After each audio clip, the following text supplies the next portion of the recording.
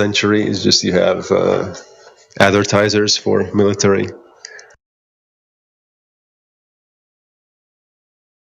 Yeah, and in Afghanistan, you had the biggest civilian logistic corporation that provided basic and vital and a lot of logistics to support military bases was that corporation where Dick Cheney was president of it, the vice president of USA. So it's such a big mess and conflict of interest and flashing satanic signs to people who, because people in Afghanistan, right, they understand the culture, they recognize those Hebrew symbols, so it's like gaslighting. Yeah, and I like that they have these depictions of like how it is in Afghanistan. Is like always, oh no, they actually like us. They love the American invading the country because they're protecting from the Taliban and all that. Like, is that really the case? Do they really love you like that, or is this in the first place this kind of animosity because you paint them a certain way? Well, of course, you have the Taliban, who the real ones, the mean guys, were really terrorizing the population. Yes. But on the other hand, you had other people skeptical of some things, right? Fighting for other things, and they got labeled as Talibans also. So I mean, you yeah, know, because there in the first place was also just put there to just sow dissent and just start crap. It's like kind of uh, the enemy that was just artificially created, and then just conflict was sown into that area.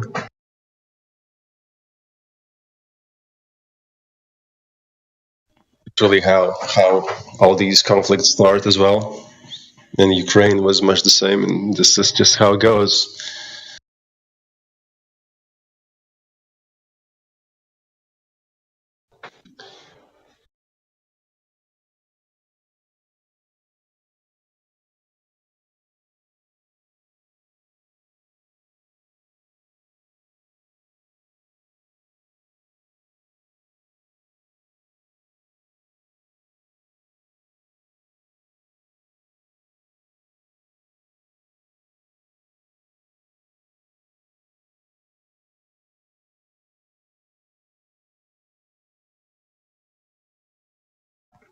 How is it with the terms of service in terms of talking about the war conflict stuff? Is that something that channels get banned for?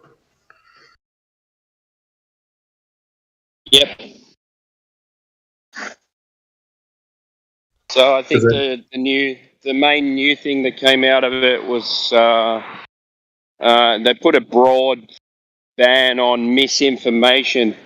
Like, you know, take that as you want, but they can pretty much pin you for whatever they think, whenever they like, on under those terms, and it's also anything to do with mass casualties. So, what's classified as a mass casualty is pretty much The any Holocaust. time more than two people die.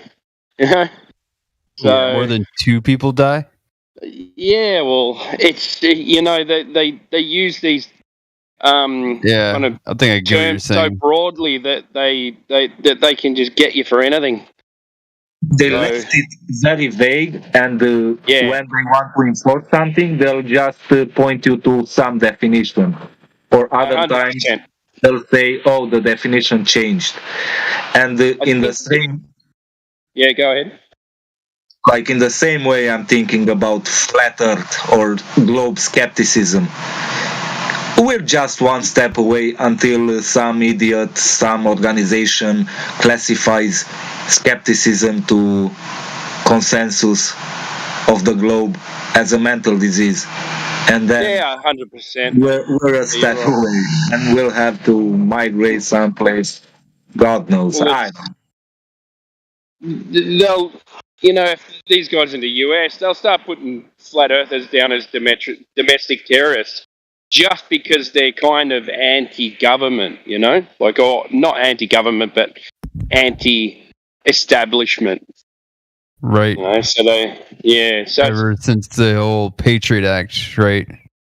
Yeah. Like they could label anybody as a terrorist and come raid your house for anything under the sun that they deem, Yeah, well, they used that act as well to so if you talk to anyone overseas, they'll say, okay, well, we need to look at this person.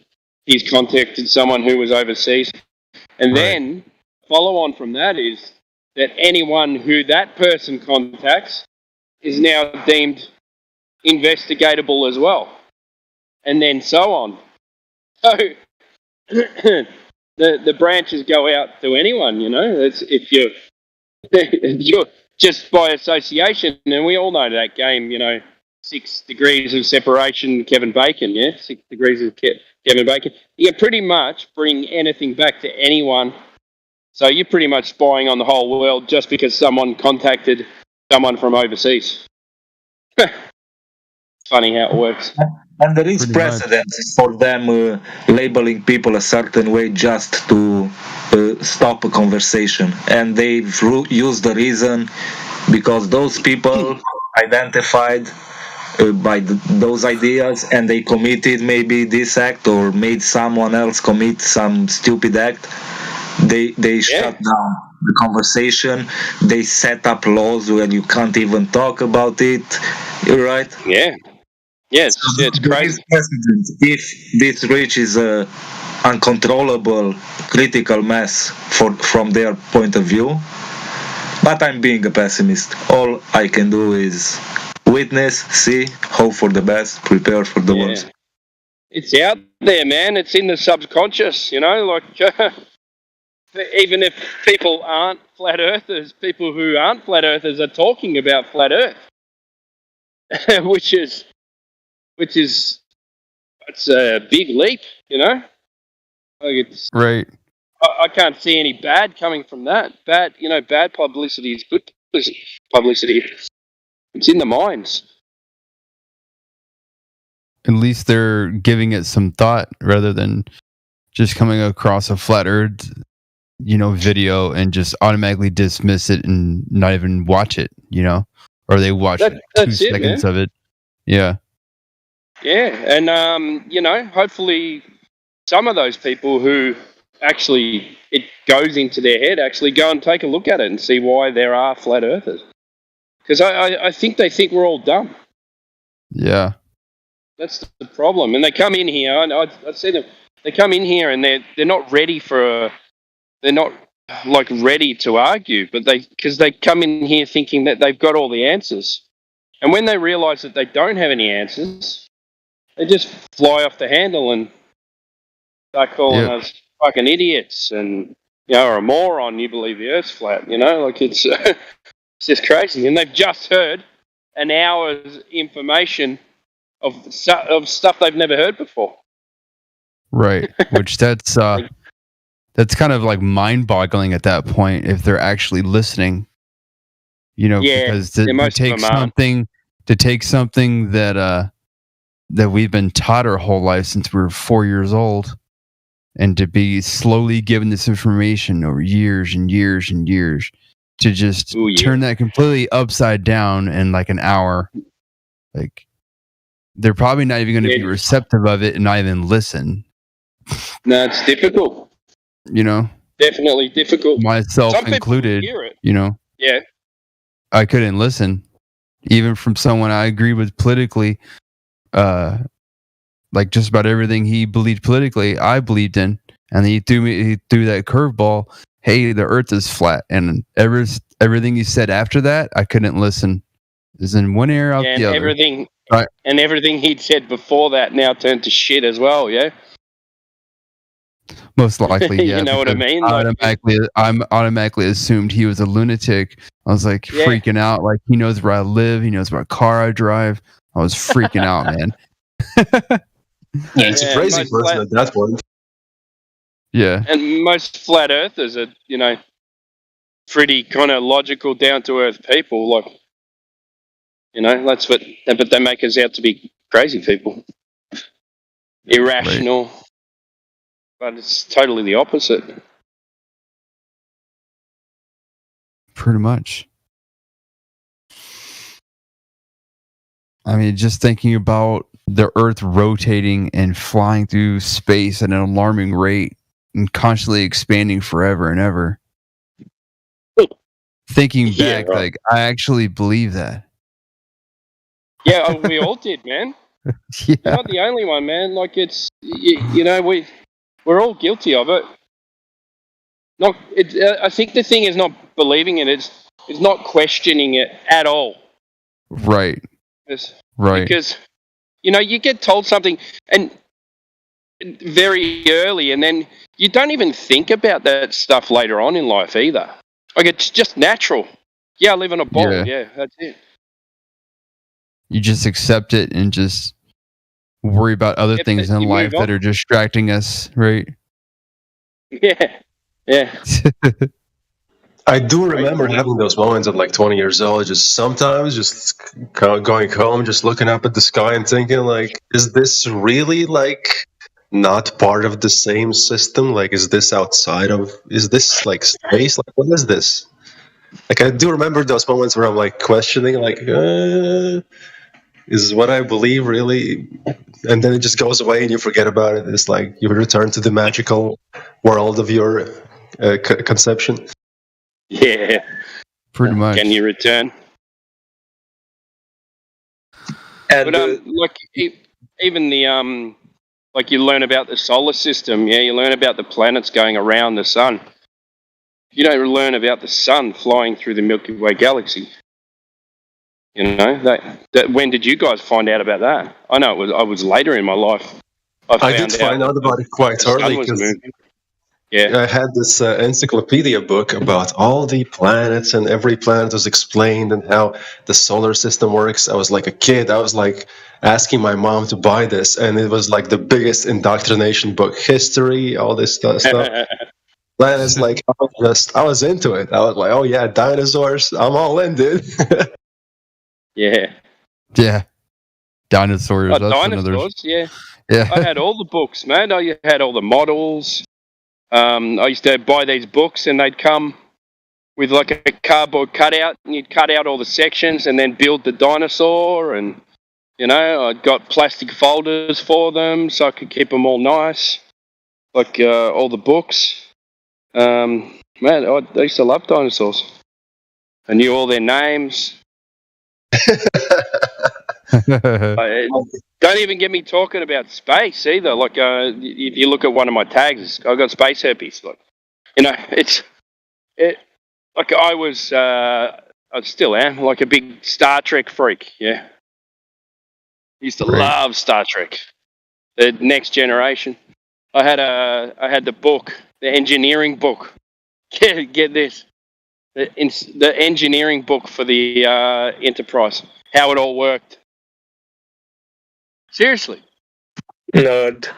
Just a made-up engineering book, and I loved it. How the warp core worked, how you could fix the holodeck. Mate, crazy, man. It's still fun though, We love our fantasy, that's for sure. Yeah, that's it. It's like being a kid and believing that Santa Claus is real, or the Tooth Fairy. It's no different.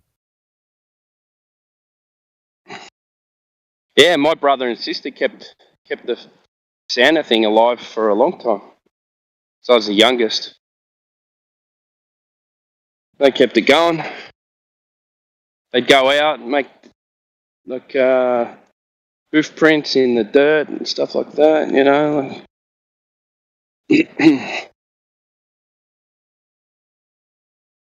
I don't blame them though. It's like something that just comes, with how you grow up, isn't it? People don't know they're doing any harm. Yeah. It's become a tradition at this point. Yeah. Kind of like what marriage used to be, but not so much anymore. But I digress. It's been diluted. Right. Not just by, probably won't get into that. As part of the new terms and services. Anything that can be considered hate speech. It's pretty wild, man. You know what? I know you guys suffer in America a fair bit from all this bullshit, yeah? We don't really have it so much over here. All this transgender stuff. Yeah, we have transgenders and stuff. Oh, fuck. I gotta shut my mouth up. Oh, no. Where are you from again? Australia. But we don't have I talk to someone regularly from there. Yeah. Yeah. Yeah. Whereabouts? I couldn't tell you. Yeah. Trying to think. I'm down in the south. Yeah. Melbourne. So I don't know whether, like, I've always thought of this stuff as being, like, internet produced, yeah? Like, does this stuff really exist in real life? Or is it just on the internet to make it look like it's really that popular and people are all talking about it? You know what I mean? What are we talking about? I'm talking about all that stuff that happens in, like, universities and stuff like that, like,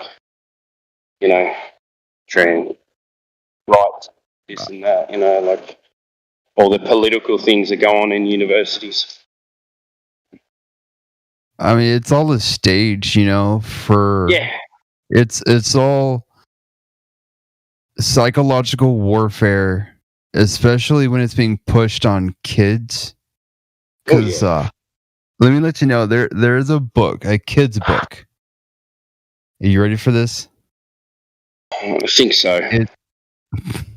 It's called The Gay BCs. What's BC? Like the ABCs?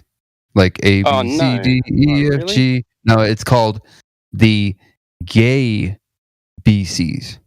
A kid's book. Depicting prepubescent children in this book. Anyway, yeah, I don't even want to talk about it. Yeah, I get the picture. Yeah. Yeah. It's a little unsettling. Yeah, all that stuff. Anyway. Warp their little minds while they're sponges. Right. And then they get them at this. They also get them at this age in university where their hormones are running wild, and they're kind of lost. Like, remember how lost you were at that age of 17, 18, like you didn't know who you were, or right. You had an identity kind of, you didn't know where you were headed. So they get them there when they're just adults, and then they fuck their minds even more. Then what happens? Go ahead. It's already earlier than that at this point. Like, if you go into some of the other Discord groups, like where younger people hang out, like you can see in their bios, it's like 14 years old, he, him. It's like they're doing that. Yeah. Like yeah. Crazy. Brony, weeb, and all these terms. I had to look them up. I'm like, why? They, them, and stuff like that. Yeah. Population control. It's not that prevalent here, I don't know. Sure is here in America. Yeah, it seems to be. That's where all the... You can't escape it, man. It's everywhere. Mad. I just have to shut off the internet sometimes and just walk away from everything. And I'm trying to avoid it all, but I mean... Even like your close friends you talk to every day on Discord, they'll like bring it up on a daily basis. Yeah, it's like a cancer at this point. I just gotta shut it all off. How do you go with TV? I don't watch TV. Yeah, I don't have broadcast TV. It's just strictly internet. Yeah. Next step's social media, unless you use it for work. Yeah. I avoid all that too. Yeah. Except for Discord, obviously. Yeah. That's my podcast. This right. Discord channel. I love it, mate. I can't get enough of it. It's good stuff. But yeah, it is. There's some really interesting conversations in here. Yeah, I'm loving this Discord channel. This is awesome. This is what I've been looking for like over a year now. Because that's about when I went down that path, you know, the whole FE. Yeah. What it's been about a year. So it was that conversation with your mate that kind of made you look, or was that a long time after that? Yeah, it was just we had that conversation. Then a month later, I move out, and then when I'm getting all settled in at the new place, you know, it was like something in my subconscious that was bothering me. I was like, I couldn't put my finger on it. I was like, something is off. You know, you ever get that feeling? This shit, like, mate. Wait a minute. Yeah, and then a month after I moved in to the new place, it hit me like a sack of freaking of bricks just right in the face. Wow! I was like, "Oh crap!" Do you remember what it was? He thinks the Earth is flat, you know. And then I just jumped on Rumble and went down the rabbit hole, and here I am. Do you remember what actually triggered it, or? No, it just not particularly. Yeah, not particularly. It just hit me all of a sudden out of nowhere. How'd you go? You were up. Let me guess. You were up the next week watching videos, researching. Oh yeah. Hardly any sleep. I actually had to ease myself into it, to be honest, because I wasn't very receptive. Like I'd watch a minute or two at first, and then shut it off, and then I'd give it a few days, kind of let it settle in, and then same thing. I'd get a few more minutes in to the same video, shut it off, and then come back. So it took like a few weeks to actually finish a whole video, to where I had enough knowledge and information to have more questions about the heliocentric model as opposed to the geocentric model. And I was like, okay. I was like, this is what's up. Yeah, I just went straight head first, toes in, everything. Yeah, one of my first videos was 201 proofs, Eric DeBay, 201 proofs. It's about 4 hours. You too? Yeah, a good friend of mine that I just ran into about a little over a month ago, that I met on some other Flat Earth Discord channel. He said the same thing. That's what really got him into it. It was a 201 proofs the Earth is flat by Eric DeBay. That seems like a good video. I keep hearing that as well. I keep hearing people say that video. I fell asleep to it. Yeah, I fell asleep to it and woke up in the morning. I must have been subconsciously listening to it. I woke up and I went, what the fuck did I just listen to? I got up and there was a section on it. When I woke up, there was a section about Captain Cook's 60,000 mile journey around the circumference of Antarctica. I went, what? What do you mean 60,000 miles? I started going on all the maps and this and that, and I'm going, that can't be real. I looked at his route that he supposedly took. Said it's still not 60,000 miles. So what's going on? And I started freaking out a bit, and then calmed down and started looking into it. And this was in 2015, 2016. So yeah. And then it just got easier and easier, and then everything fell into place, and then I started relaxing and realizing that everything's where it's supposed to be, and it's all happening for a reason. So I'm nice and relaxed and comfortable and content, Good. That's right. Everything happens for a reason. Everything. Believe that.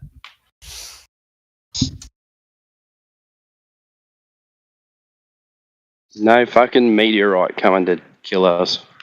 You can forget about that. There's no aliens coming to.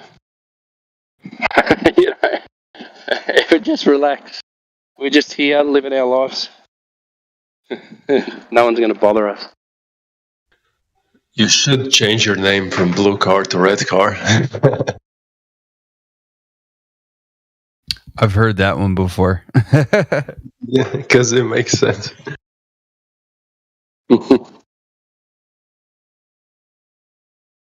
Oh yeah.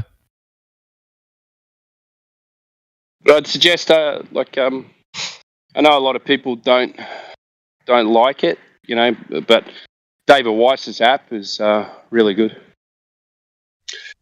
I had it downloaded for a bit, but it's kept glitching out, so I don't know if it's that good. But like, it has good resource. Sure. Oh, it's great. You've got to keep on updating. But he's got a lot of good content on there that you can't find on YouTube anymore. You said Dave WhatsApp? What'd you say? Oh, so all right. Are you on your phone at the moment? I'm on PC. Yeah. So go. So it's. Wait, let me look up the name. There's a specific name for it. Flat Earth, Sun, Moon, Zodiac, Clock App, something like that, but you're not going to remember. Flat Earth, Sun, Moon, and Zodiac Clock App by Blue Water Bay.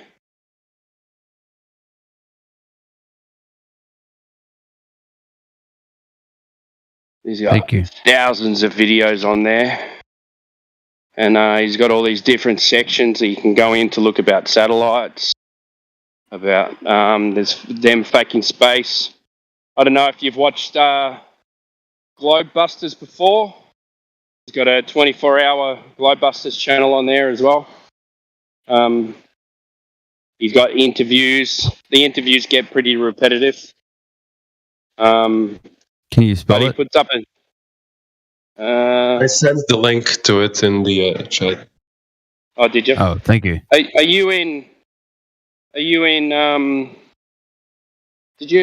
you got VC verified, Blue Car? So you might not be able to access. Can you access the Can you access the VC, the voice channel? Yes. Not the voice channel, the text channel. The text channel, yeah. Yeah. Okay. He just put the link in there. There it is.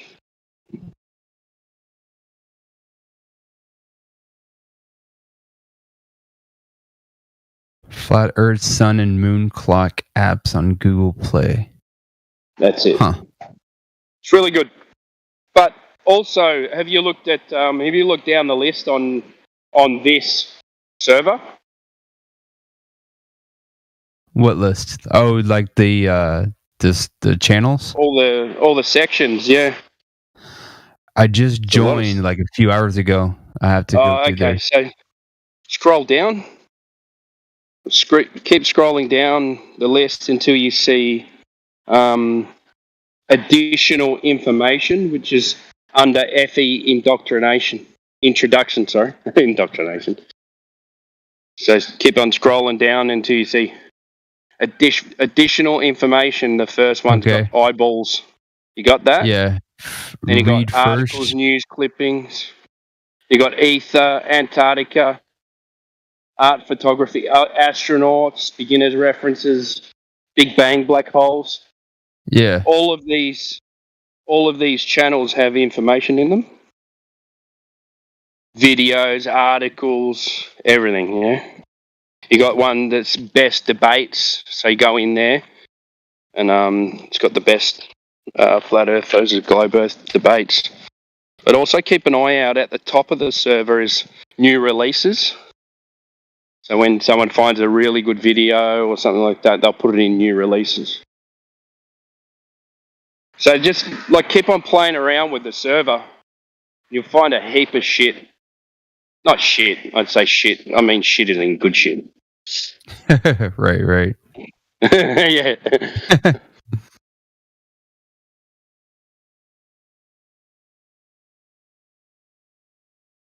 So you could probably get lost down there for about 3 months, I reckon.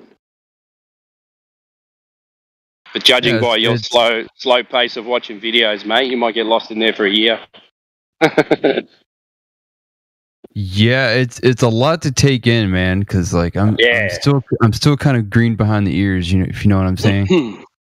Yeah. You'll learn a lot. You'll learn a lot from guys that jump in as well. I mean, you've been looking into this for a hot second, so I'm still learning, man, every day. Some of the guys that talk on here, I just go, what the fuck? How do you even keep that in your head? It'd be cool if there was a way to back up a server in case it does get axed. A Discord server? Yeah, like a way to like just download everything that's on the server right now. Oh, I'm sure someone's got it. I'm sure one of the admins or lead mods have got it sorted.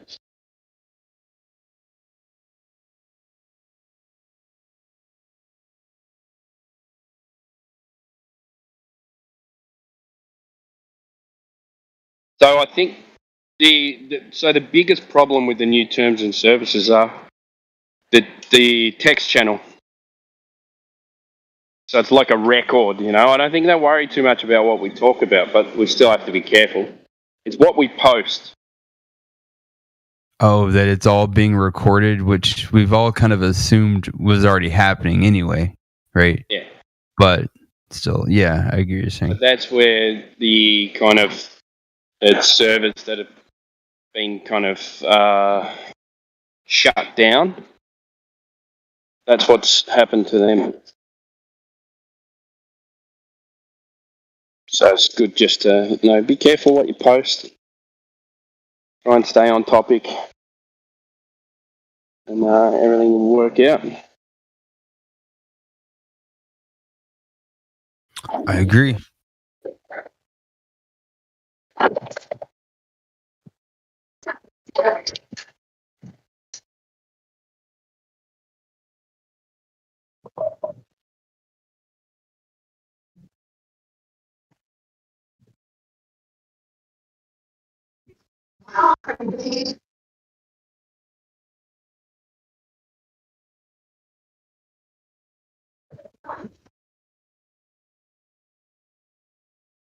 Lionel Human. Let's see. I'm going to unmute you, mate. You're muted for some reason. Lionel Human, are you there? Yes, I am. Why'd you get muted? I don't know. Can you I don't remember. maybe hot? It's been a really long time. Oh, has it? Maybe you're hot micing or something. Maybe, yeah, that's probably the reason. Thank you for freeing me up. I'm free now. Yeah, no worries. You've got a CogDis. Oh yeah, you got valued CogDis VIP, but not Flat Earth. So, are you a Flat Earther or? Yeah, before I was labeled as like beginner, flat Earther. Okay. Yeah. And then I don't know what happened. I think they must have taken beginner away and given you valued. Oh, is that right? Yeah. But you've got link embedded roles as well, so. CogDis VIP. Do you spend a bit of time in there, do you? Yeah, but like that was like. Oh, you've been sent there a few times. I don't know. VIP. Yeah, that either means you spend a lot of time in there arguing, or you get sent there a lot. No, I don't know. No, I don't think I've been sent to there. I don't know what they do. But welcome back, man. Thanks, man. Yeah, it's nice to come here and like listen to the conversations. It's really cool, especially the one you were having now. It's very relaxing. Yeah, kind of helps you disconnect a little bit too. Yeah. Try and keep it as relaxed as possible. Sometimes I get a bit fiery, but we all do. It's nice listening to somebody with a different accent. Keeps it interesting. I don't know. I don't know what it is about Australian accents. I just like hearing them.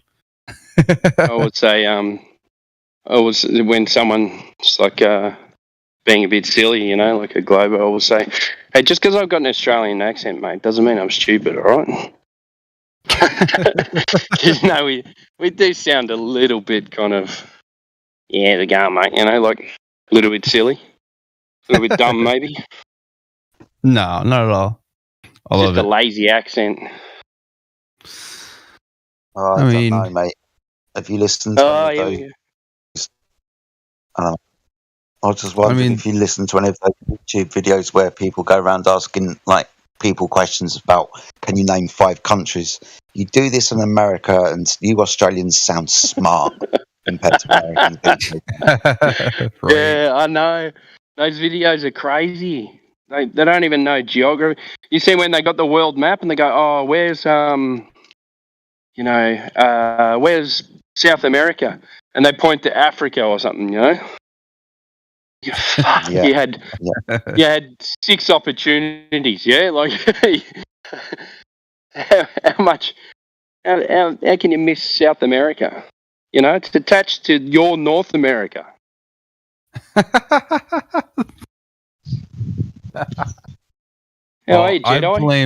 I blame vaccines for why Americans are dumber than a box of nails. Yeah, we can't talk about that stuff, man. No, we take those too over here in Europe, so I don't think that's really the main thing. Yeah, that's worldwide.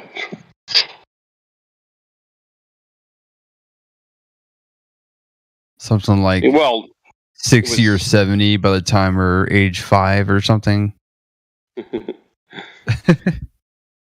Great.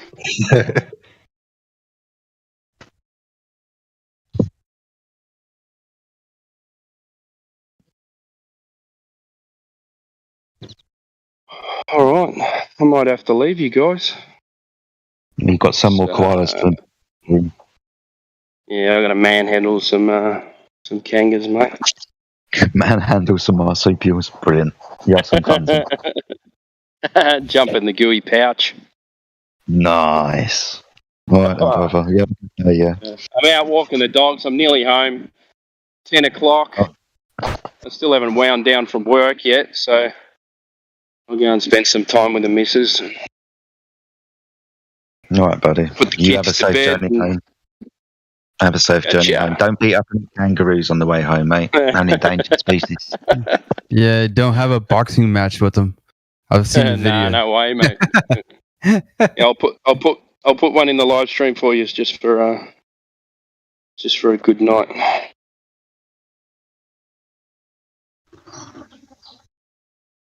All right. Well, it's good talking with you. No worries. We'll see you guys next time. Cheers, mate. Right. See you later, future boy. Later. There you go. Here's one. This is me walking home.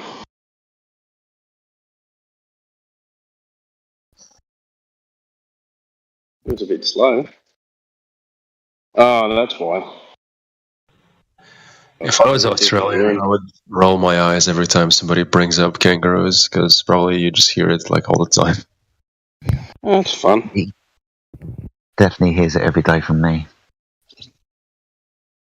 Yeah, that sarcastic pommy bastard. I mean, here's an animal that jumps around to get to where it needs to go, and it's got a pouch to store its young. Like, what? There you go. They're pretty cool. Yeah. Yeah, they really are. And their legs are enormous. My God, you get kicked by one, you're done. Those ones there, I reckon, they're about 6-7 foot. Those ones there. Dang. They don't normally get that big, but some do. Ripped. All right, catch us later. Later. I might check you later on, Jedi. See what's going always, man. Yeah, man. All Look forward to speaking right. to you soon. Yeah, man.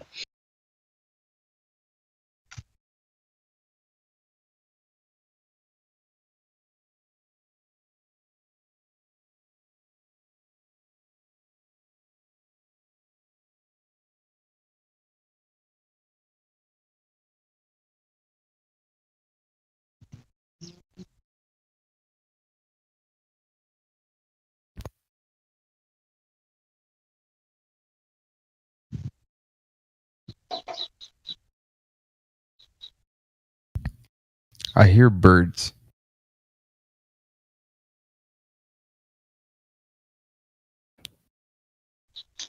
I hear them too. They're here with me.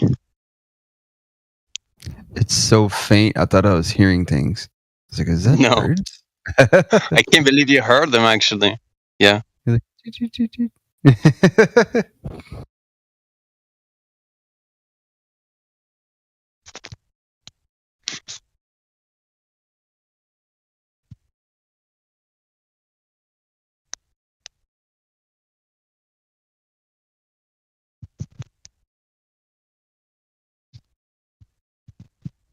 Never heard of that server. What's up?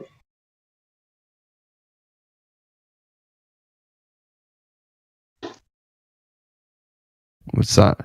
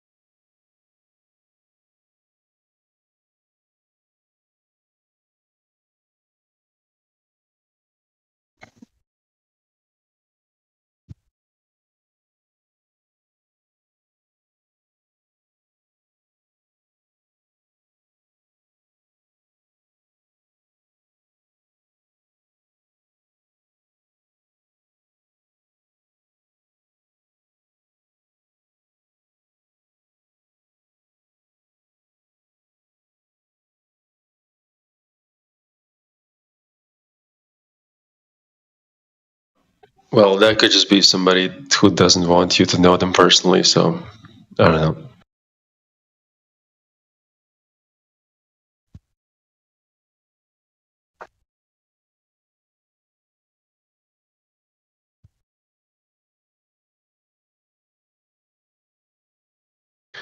Because, like, if somebody asks me who you are, I'm not going to be like, oh, I'm going to tell you stuff about me. I'm going to be like, I just met you. Why do I have to tell you anything about me? Did this just happen or what? I guess WhatsApp had some experience in another server.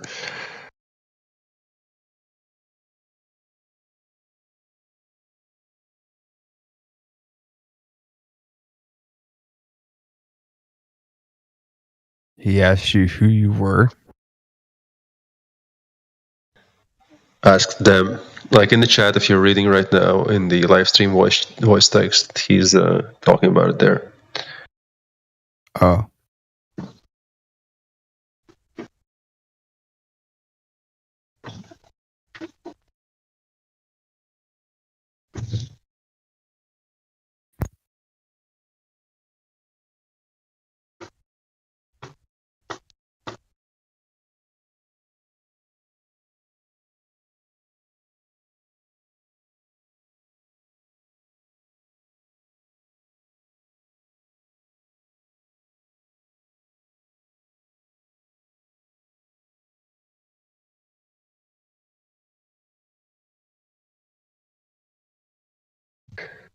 I mean, somebody who uses a lot of emojis, like immediately, I think that's probably a LARPer, probably a glober. But I mean, maybe not. Yeah. Yeah, someone who excessively uses emojis is definitely questionable in my book.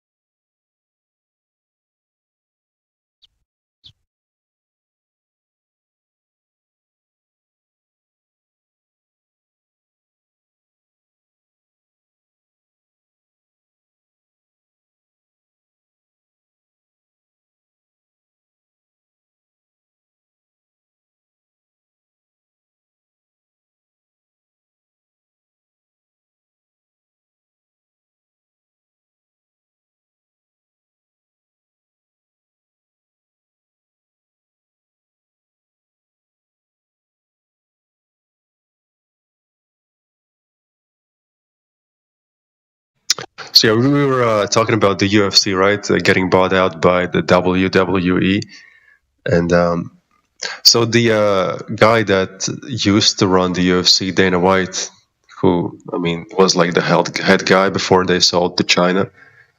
He was connected to like the mafia, right? The Fertitta brothers. So they would run that whole operation, like as far as funding and all that.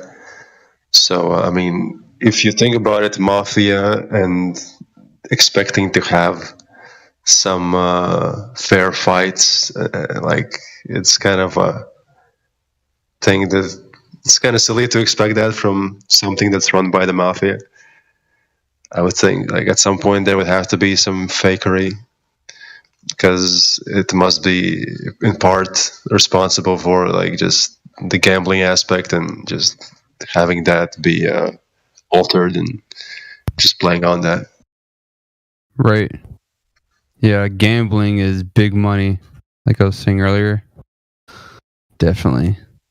Yeah, and one of the like often venues is like the Las Vegas for the UFC as well. So they're playing into that like whole crowd of just like this city that never sleeps and yeah, and gambles all the time.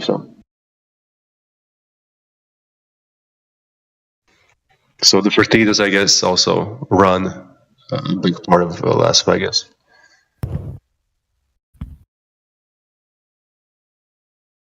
But yeah, evidently, like Dana White cried on the day that they sold the Chinese the UFC.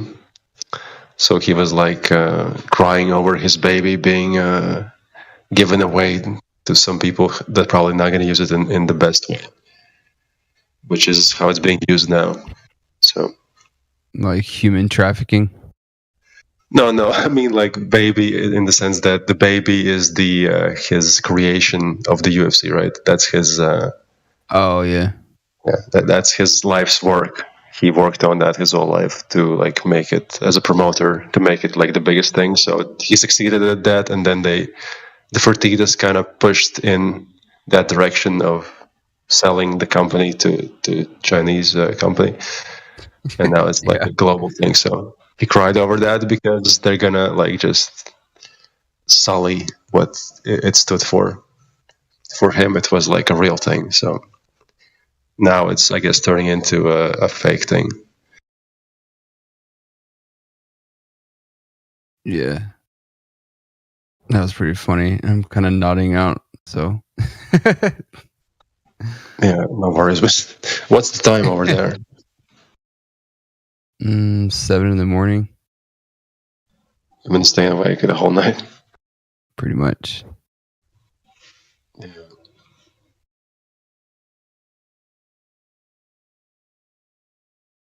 Yeah, it's all messed up.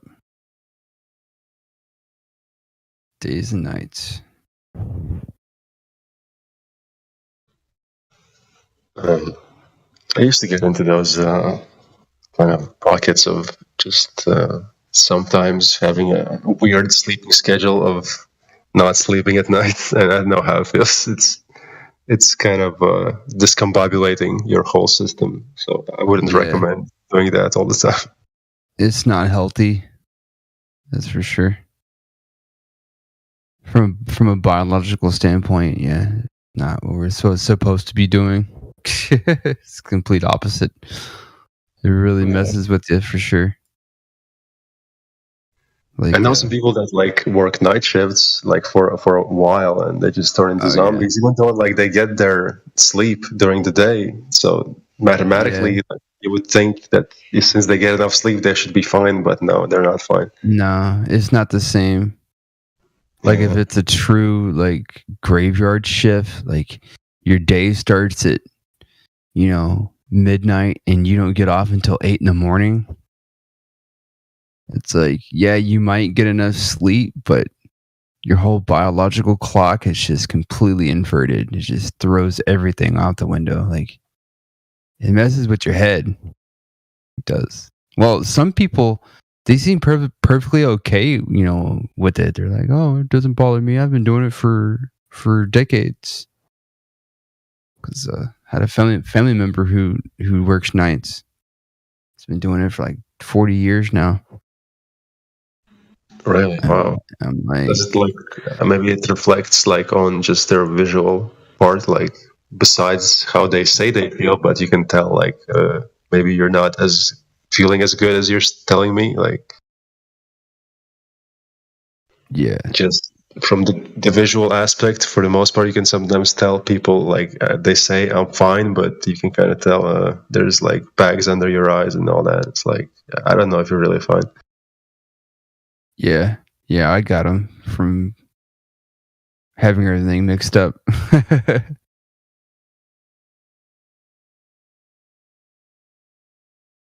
Which I find that to be interesting. Just by being up a long time, you get bags under your eyes. Like, how does that work? Like, what exactly is going on? I think it's just like if I would get into the nitty gritty, it's like and maybe being a bit mystical about it, it's like God's way of telling you like this is the visual representation of what you're doing is wrong. It's like, so stop. Like your face is being warped. Yeah. Right. I mean, it's a pretty good way to get sleep deprivation is no joke. That's a good way to get mental illnesses, because that's supposedly our brain gets flushed, like all the toxicities get flushed out. Like it has like this like wave of like, I'm not sure exactly what it is, but it only happens during deep sleep. So it's like very important to get a really good deep sleep, which our diet, I'm starting to read about our diet plays a huge role in that. Like limiting the toxicity in our environment and water and air and everything. Well, you are what you eat. It's for a reason. Right. So. And decalcifying her pineal gland. Our third eye. Is that a thing? It's like I've thought about that, but I don't know if that's a thing. But they say that's a thing. I believe it is, because fluoride that they put in the water supply and toothpaste is part of the reason. It's like super acidic. Yeah, I've heard about that. Yeah, like it etches glass and stuff. Yeah.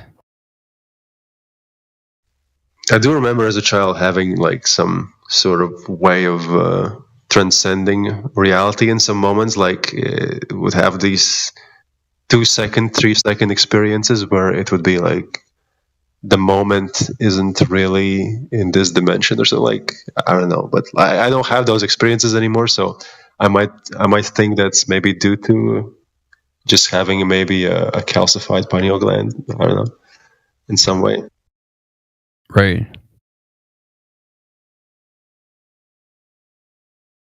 Yeah. Have you ever looked into binaural beats? Never heard of that. What is that?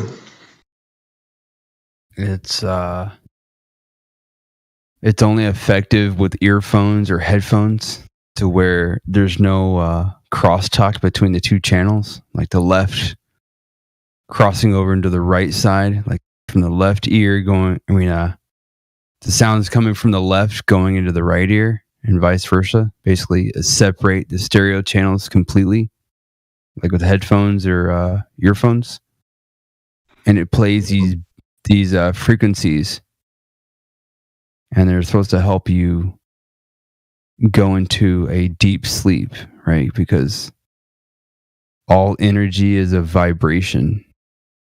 So that I'm not really sure what the whole science is behind it, but supposedly delta waves really help with to get us into a good deep sleep, with Have you tried that? Rapid eye movement. Yeah. And how were the results? Like, did you sleep better, or like how did you feel yourself after that?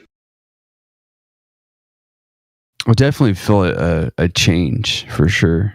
I can't really explain it though, because there's different ones. There's delta waves for sleep, and then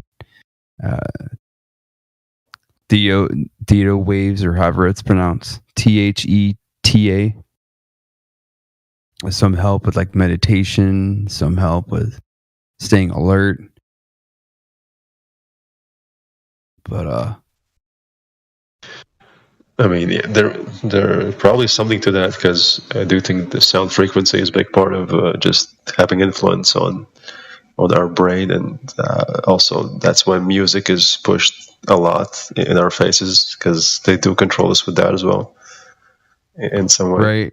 Yeah, like depending on the frequency, it's in the 400 or 500 hertz range. I forget exactly the frequencies off the top of my head, but supposedly a specific frequency, like let's say, I'm just guessing here, 540 hertz is it's a satanic frequency, yet 532 is like an enlightening frequency. So just being like 8 hertz off can change it from being good to something that's bad. Why is it bad? Is it like erratic? I'm not sure. I'm still have yet to look into it myself, like the actual frequencies, like what they mean. That's like a whole nother rabbit hole, I'm really interested in that. I need to research that. Right, because I'm always trying to expand my mind and like think about all kinds of stuff, like not just automatically dismiss it. You know what I mean? Yeah, and also I feel like kind of affects my life, because my girlfriend like keeps listening to music like all day, all the time. Like, and I think it's probably influencing her in some bad ways. So probably could research that and just tell her like, oh, this is that and that. Maybe cut it out or something. It's a possibility. I mean, if and not just the lyrics, like there's more to it than that, Exactly, the sound behind the lyrics.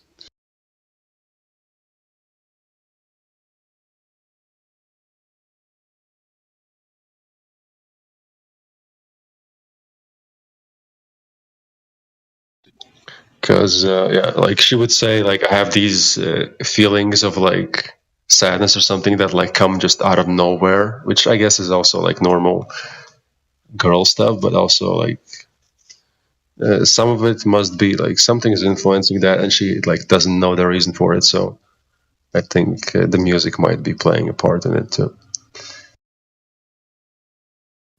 It's a possibility.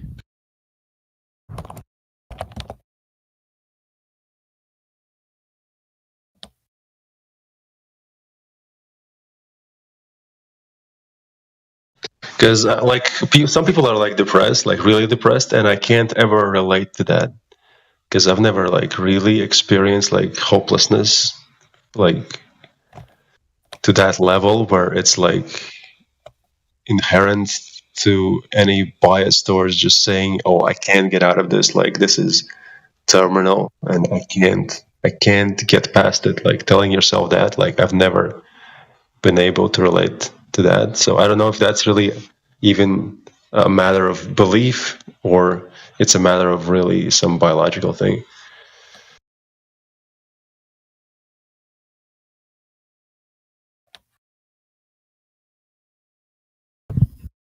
Say that one more time. That's a lot.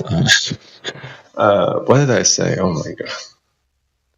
I was talking about just some people are really, really depressed, and I've never been able to relate to it. Like the hopelessness feeling that some people experience, that everything is like so bad, and they have really no way of having hope for the future in any sort of way. It's like, so I've never got that mindset. So I don't know whether it's really belief based or is it like some biological imbalance, really. And I mean, the music, I think it's like, I guess that could cause that as well. I mean, we are a product of our environment. Yeah.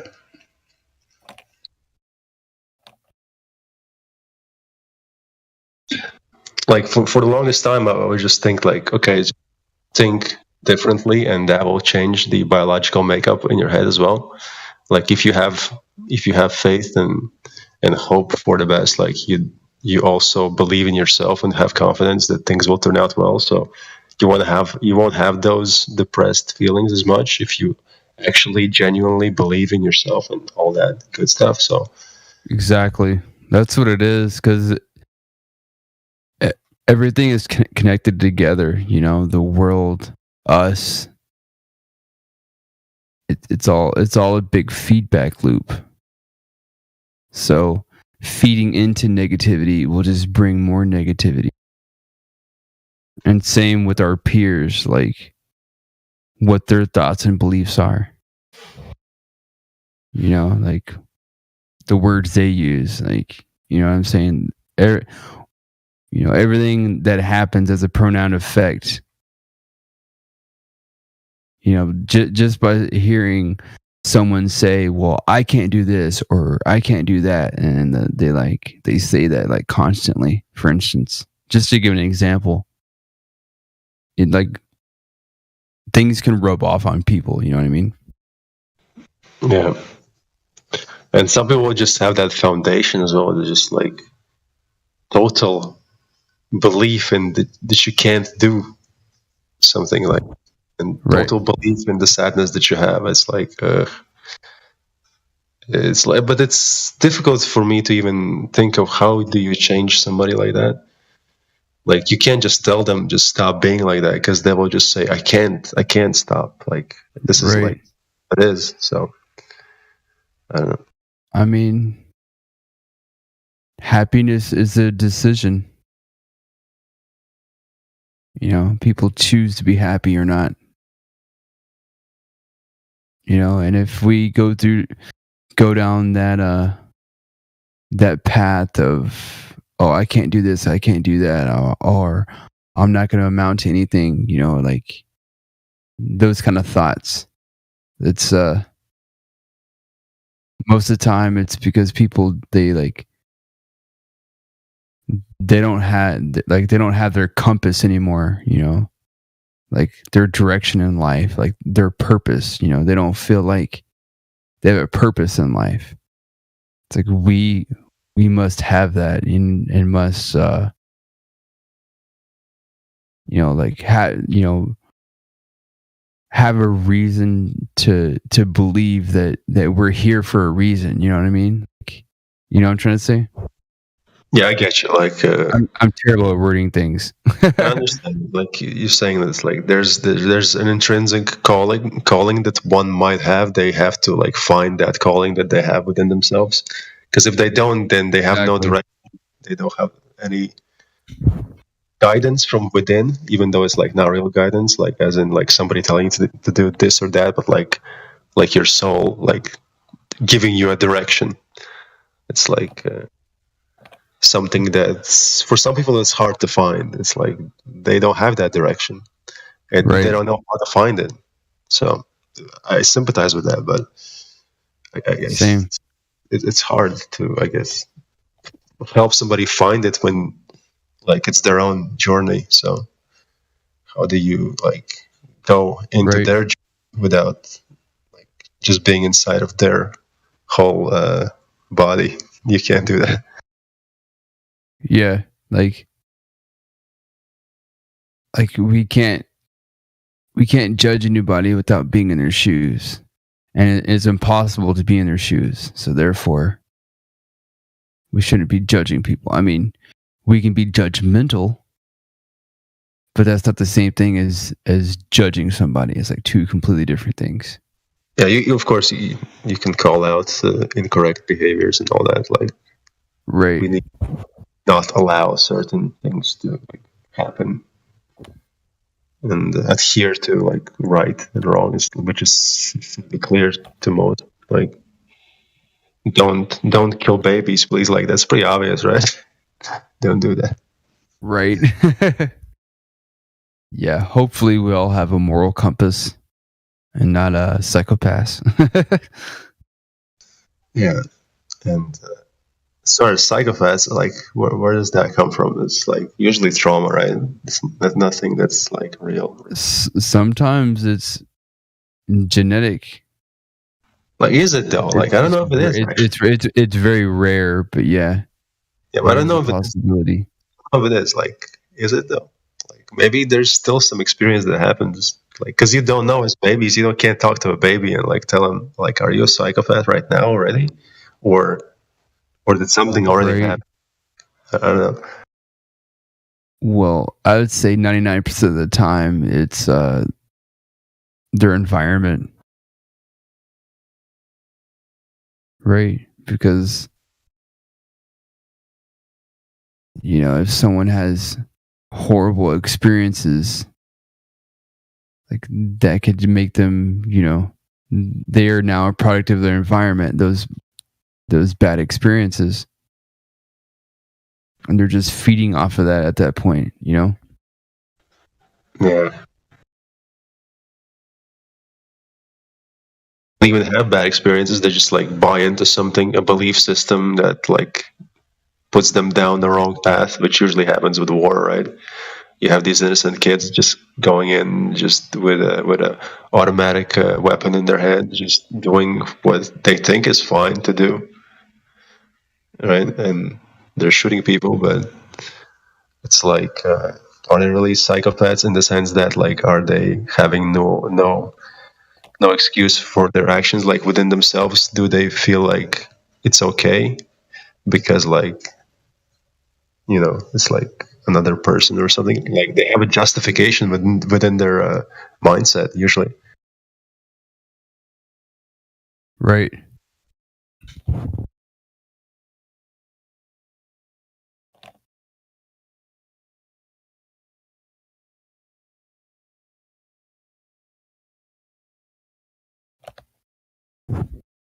Have you looked into MK Ultra? Yeah, I have heard about that quite a bit.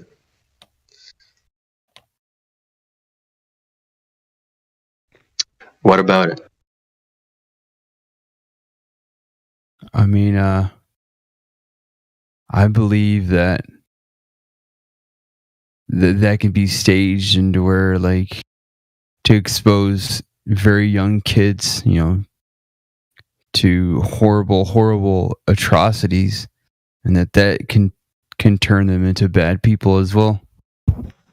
Yeah, I mean, if you like find the pasts of like serial killers and stuff, like usually they have some event in their past which is like super jarring and just turns their whole life upside down, and from that moment they behave differently. So you can probably do that like with anybody, really, if you just subject them to some imagery or different sort of way of just inflicting some pain upon their thought process.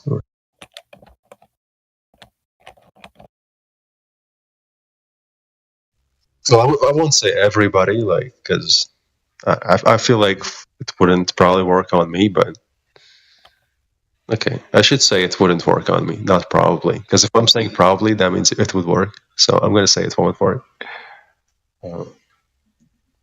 Yeah.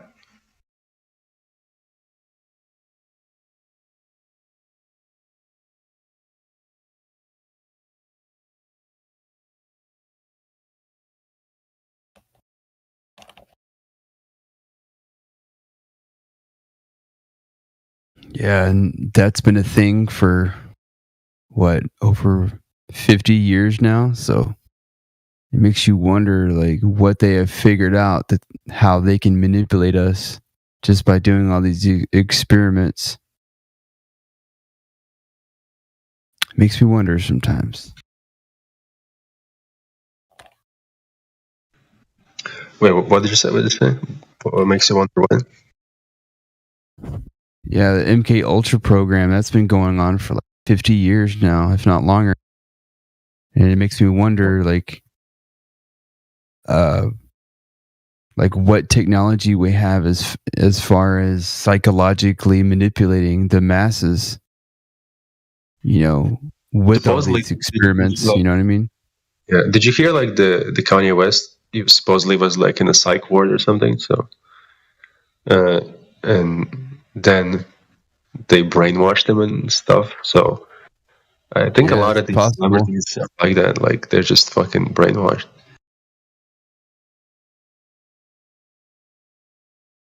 And some of them snap out of it, and then they like go like, "What the hell?"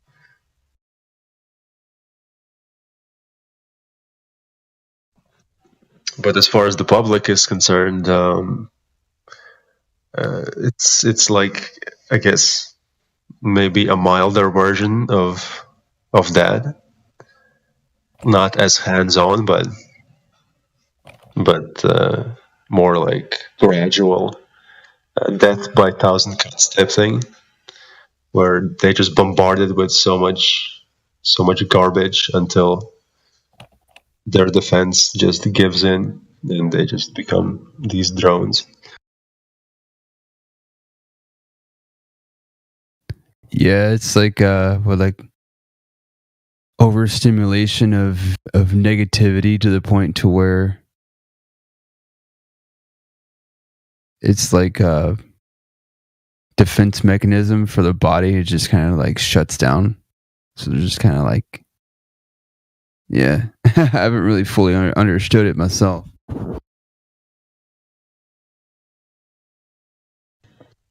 Have you seen Yuri Bezmenov? Heard of him? Supposedly a detractor from the Russian camp, from the Soviets. I mean, I don't know if he really was, but he was talking about the ideological subversion of people and how corrupt them as a public. KGB agent, former, I guess he was, and it's pretty cool. Oh yeah.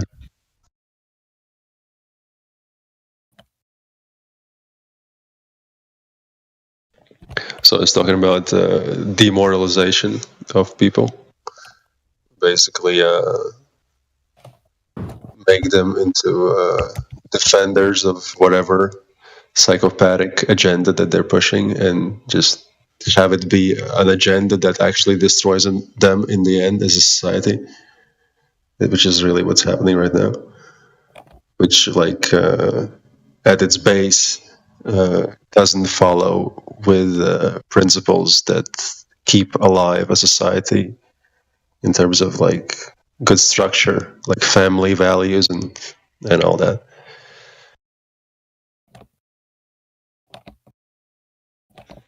Like indecency, as we see right now in the voice text.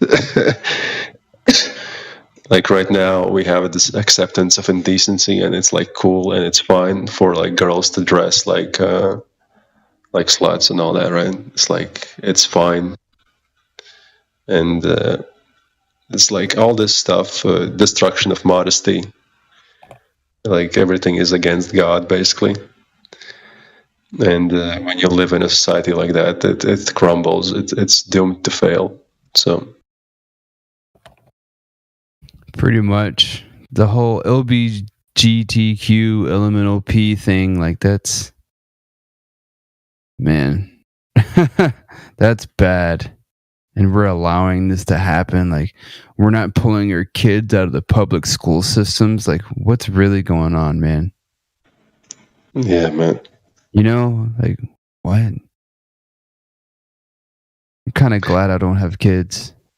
Yeah, I mean, I'm fine with it because I know I will homeschool my kids, so it's fine.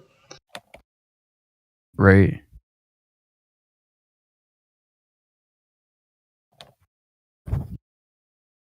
You know, it's one thing for them to have their whole, you know, ideas or whatever, but it's another when they're pushing it on little kids.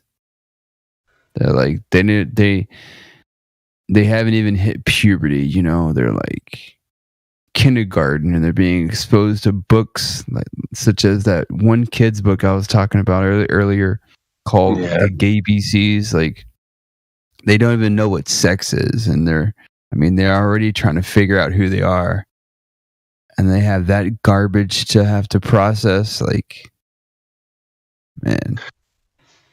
And you know, it's not natural because, like, when I used to grow up in school, and you know, I had classmates like 3 different parallel classes of people, like in total, like 60 students, and not one of them was saying stuff like, "Oh, I identify as gay." They weren't acting gay or anything like that. So you can tell it's like just a fad type thing, but it's like a forced fad, which is like just the subversion of ideological values.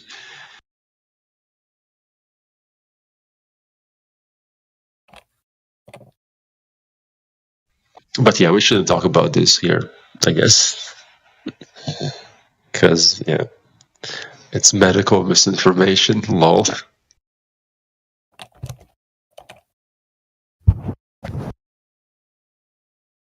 Pretty much.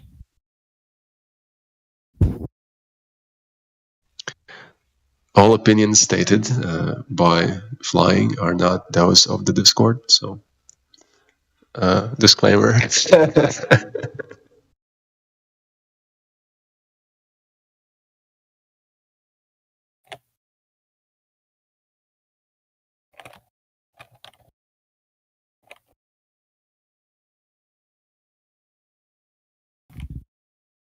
The world we live in. Yeah, but I mean, it's not so bad because there's a lot of people that get it, so it's good. It's fine. I mean, the good fight will prevail. I believe that sincerely. So it's all good in the end, I think.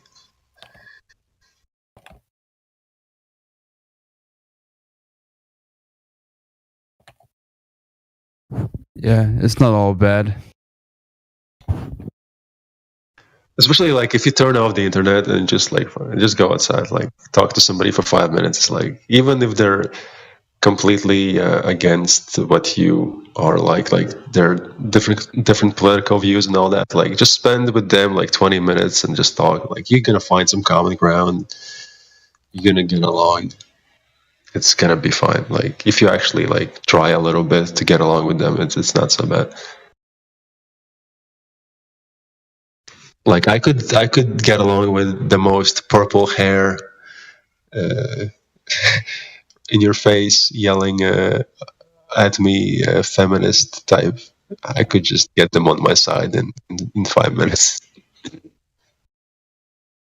In the sense that, right, like, I would get along with them. Like, it's not that big of a deal, because like it doesn't really govern the whole world like that. Those ideologies, it's just a bit of a surface thing that people have bought into too much, and it kind of has taken over their lives, and it doesn't have to be that way.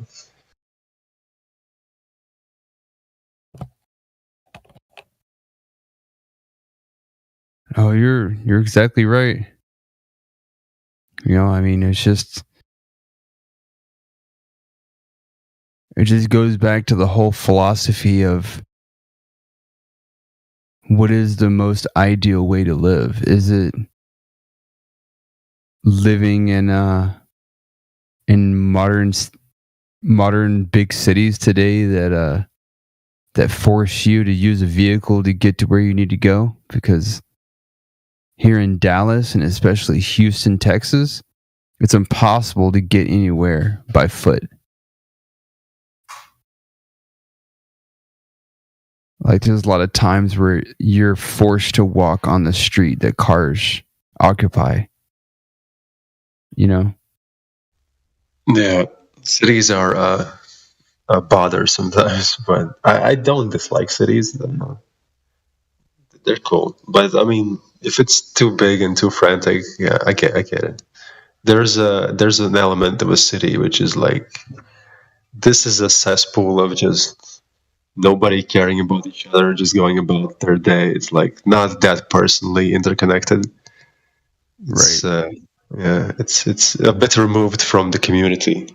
There's no community really in the city. Right. Yeah, that's what I'm getting at is we just have this huge disconnect and people wonder why,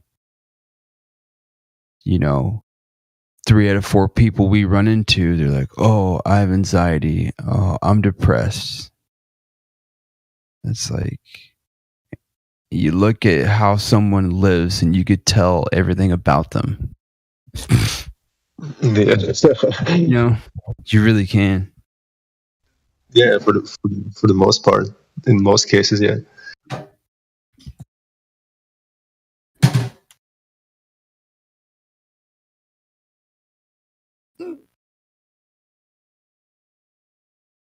Well, that's a whole nother avenue that I'm diving down as well. The whole psychology of like how we live and how it affects us on a day-to-day basis, You know about Owen Benjamin? Who? Owen Benjamin. Owen Benjamin? No, who is that? He is good with that. He breaks the spells as far as like how to live properly. Like he's all about homesteading and like just hunkering down and having a relationship with nature and God and all that. It's like pretty cool. A former comedian actually turned flat earther as well. He had some funny clips where he's like saying, "I don't want to be a flat earth person." He's researching flat earth, and he became flat earther in the end. Interesting. Yeah, I'm taking notes. You can find him on BitChute. Just on BitChute, Owen Benjamin. Yeah, he's pretty cool. Nice. A lot of people don't like him though, but like, there's things to not like about him, I guess. But he's like, for the most part, he's cool. He's cool. Always give people benefit of the doubt for their shortcomings, which is an important thing to do, I think. Just take away the best from them that you can and just overlook some of the bad sometimes.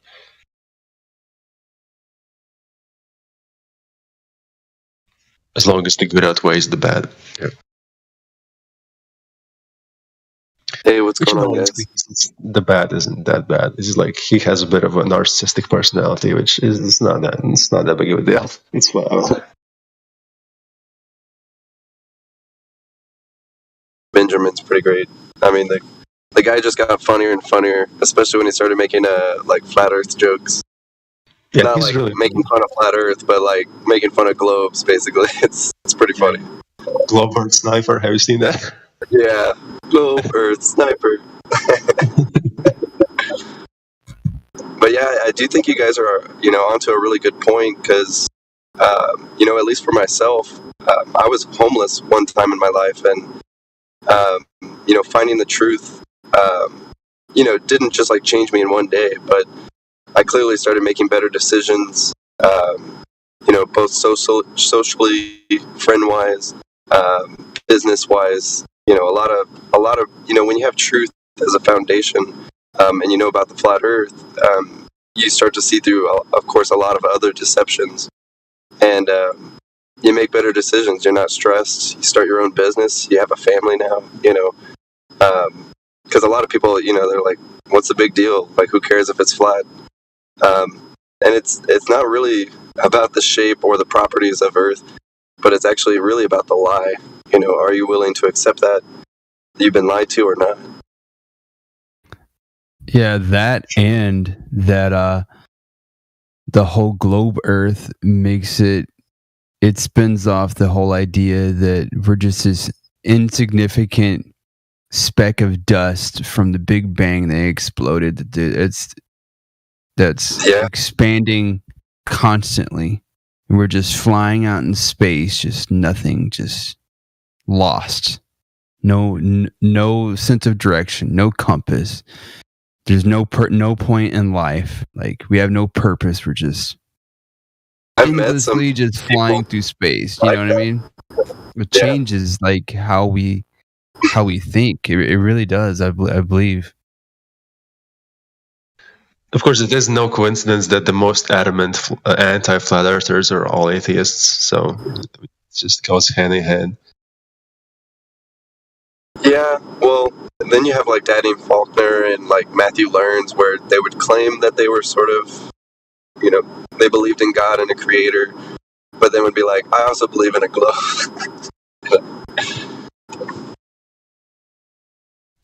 But yeah, like, fight the tight shirt, complete atheist. But they're clearly, just trying to make money off of what they think is just a short-term trend. And a lot of people do this. If you've ever been on like Etsy or, some of these business places, everyone's trying to find their niche and make some money off of it. At least here in America, I would say. But it's kind of clear that it's just some sort of business model to them. They're always looking for content, and they're running out. It's kind of funny. So it's kind of like they'll take our arguments, like the flat Earth argument of refraction originally with Black Swan. They immediately took that and were like, no, see, yours doesn't work because of refraction. It's like, well, no, we actually are the ones who are saying refraction is not the geometric horizon, Yeah. So, I mean, they're running out. They've got nothing but ad homs and really just regurgitating junk. But I do think in the case of FTFE, he's probably not just like for the money. I think that guy's like full on chill. Yeah, that's true. I mean, some of these guys, I think they're just actually crazy. That too. Also, like Professor Dave, somebody like that. He also has like a background, like staff working for him. Like they have people like writing scripts for him, which he admitted himself. He's even said it.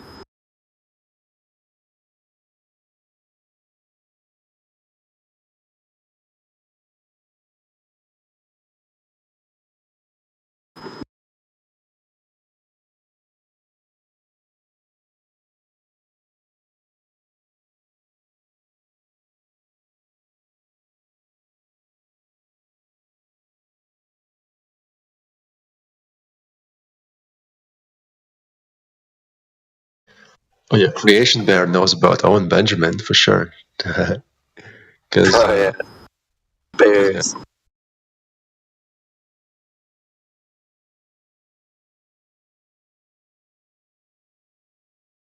I think it's a really good point though, because you guys were bringing it up too about like, the LMNOP community. They're, to me, I kind of see the same thing when I see a teacher like teaching the globe. I'm like, stop doing that. But, I know it's widely accepted, but you're hurting them.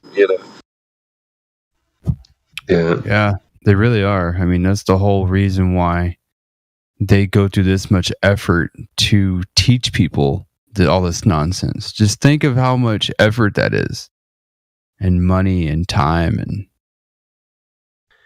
But they wouldn't do that because it's so much effort. You think they would do that so much effort? Like, you think they would try to deceive you that much? That's what Globers would say to you. It's like, well, that's the got you, Like, you really think that they're all lying, and But they don't get that. None of these people are really lying, like consciously. They're actually thinking they're on the good side. They think they're telling something that should be learned, that is the, normal truth, but they don't realize this is a lie. Yeah, pretty much. It's kind of like the police policing us, which they are just everyday people like you and me. I mean, yeah, a lot of them might be Freemasons, but still, there's still people just like you and me. I mean, I even believe that there's good and bad Freemasons. There's always good and there's always evil. There's always both sides to the coin. Like the soldiers, they're going to places, they don't really know the stuff like that. They're just following orders. That's what happened.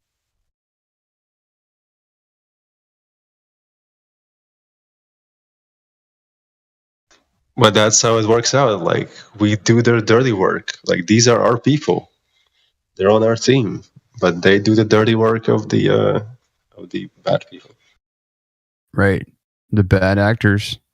They're just doing what they're told. Yeah, pretty much. They're indoctrinated. If the few good cops there are, well, they usually don't last very long because they're ratting out the bad cops, and we all know how that turns out. You know what I mean? So they're gonna have to cover for the bad cops, and then they eventually come to their side.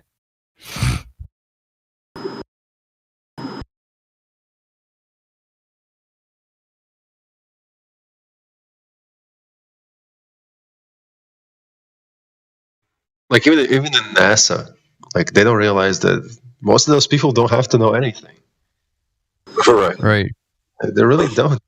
They just have to make some part. When they say, "Oh, this satellite, or whatever they launch into space, it has so many different parts. So many people had to make these parts." But all these people didn't have to know each other or conspire. They just made a part, sent it in, and that's their part. They don't have to do anything else. Yeah, it's all segregated and compartmentalized. No one has to know anything. It's just when you put it all together, it's the end goal that matters, right? They don't. Yeah, like you said, how the lie works. It's how they're treating us, right? Divide and conquer. They want to. Everybody has a voice now. Even things that are even made up. Oh, I identify with this. Oh, I identify with that. I'm LB. I'm GTQ elemental P. I'm this. I'm that. Everyone has a voice now, and everyone can speak on the internet. If you say anything bad about it, you're discriminating. You know what I mean? Well, what's crazy too is they. Obviously the people who put this globe in motion, right, they're not even alive anymore, so they had to sort of give, I think, a game plan. It's we're all on a big boat going somewhere, and the original people who set sail off, they're not even in charge anymore. This boat's just kind of going, and I don't know if they prepared so much for Flat Earth to become what it is, and for people to realize that the lie was so big, and it's they only got so much of the operation.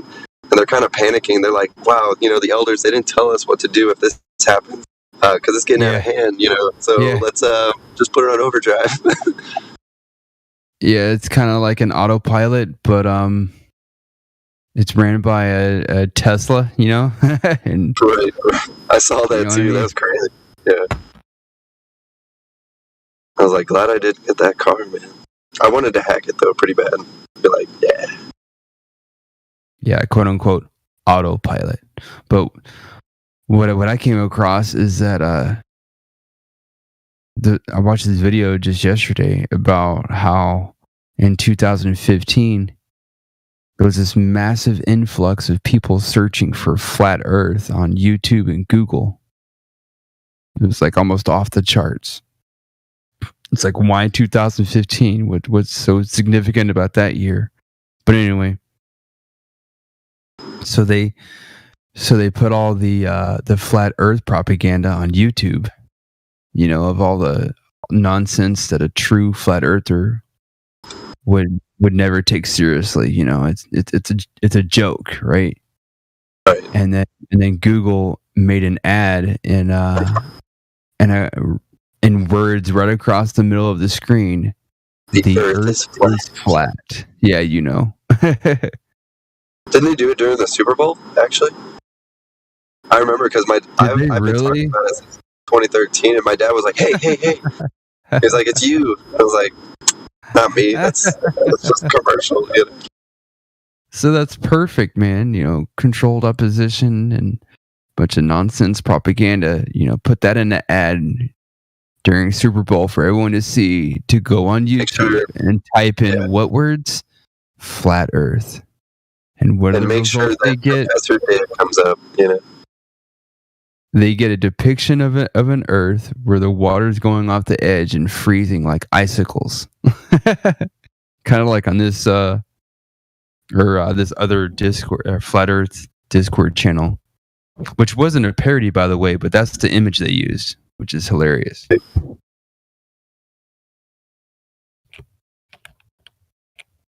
I had a friend who told me, like, how do you know that, you know, flat Earth isn't a psyop and they're actually releasing it so that they can use it for a new world order?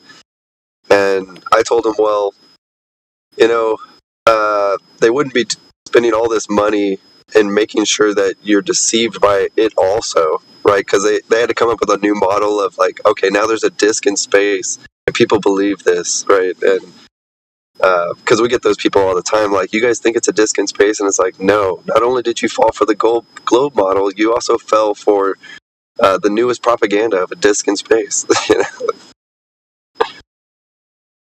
Yeah, and I think one of the things the propaganda talks about is how what gives gravity is the flat Earth traveling upwards. Right. Yeah, it's like, that's ridiculous. Which, of course, comes from like the 1970s in the sort of quote-unquote original Flat Earth Society. It's one of those claims, just like Australia doesn't exist. It's like, come on, nobody's actually saying this. Yeah. But that's what deterrents you, right? You see that and you're like, okay, this is just a dumb group. But, you know, they've had these oppositions, I think.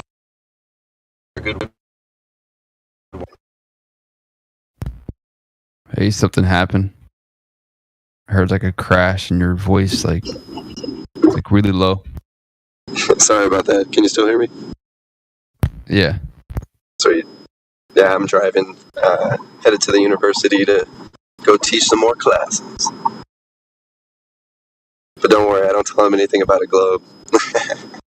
In fact, I throw probably too much true Earth hints, you know.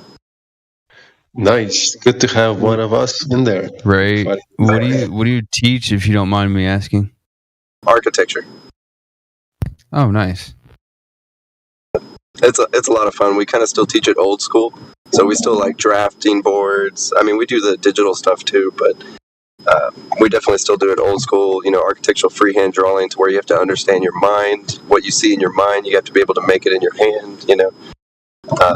And it's great because I get to talk about the level horizon all day, especially when we're starting to draw perspective and vanishing points and horizon lines and stationary points, and how these things are, of course, calculated in the eyeball. You know, the only ball that I've ever seen in a while, you know, like that actually does anything for us. But it's great. I wouldn't say like I've woken up too many students, because I've only had one student that was like, "Sir, do you know about flat Earth?" And I was like, "Yeah, of course." You know? And he's like, "Oh, thank God. You know, I know too, and you know, I'm an ex-Navy retiree. You know, coming back to school to learn architecture."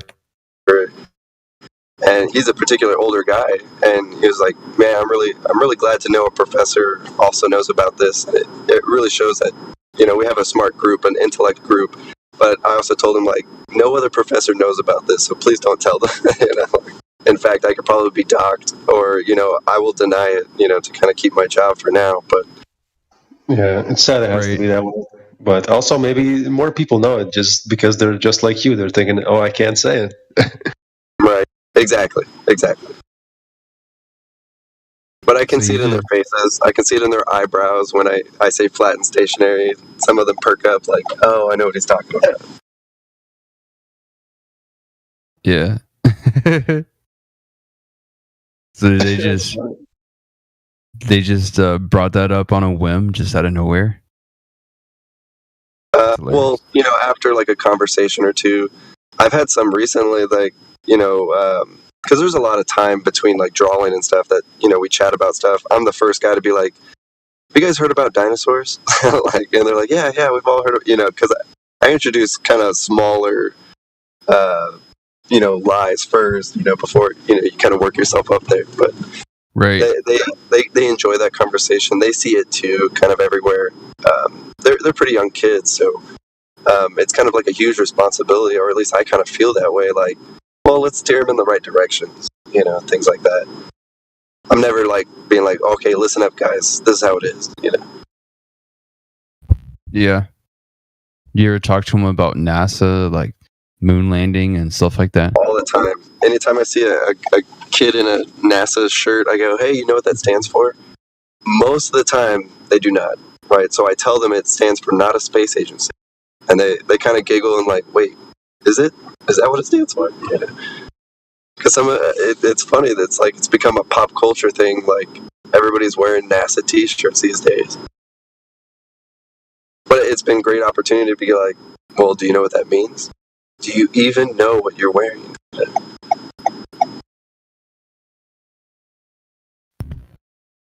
Let me guess, you drive a Ford. No, I don't. I drive a Toyota. Oh. I was trying to go off the flasher sound. It sounds Fordish. Yeah, they're pretty loud on the newer Fords. Klook, klook, klook, klook. Yeah, I recently got a Camry. I've driven a Corolla actually my whole life, and then I was like, you know what? I'm going to step it up. There you go. Best car on the road right there. But I also have my 944 Porsche from 1985. Piece of junk, but it looks beautiful. Still runs pretty well too. Nice.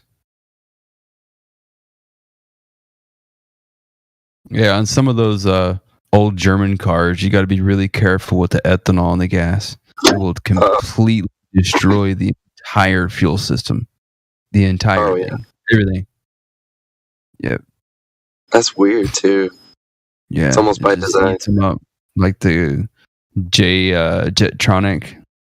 Like the systems, it looks like a big spider. It's got mechanical poppet valves rather than your typical fuel injectors, like the old school fuel injection. Anyway, kind of geeking out. Good to know. Good to know. Yeah, what can I say? I really like designs. I just can't afford all the nice ones that I want. Right. Speaking of architect, like, I know a friend of a friend who did that. Who did CAD work and all that stuff.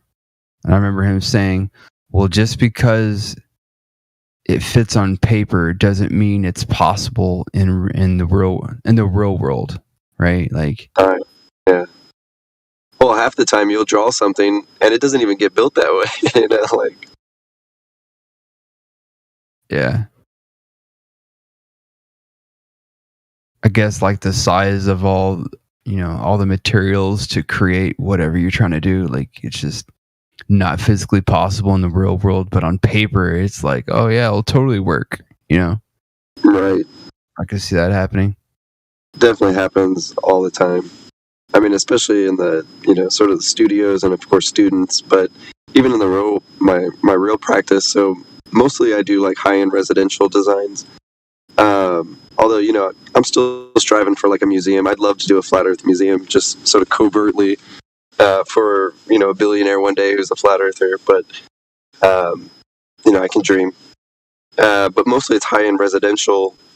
So often, like, I'll detail something about the roof or something, and the contractor, don't get me wrong, I think it's good to really know your contractors and be best friends with them because you're a team, you work together. But often, at least in my situations, you don't know the contractors, they're hired maybe by the client.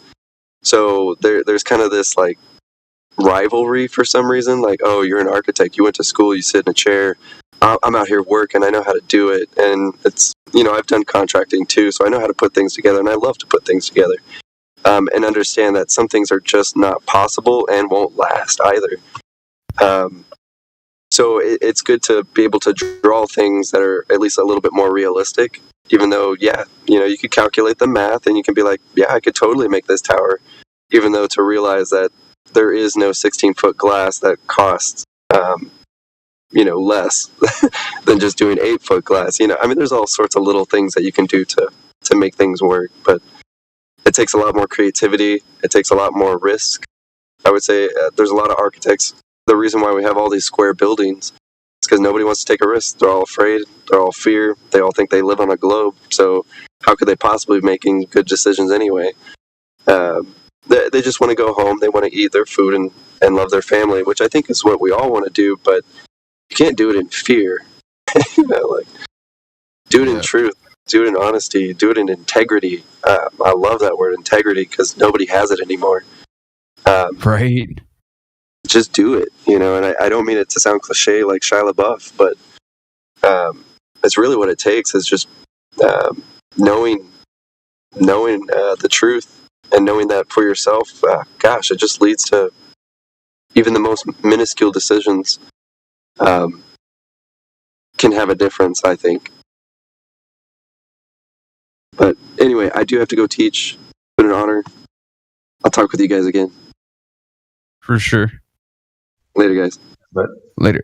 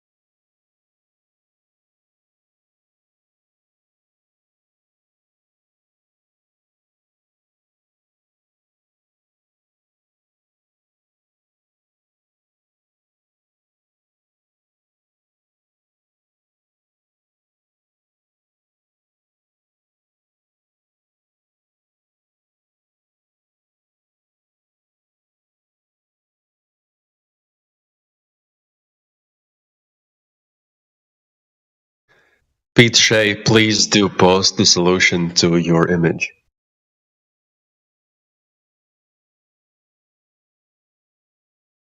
What'd you say? In the live stream voice text, the image.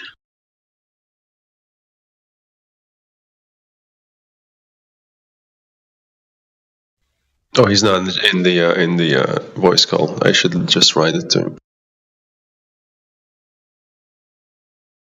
Yeah.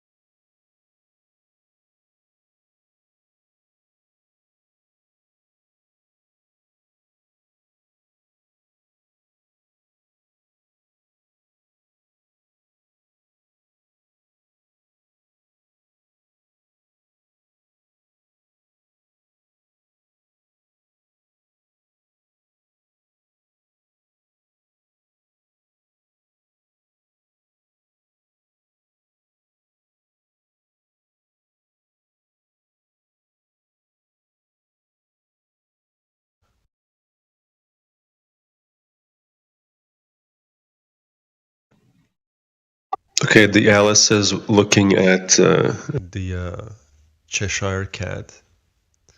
What is that next thing?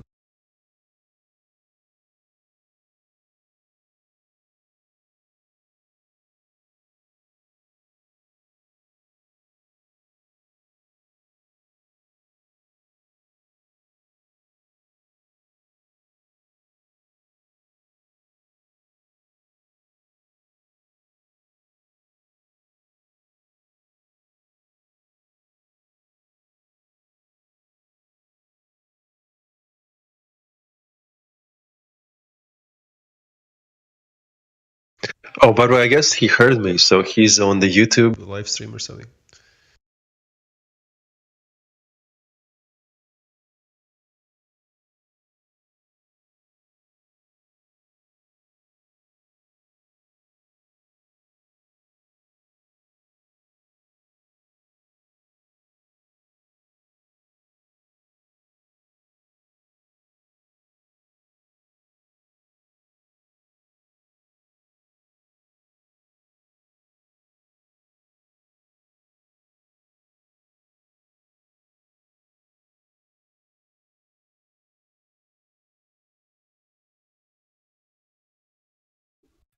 What is Mauritius in the dodo? What does that mean?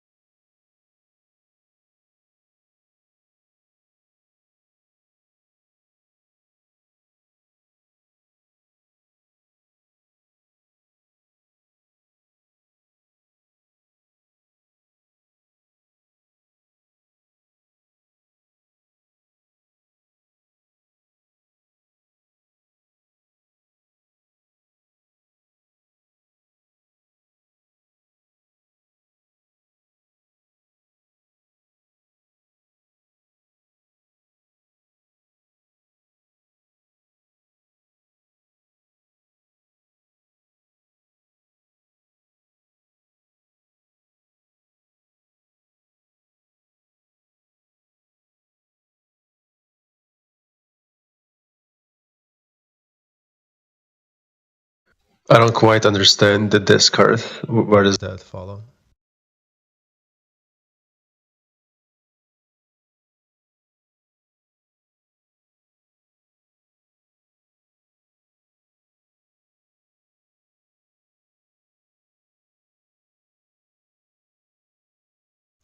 Oh, that's very cool. The dodo.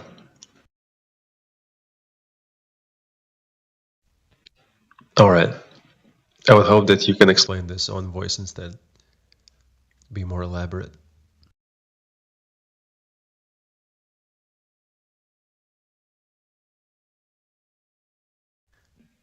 It does look like a bird.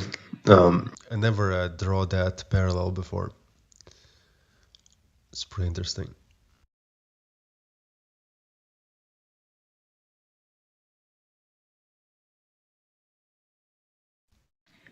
And the dodo can't fly, so not moving, I guess. So that makes sense.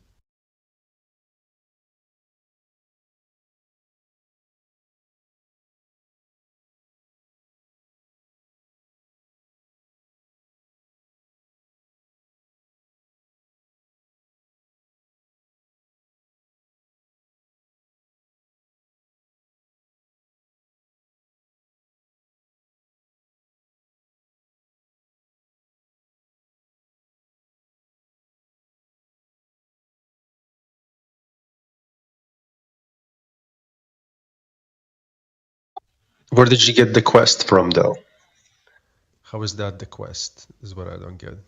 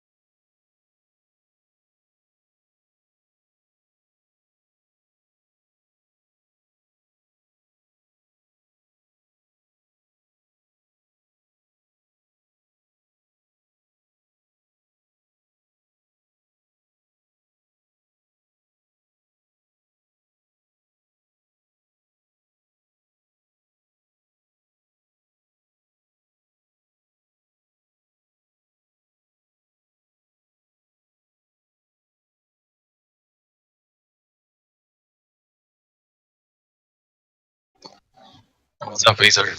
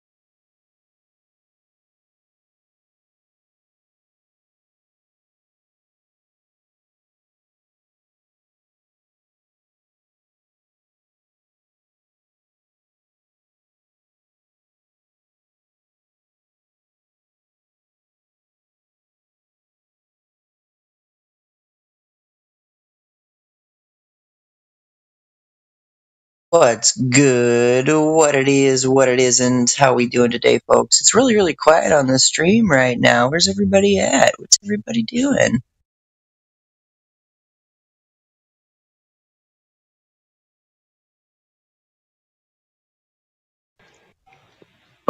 Just relaxing, I guess. At least I am. Having a nice meal. Having breakfast? No, not breakfast. For me, it's 6 p.m., so, yeah. Okay, yeah, that's dinner for you. Yeah. Breakfast is a lie. Breakfast is not the most important meal of the day. It actually slows you down. Well, I do like to have a good breakfast, even if it does maybe make me a bit sluggish at first. I feel like it gives me a lot of energy, like in overall. Yeah. Yeah, I've gotta be up for a couple of hours before I actually eat breakfast. It gives my body a chance to like wake up and, process and everything like that. I know there's a lot of people that don't do that. I just can't. I used to be like that. Like I couldn't eat a lick of drop anything in the morning at all, but kind of made myself do it. And ever since, I kind of made a habit of it, and now I even crave it. So that's good for me, I guess, because I do like to be like feeling like I have the energy to like function throughout the day, and just getting that out of the way right away is a big thing. Yeah, I'll wake up and after I've been up for like about 30 minutes to an hour, I'll make some coffee and I'll drink some coffee, and then, by the time I'm done drinking my coffee, I'm ready for breakfast. So it'll take about an hour or two.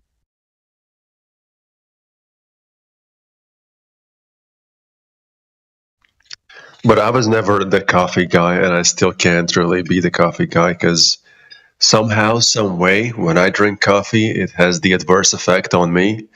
It doesn't give me energy. It just kind of saps it instead. So I can't really partake in that. Oh, dang. It's like, it's usually what happens to people that have ADD and ADHD.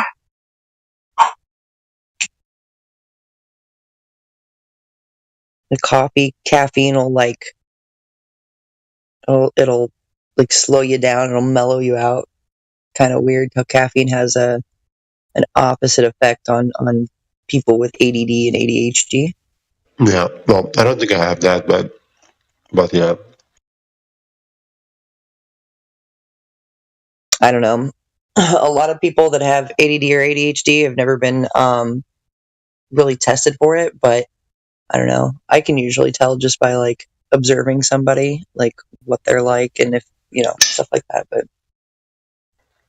I do think it's like a very vague thing that you can probably like diagnose most people with that. Just with some attention deficiency. Everybody suffers from that in some capacity. Yeah, I think so.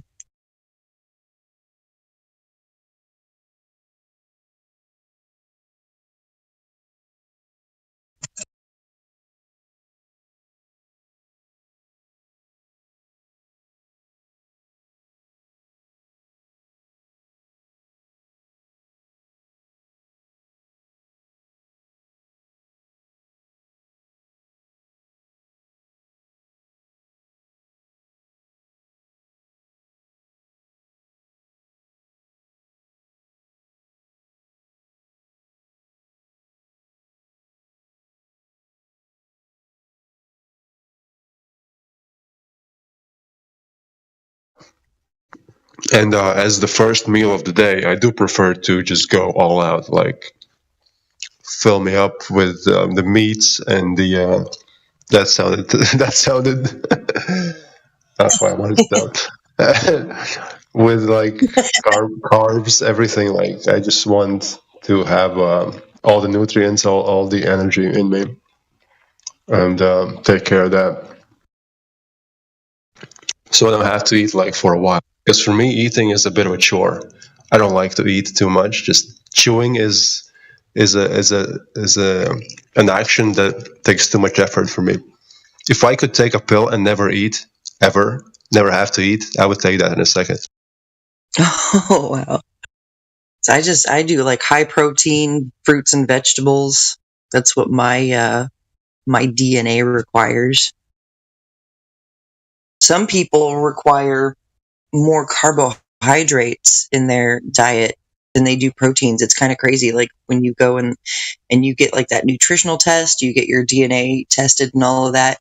You know, and the doc can be like, well, this is actually what you need for your like blood type, kind of a thing. It's really interesting how like the same diets don't always work for like everybody because of the different, blood types, body types, metabolism rates, and stuff like that.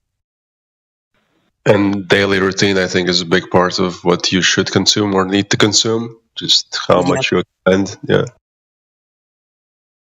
I eat once a day. Like I eat one good meal a day by like 5 p.m. and I'm in bed by like 10 p.m. midnight, so I've already been active on the food that I've eaten, before, and then I go to bed instead of eating right before going to bed. Yeah. That's bad. A lot of people eat and they go to sleep. That's so bad to do. Yeah, that is bad to do, but sometimes you just kind of still do it. You're like, damn, I've worked all day. I'm tired. And then you just eat something and crash. I used to have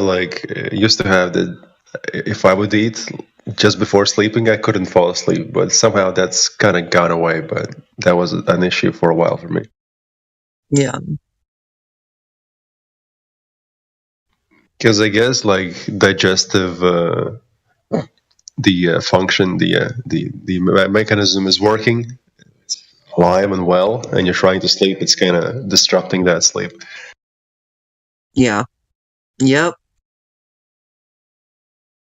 Also, when the body's not in active mode and you eat and then you put your body into rest mode, you're just building all kinds of fats.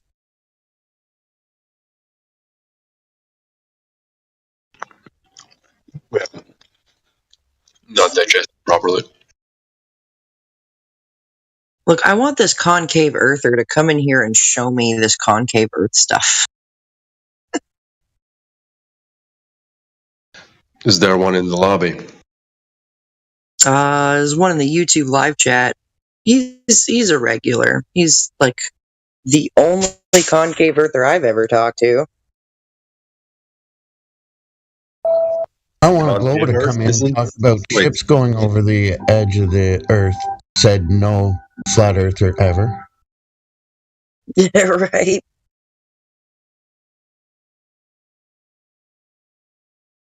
What about the edge? What are you talking about, edge?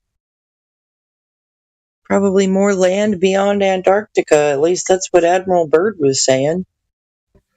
Just 2 or 3 days ago, someone was in here and says, well, see, I go to the beach and I know I don't see any curve left to right. But when the boat goes out in front of me, I can see it disappearing bottom up. It's going over the curve.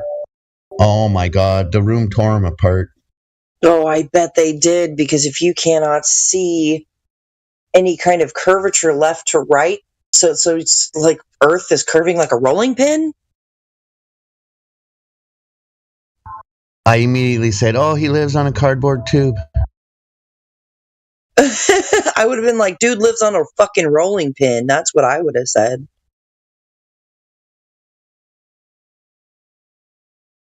You live on a rolling pin where it's like completely straight all the way across, but there's just curvature like forwards, just like in front of you.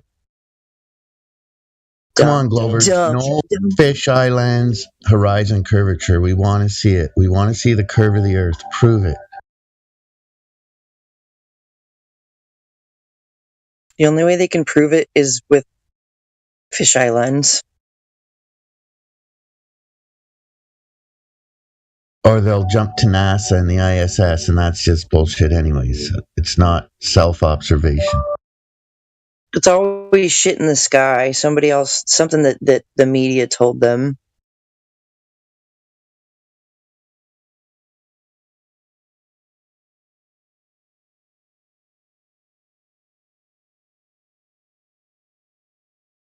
Look up at the sky. Look up at the sky. Yeah, I haven't seen that Waterhill Phil guy in here since we were like, you're a paid troll. He said he went to go collect some sticks yesterday. He's going to do the Eratosthenes experiment or something. I don't know. OMG.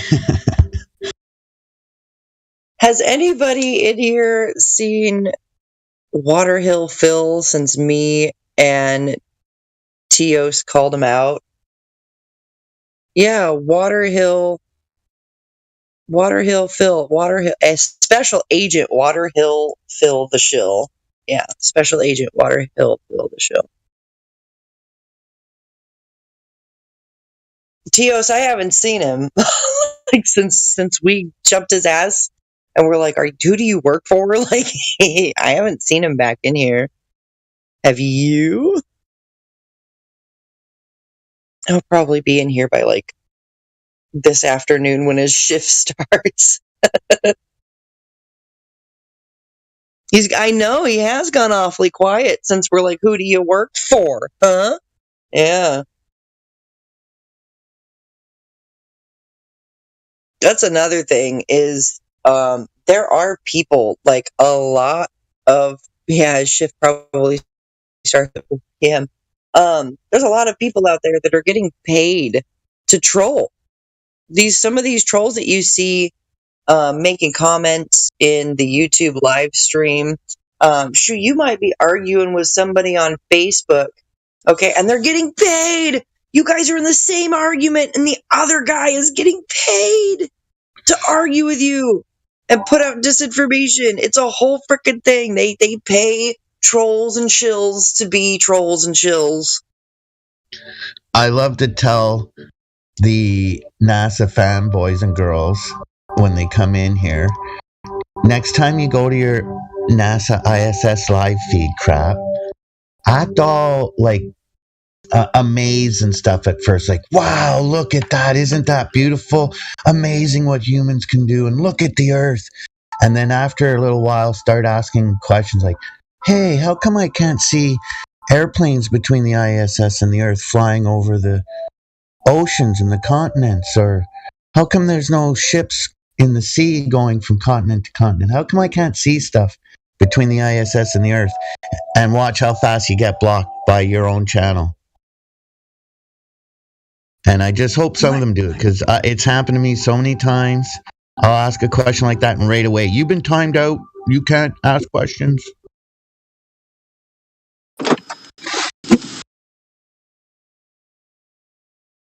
Yeah. Yeah, there's a bunch of disinformation agents out there.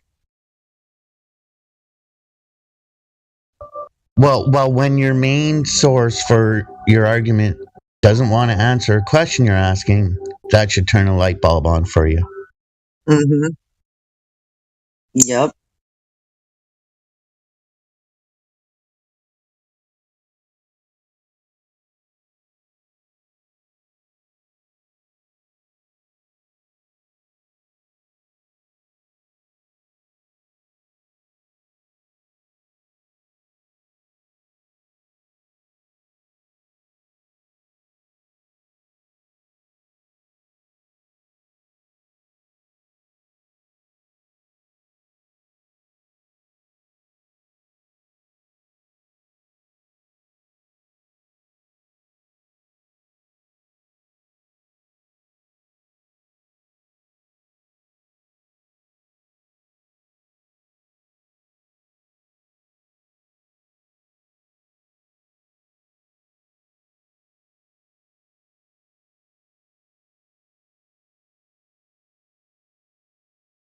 Yeah, why are my neighbors so damn loud? I've got some loud ass neighbors.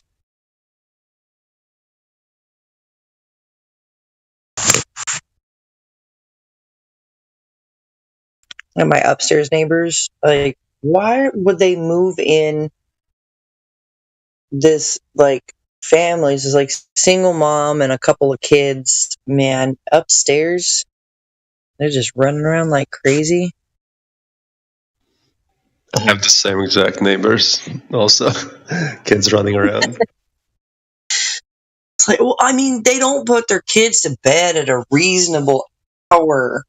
Like, last night, those kids were running up and down the hallway until midnight, easily. And they had music going, and it's just, I don't know. It's like the same 4 beats of, like, the same damn, like, track every damn day. I'm like, why are you playing the same damn song? It really feels like some NPC shit. Like, I don't know. I'm just living in this world. Like, I'm sitting back looking at it like, is, like, any of this fucking real? Like, for real, for real? I know it's real and I know it's not, but it's like, damn, there's just some weird stuff that makes you wonder. NPC kids. Yeah. With NPC adults.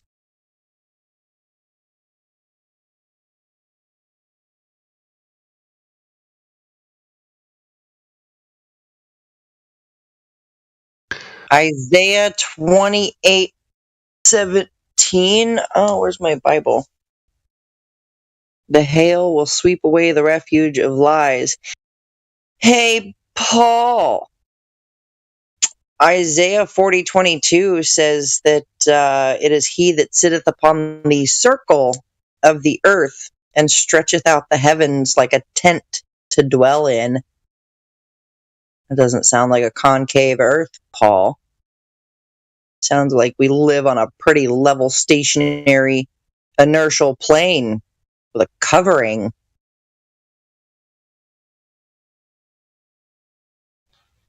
Paul. No, I know there's a lot of people will quote the Bible like for their own benefit, like to try to like back up their own argument, even if it's not, even if it's like a falsifiable argument.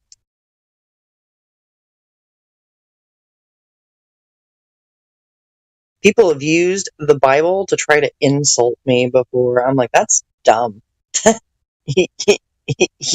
God's going to remember that.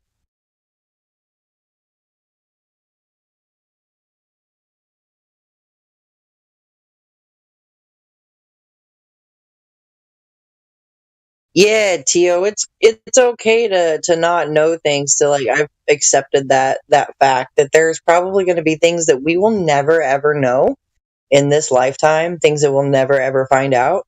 But we can stay on the search for truth and knowledge, and find out as much as we possibly can before we leave this earth. But yeah, I've accepted the fact that there's just maybe things that none of us will ever know. It's really funny. You know, when some of these globies they try to get you to make claims. We had one in the YouTube chat the other day who was asking questions about the firmament, but they were being very flippant. And I was like, you're trying to get people to make a claim about something like that we're not making a claim about. We'll prove the flat earth. No. We're saying Earth's not a globe. Like, it measures flat. It's observed as pretty fucking flat, aside from the mountains and whatnot. So.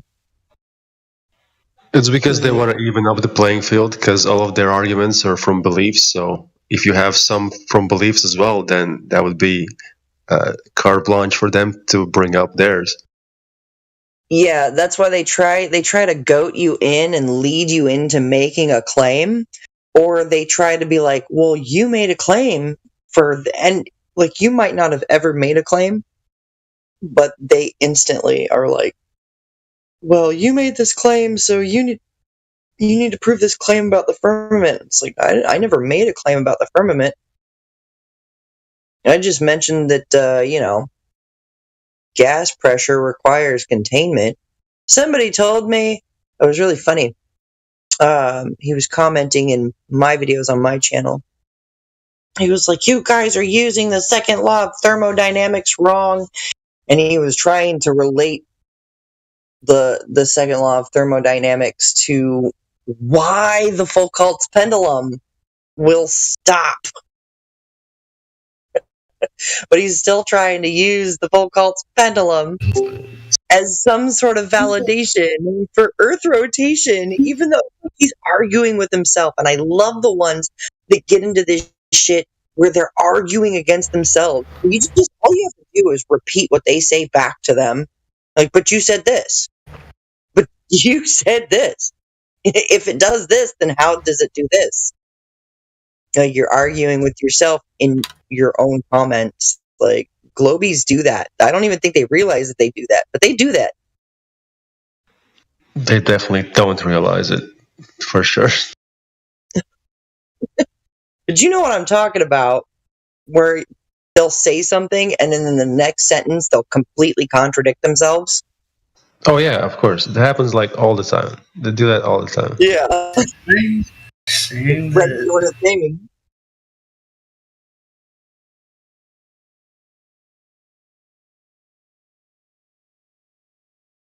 Good morning, everybody. Well, afternoon, evening. Hey, what's up, AG? Just chilling. Right on, right on. I was like, it's really quiet on the stream right now. Why don't I just get on and just,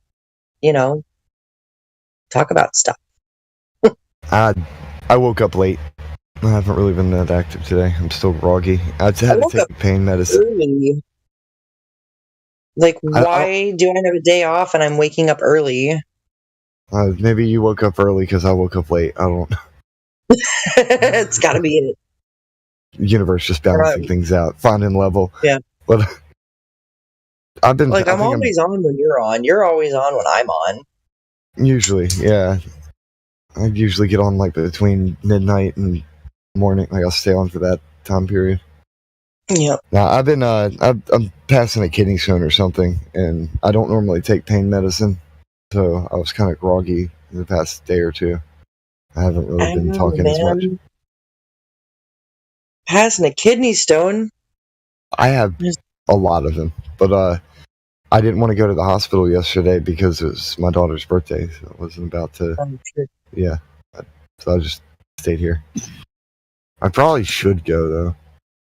Yeah, you should probably go, and you should probably see about distilled water for a while. In my defense, right now, if I don't move, it doesn't hurt, so I have a lot of reasons not to do anything at all. That's understandable, dude, but you should probably go take care of yourself. Yeah, well, the reason why I said that is because it feels like it's moved, but not much. So I'm like, I may have to go do the same crap, different year. Yeah. I've never had a kidney stone, never had to deal with that. I don't ever want to know what that's like because it sounds pretty I can terrible. empathize and sympathize with certain pains, and if there's certain things where people tell me, I'm like, yeah, I feel you. I understand that. Aren't they? I might be wrong, but aren't they able to zap it with a laser or something and explode it? And it hurts so bad to do that, but yes, I've done that twice. Oh fuck! Then they have to put a stent in there, and every time you use the bathroom, it feels like there's like a pump like pulling on your kidneys while they're sore. Like it's excruciating. Oh my god! Yeah, I know that they can go in there, and if the kidney stones are too big, they can go and break them up too to make them passable. Yeah, any operation for kidney stones is just fucking painful, from what I hear. They can pull some out, but they generally just break them up and let them pass normal. Yeah. That's awful, dude. I'm sorry you're going through that. Lots of edibles. It's a laser lithotripsy, I guess. Yeah. I'd be eating so many edibles, microdosing mushrooms. Huh.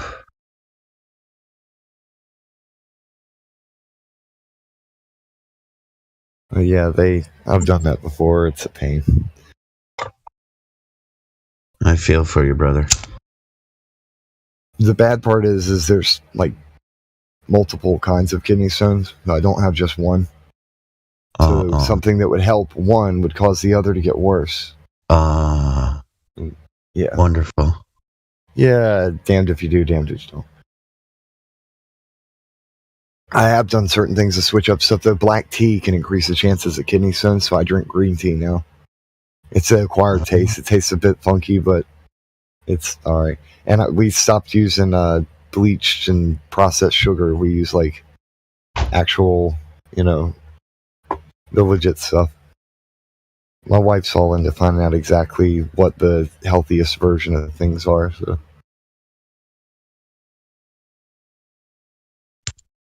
A good man needs a strong lady. You're a lucky man, my brother. Blessed. I don't think luck has anything to do with it. I am certainly blessed.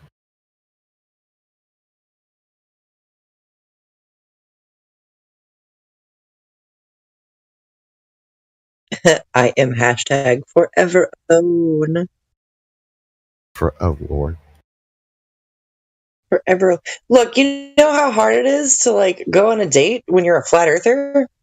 You want to know why? It's because flat earthers don't have enough meetups. That's probably true. So obviously. I'm just saying. I think people are also turning their beliefs into their identity, and that's also an issue. Oh yeah, people want to like wear that as an identity or whatever, but I don't. I think flat earthers just have very high standards as far as their mates. That is true. That's very true. Show me your complete medical history and your entire lineage with your pedigree and all this. We want to know where you came from, like all this. What are your family beliefs? What did great-great-grandpa so-and-so say? Yeah, I'm holding out for the real deal this time. I've had enough of the fake crap. Love's not that complicated. It's work. You put forth effort and you marry your best friend. Well, I'm pretty sure I'm screwed when it comes to dating and stuff because I'm disabled. Because I'm disabled. And so there's like 8 billion people and not one of them would ever want to be with you? Come on, dude. I don't be that pessimistic. No. You just gotta. You have to broaden your horizons. Lots of people. Just what you said, the high standards. Let me see your medical history and stuff, and I'm extremely flawed when it comes to medical history. Brandon, I was joking. He was relating to the jab. I was joking about that, and it has nothing to do with any. Like, love has nothing to do with any of that. Yeah, I think he was referring to the pandemic crap. Yeah, and it was a joke. I was just kind of making a side joke and then walking away from the joke. But no, it has nothing to do with any of that. Love's something else entirely. Well, being disabled does come with a hell of a lot of stigma. And you don't understand that unless you're disabled. When the right person meets you, none of anything will matter. That you'll click. That's how it'll work. Yeah, that's true, but how long is it going to take? You can't go there. You just got to let it unfold as it will. I've been single for quite a while now, and I used to, like, several times a day get busy. And it's a little bit of an adjustment, but I don't, you know what I mean? When I meet the right person, that'll be the right person. Like, I'm not in a hurry, so when it happens, it happens. Patience is the key. That and going with what's real, not a fantasy version of idealism. Like, the love and the fantasy version of what love is, you'd think love would be. It's not the same thing. It's a lot of that. Yeah, and the problem is people have an idea of what the perfect mate should be and what love is that isn't real. Yeah, and they've been given that by like Hollywood and all these other con artists that have fed them ideas of what love should be, and that's not at all true. Well, society does it itself also. Yep, it's counterproductive. But don't be pessimistic, man. There is somebody out there for you. You just be patient. And I'm 30 years old and I've never been married. Like 30 years old, never been married. I'm single as a frickin' Pringle over here. You know, it's really no big deal though. Well, let's see. The most embarrassing thing about me, I live with my mom. Do you want to go out with me? Yeah. I mean, you don't go there, brother. You wait and you let them know you're selective. That's why you're single. And your mom lives with you. You don't live with your mom. Do you help take care of your mother at any point or time, or is it just simply one way? Like you do nothing at all to help? Come on, man. You're helping her. I'm gonna borrow that. Single as a Pringle. I like that. You're welcome. I heard it from somewhere else. I don't remember. I'd go as far as to say, Brandon, that it's your job to help her until a woman does come into your life for you to cling to and marry. 'Cause that's your mom. Gotta honor your parents, bro. You gotta point out. And then hey, here's a message to Brandon from Paraplegic Coffee. Tell him don't give up. I'm paralyzed and 53, found my soulmate 11 years ago. I'm 300 pounds of paralyzed. Hello, come on, guys. Paraplegic, props to you, guy. Cool. Oh, it's from the YouTube. Okay. Yeah, he said I'm yelling in the chat. You're coming in loud and clear, Paraplegic.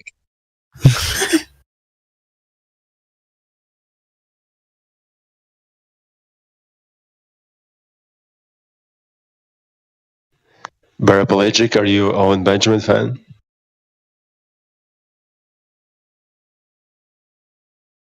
He's in the YouTube chat. I don't see him in the VC Live. Yeah, I'm reading it. I guess he can hear, though. Yeah.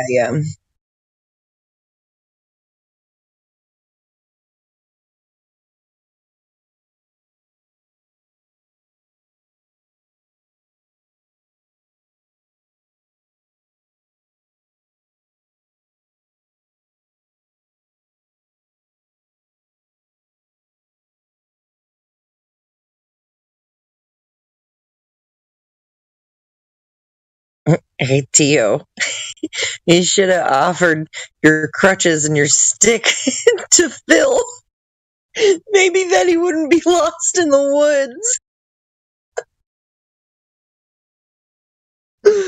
Oh, man. I'm gonna go get some sticks. Never hears back from the guy.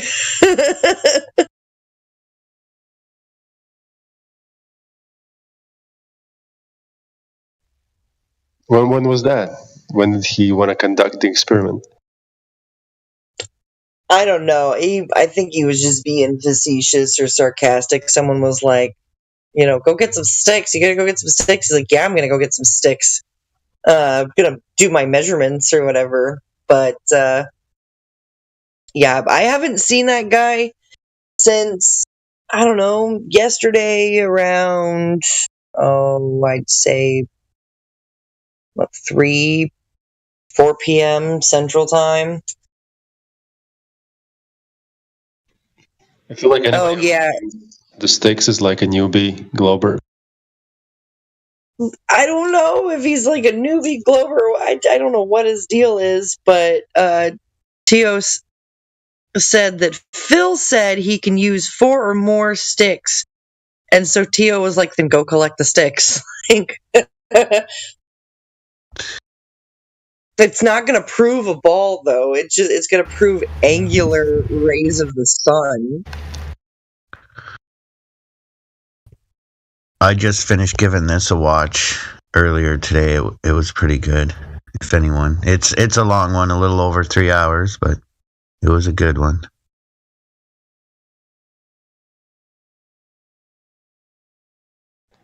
Paraplegic Coffee. Yeah, I agree with what you said.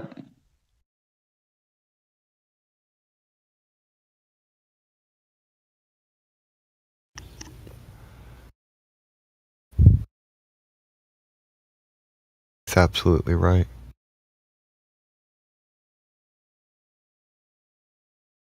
Speaking of which, I need to hit you up, man. I want to place an order.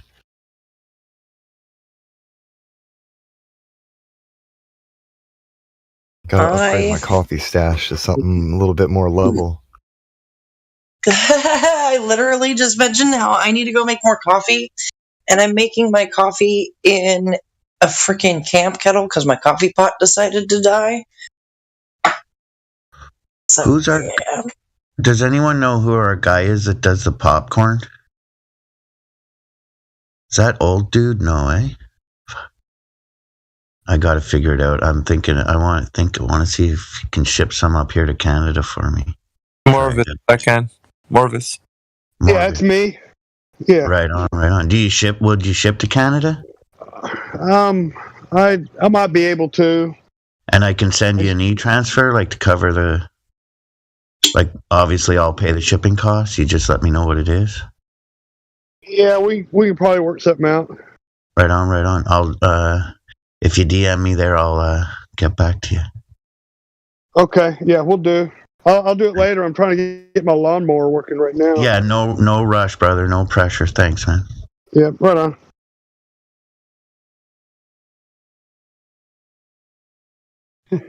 Creation bear. That's funny.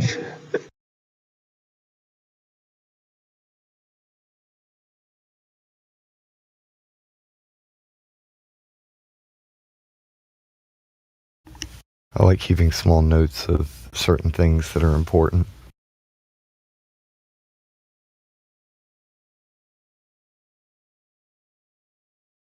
I tagged Morvis in something in the live stream locker room. It's just a note that I put on the thing. You know, you can add notes to people's accounts. Master popcorn maker.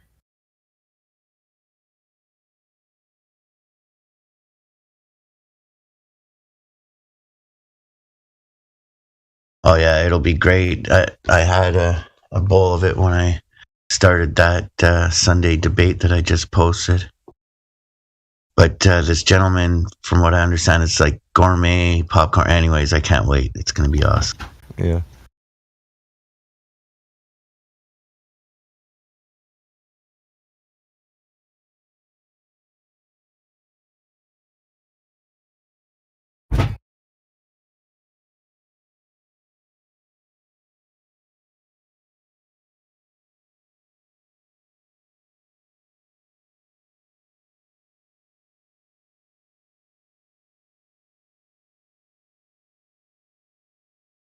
It'd be kind of cool if there was a chat here, like a hidden type, a special access thing for people who want to buy and sell, like exchange goods.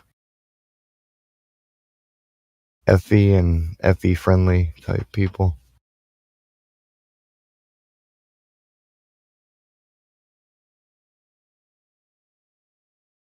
Cool to do as a server, like an entire trade union though.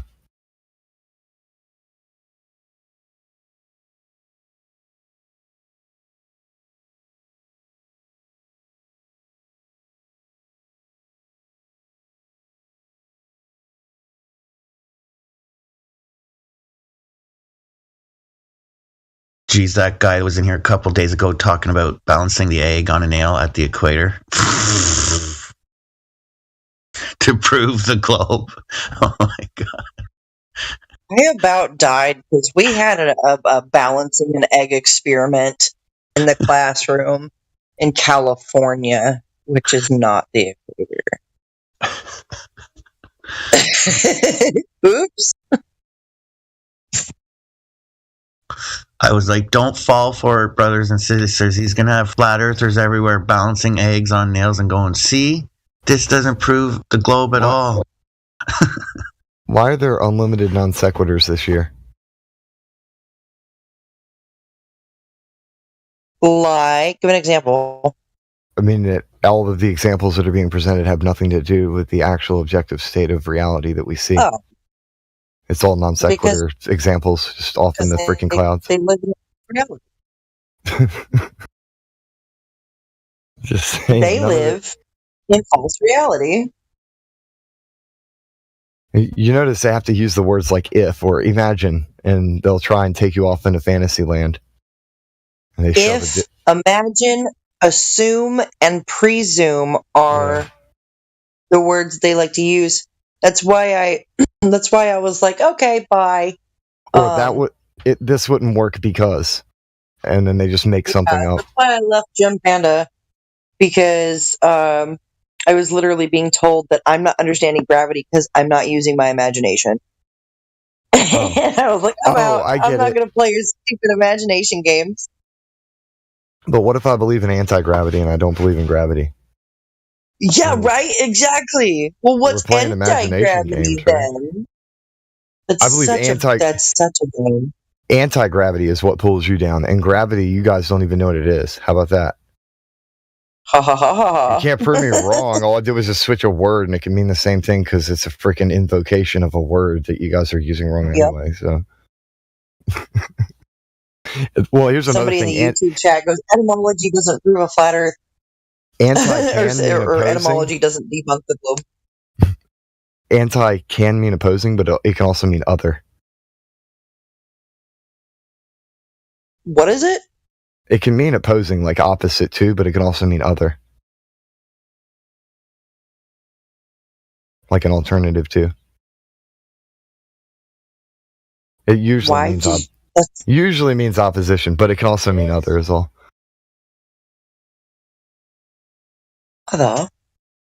Other.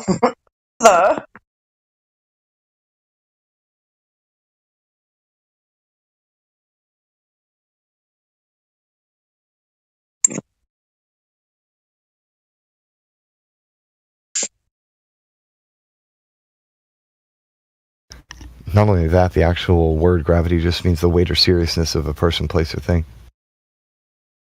Ooh, spooky. Stuff's heavy.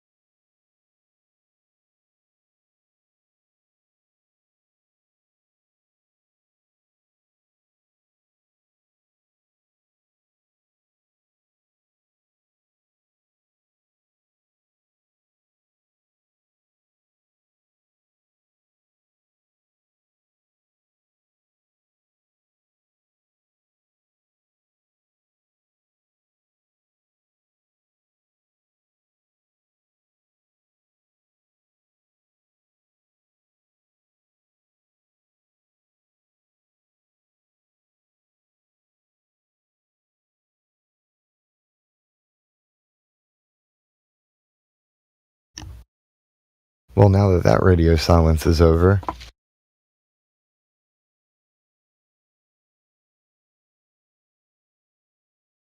Sorry, I muted out to hit my bowl. I had to mute the mic because dogs were growling at each other, and I didn't know if they were going to get weird. We should make a commercial that we can play through the bot. That's just a Bear Collegiate Coffee commercial. Oh, that'd be way cool. I'll find like a smooth talking AI to do it and get the audio for it and run it through. Unless he wants to make his own, and then we could have something to put up here. Kind of like when we're playing music and other clips of things, and have like just a small clip that just makes a shout, like does a shout out for him. Yeah. Cool. Same thing for Morvis too, if he wants to do that. And I know it sounds like certain people but these are not only supporting our friends and family here, but it's also like inside jokes. Like it's funny for us. It's awesome. Yeah, this person does that. No, for real. Yep. And they're awesome at it. And it ends up being funny because it's true. Everybody's too afraid to look like some kind of shill, and it's like, aren't we a community though who we can make trade and exchange with one another and actually enjoy what each other creates and stuff? It's not necessarily about the money, it's about just what we do.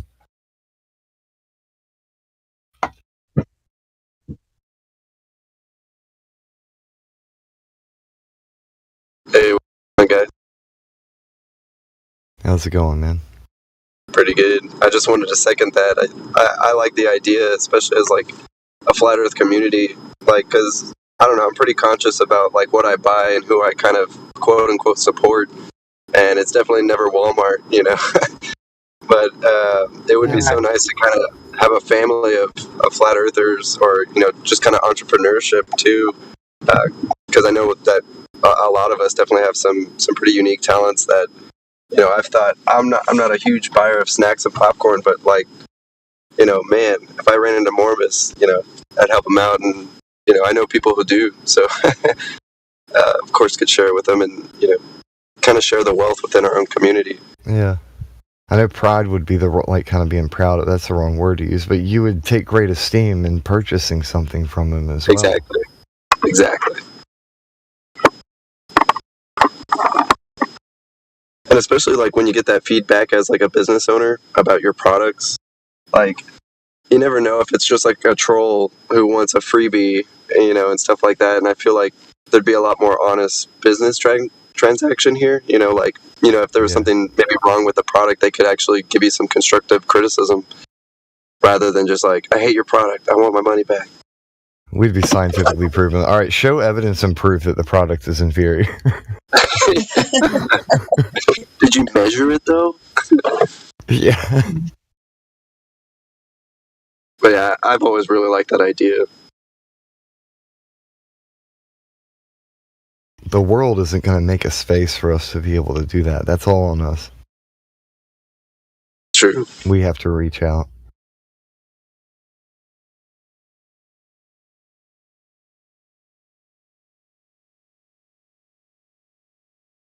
Speaking of reaching out, you know, I kind of wanted to run it by, you know, the panel and the server.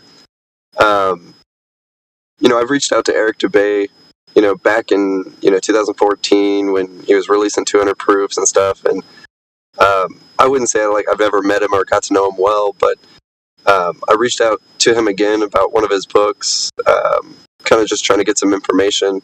And he remembered me. And apparently he's kind of doing this like new podcast thing where he just like talks to basically random flat earthers in the community and what they're doing to like have activism and stuff. And so he kind of asked me like, hey Chris, are you doing anything? Like, would you be interested in like talking on my podcast? And I was like, hell yeah, I'm a part of this like awesome flat earth server, you know, 2.0 24/7. Told him a little bit about the server and whatnot, and you know, he doesn't want to like come in or anything and talk, but he said I could basically talk about flat earth and, you know, talk about you guys. But I'm actually kind of stumped for like questions or like, you know, what I should kind of tell him.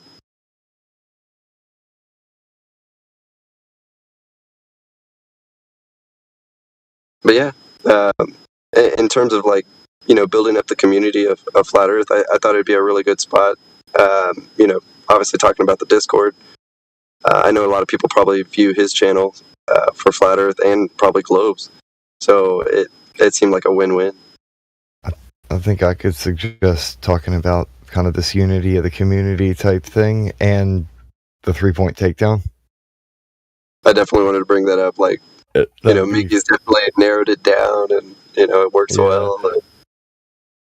And the music, because the music that comes out of here is incredible. I wanted to play him some songs. Yeah, man. So I don't know. I was pretty excited. He said it'll probably happen next week. So I'll keep you guys informed and see what's up. That'd be cool. That's awesome. Yeah, because if he's streaming it, we could play it in here through the activity thing. That's what I was thinking too. I was like, even during the interview, I could sort of pop in. I don't know if my computer can handle it. I got to test some things, but yeah, I was pretty excited. Just kind of like, oh man, it's like a childhood hero in a way. It trying not to be like giddy, but it's like this guy helped me out a lot. Like, I was trying to figure out stuff for my own. This guy drops 200 proofs, and I was like, I don't even have to do the work anymore. Of course I still tested things, but it was cool. Just that he was like, this random guy, essentially. Like, hey, you want to talk? Sure.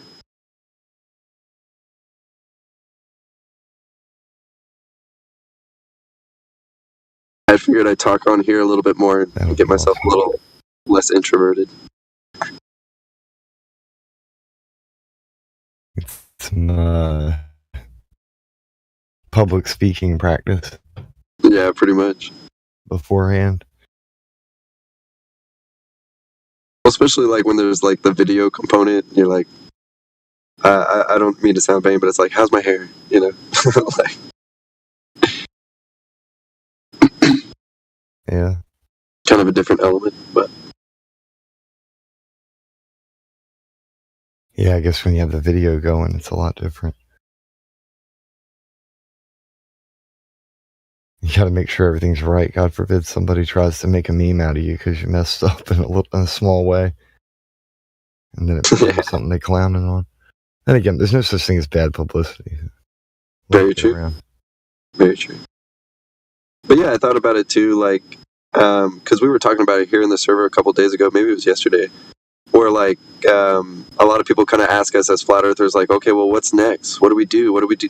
We need to come together and make, we say a lot of ideas, but a really great point is that just talking about flat earth and letting it cross somebody else's ears who hasn't heard it before is some great activism, right, that you can do, and that we know very well here, that people listen to us, Glovers and flat earthers alike, and one of the best things you can do is just start talking about it, because that's kind of really the first step. At least for myself, I was definitely more of a closet flat earther until I met you guys, and I was like, hell yeah, kind of know what to say now. But that's become one of my tactics, actually, whenever we go shopping.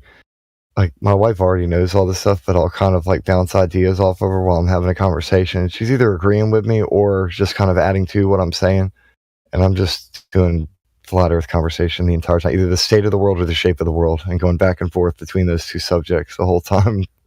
And I do, for one, she doesn't know, she can't whisper, she doesn't know how to lower her volume, and I don't care, so I'll just talk loud. So it's kind of funny to me. I've gotten to the point I don't care anymore. To me, it's rude. Like shoving this ball earth heliocentrism down everybody's throats is the rude part. I'm just normal.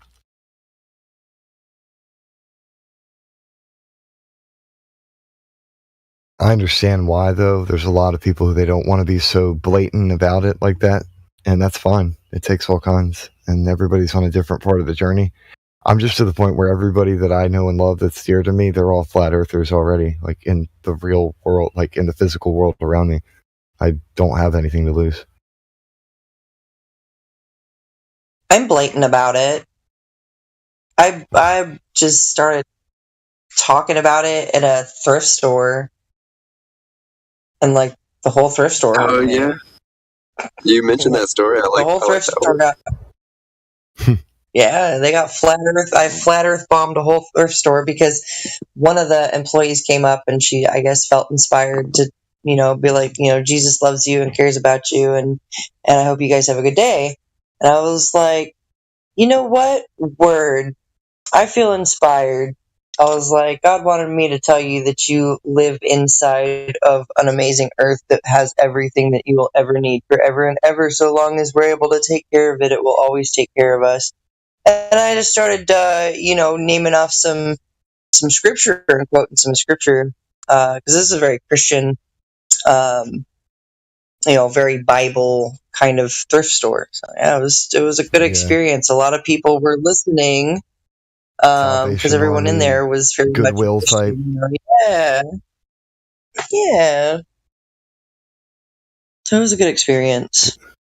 It's great though when you're talking about it because they don't want to be rude when you're talking about the Bible, especially if you're being polite. Yeah, well, I mean, yeah, they're kind of bound by their own convictions to actually hear you out. A lot of them. Yeah, and they were really nice, and they, one of them was like, this girl, like, she brings her other employee around and to introduce her other employee to me, and was like, this girl, talk to her, she's real smart. And I was like, hi, Yeah, it was a pretty good experience. I was like, here's some science for you, and here's some scripture, and there you go. We all know that water is going to be level on its surface. Mind equals blown.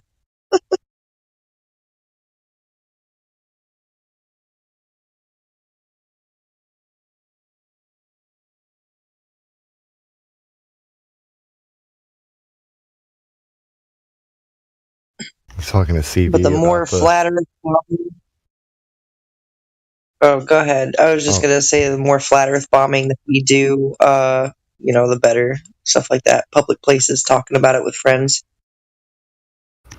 I was just talking to CV about the thrift shop stuff. There's a lot of things that just feel out of place that end up being really good buys, and then there's a bunch of retro tech that's still good. Back when things were built a little bit more durable. Heck, I got a computer at a thrift shop for way cheaper than I think I should have paid for. Like, we were blessed.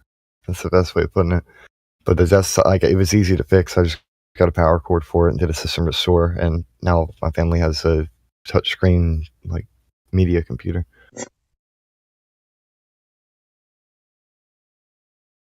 That's what's up. I need to get myself a nice. Is that my alarm? Alarm's going off. The best way I could put it is I paid less than 10% of what its actual fair market value is for it, and that tripped me out. I paid $2,200 cash for my '98 Jeep.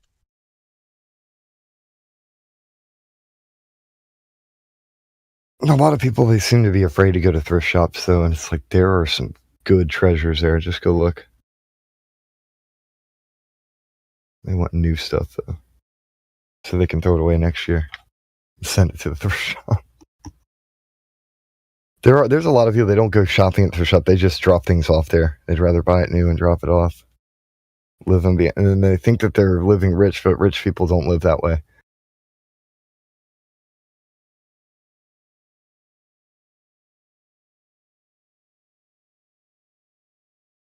Like trying to keep up with fashions and crap. You don't keep money by doing that. It's something middle class people do to try and keep up with society and pretend that they're up with the times or whatever. Look how trendy we are with our trash bag clothes.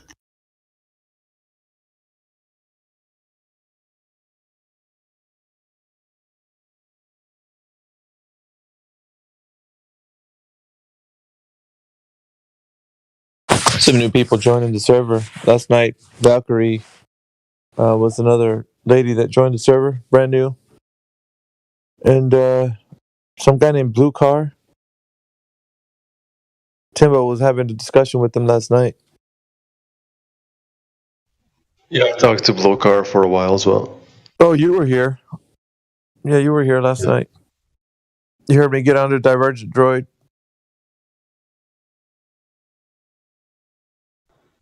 What did you say? You heard me get onto Divergent Droid. You were here when I was talking to him. The guy who says that we can replace their idea of gravity with buoyancy and density? I don't think I was there for that. Oh, well, you might have popped in afterwards, but yeah, I must have missed that. Yeah, I was lit up. Well, he lit up. He got lit up. But flat earther no less. And he was saying that their explanation of gravity can be explained with buoyancy and density, and I was like, no, it can't, because buoyancy and density is not the cause of why things go up, why things have the propensity to go up and down. We're not talking about the effect of what we see when we manipulate the medium that the object is in. We're talking about why things have the propensity to move in the direction that they do once manipulated. That's unexplainable. It's a law. Because of it being a law, it doesn't have a understand cause of why the effect is being the way what we see.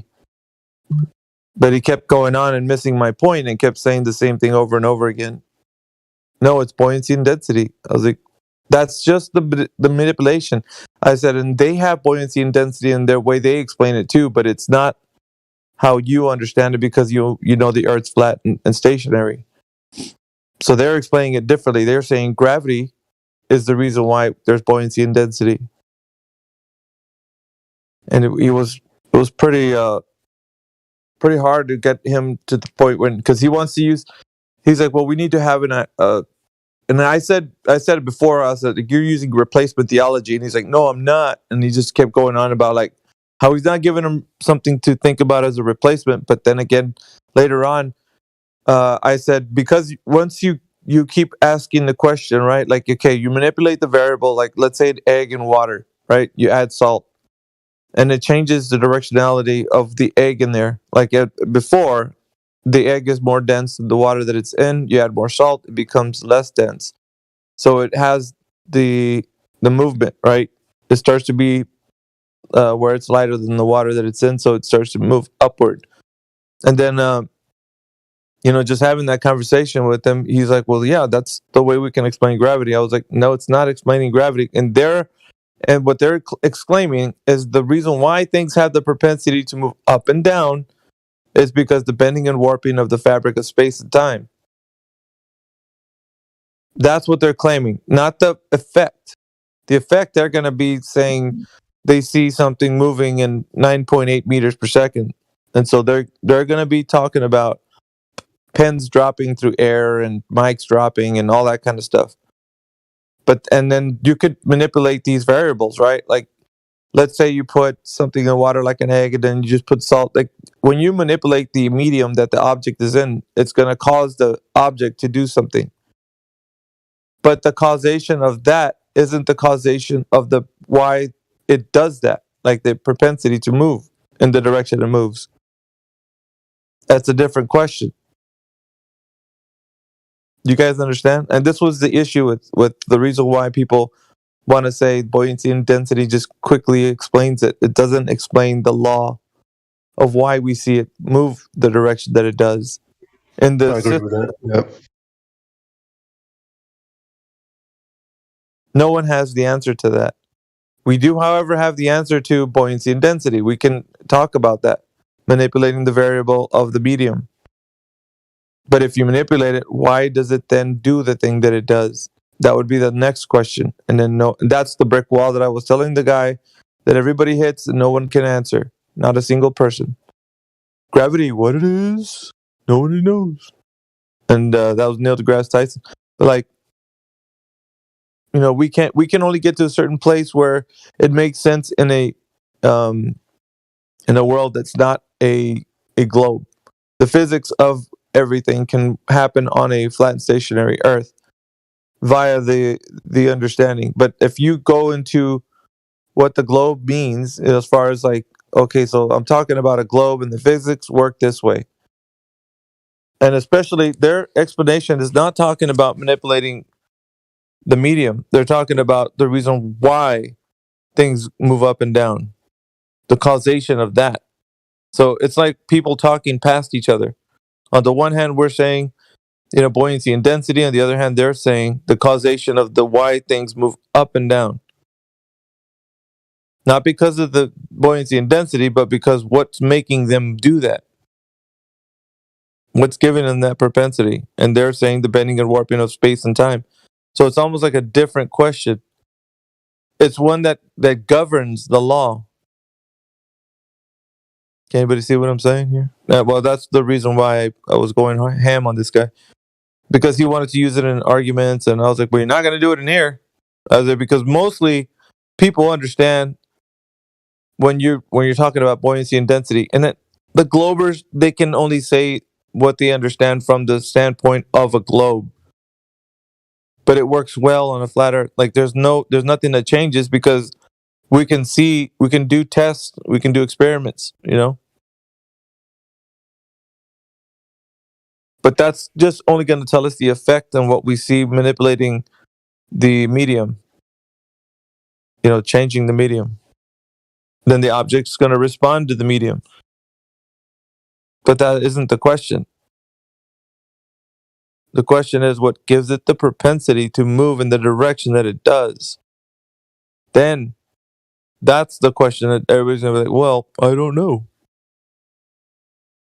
Right, nobody does. It's a law. It just happens always. What it is? What up, CB?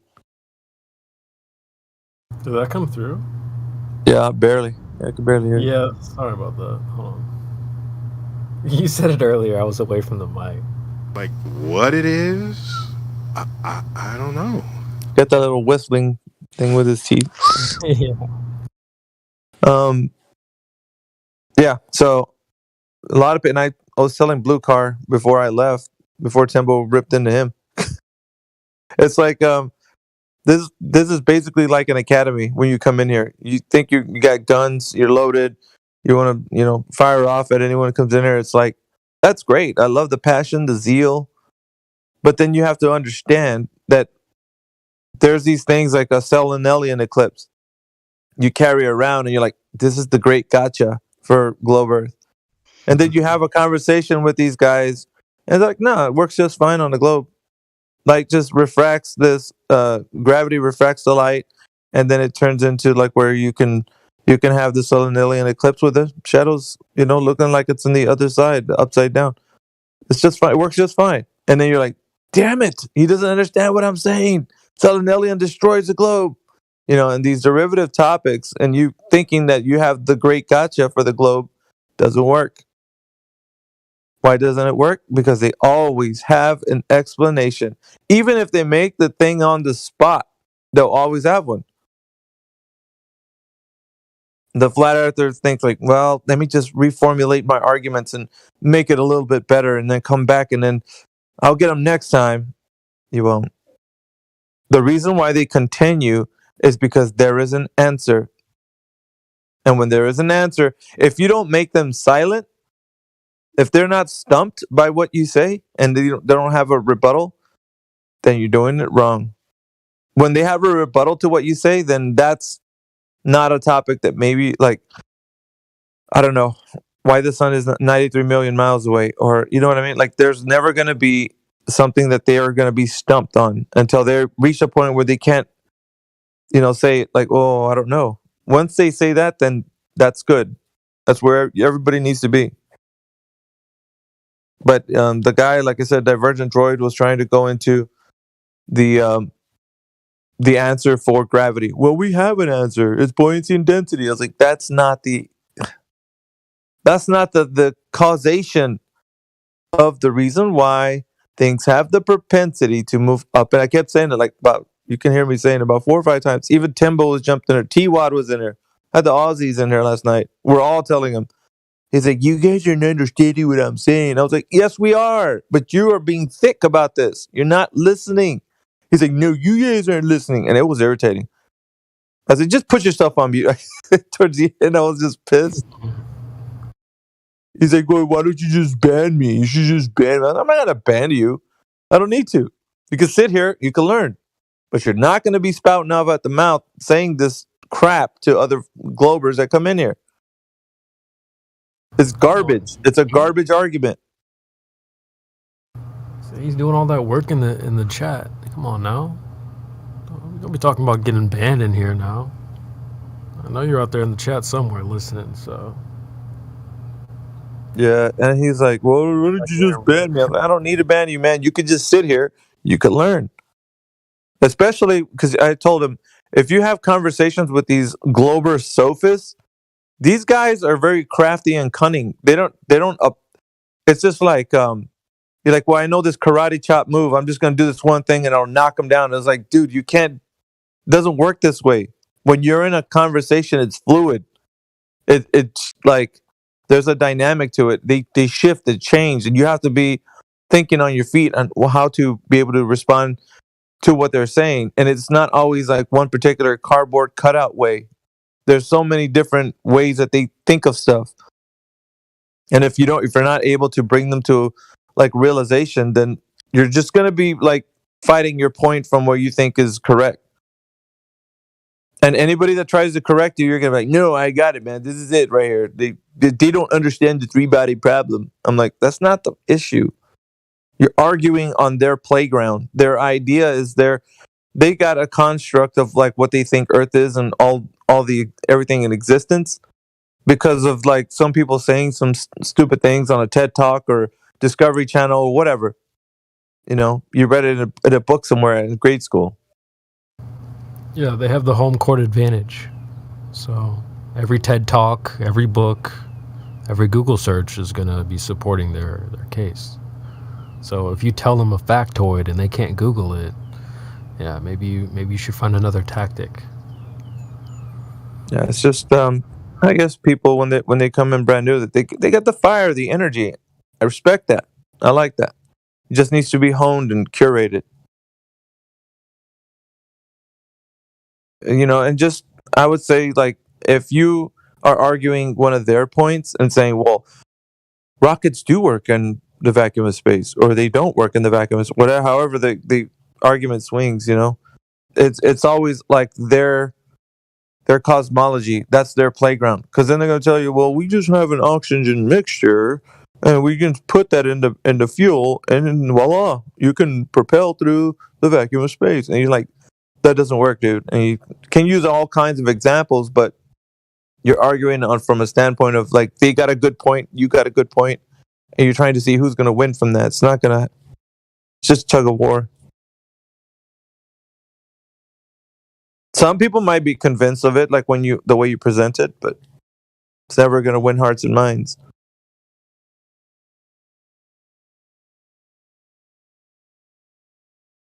That's going to happen when they don't have an answer.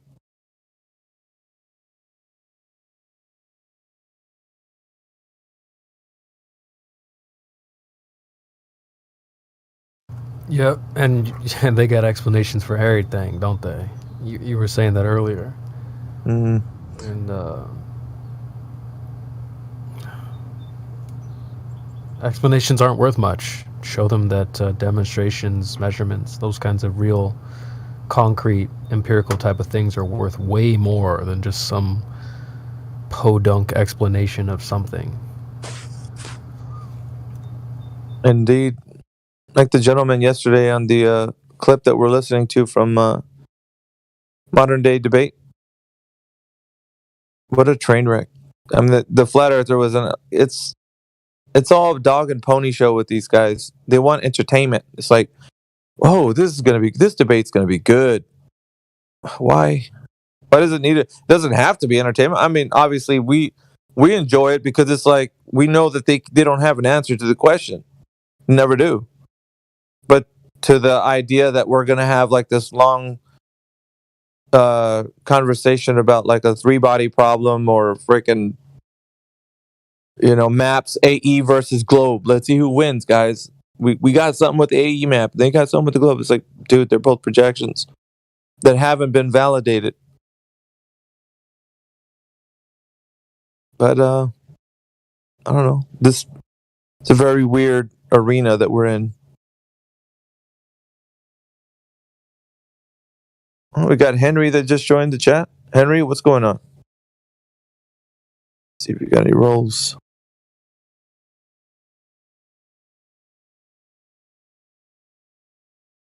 Henry Henhao. Okay, I just unmuted you, Henry. Welcome to the 24/7 Flat Earth Discord. What's going on, bud? Oh, I'm just listening in, seeing what stuff and do. Welcome to the server. Thank you. Well, we're talking about the conversation of the shape of the Earth in here. What is your position on what you think the Earth is? Do you think it's a globe? Are you on the fence? Do you know the Earth is flat? It's definitely flat, but as to the shape of it, that's unknown. Okay. How did you arrive at that conclusion? What was the hallmark of what brought you here? Can you repeat that? Yeah, what brought you to the understanding? Did you see a video? Did you do a measurement test? What was it that really brought it home for you that the Earth is flat and stationary? Oh, research on certain websites sent by a trusted friend. Okay. Well, yeah, welcome to the server. And if there's some points or questions you want to talk about, we can do that. I'm spatially aware, so I have to make sure that everybody that's joining gets a kind of like a greeting. So it looks like we got Faolon that just joined our server. Is that right? I'm probably saying it wrong. Checking your roles right now. That's my son's account. Oh, it's your son? Okay. Oh, it's a family. Okay.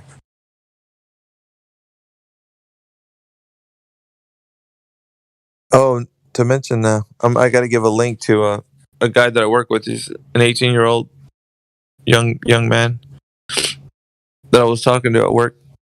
So he might be coming in too soon.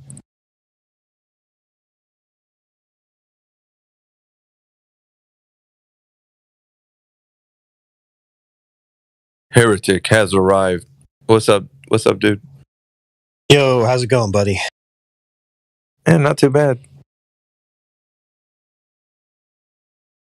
Just waiting on someone to make a case for the ball. You, my friend, have been really putting in work, man. I gotta say, I don't mind listening to you. Oh, thanks a lot. Yeah. Well, I've been kind of busy lately. I haven't been able to stop by as much as I wanted to, but I'll be back more and more again.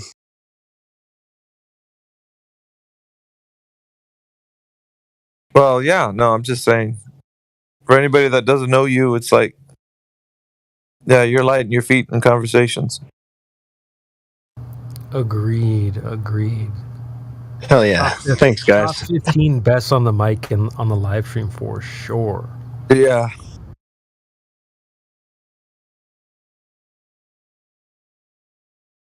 You gotta just ask them the questions that they don't want asked. It's strange, though. I'll say it this way. I know it's weird, right? But everybody has a different demeanor in a conversation. And you feel like when people are listening, you can feel the energy of like which direction the conversation goes and how the questions are asked. It's not just like knowing what we know. It's about how to apply it in a conversation with these globalists and how the art of conversation and what we do. You're able to navigate it really well, Heretic. And so you ask the right questions at the right time. And so maybe I'm just kind of gassing you up a little bit, but I think the props needs to be where props need to be. And you do have over this past like month or so been really giving it to these guys. So thanks. Yeah, that means a lot, man. Thanks.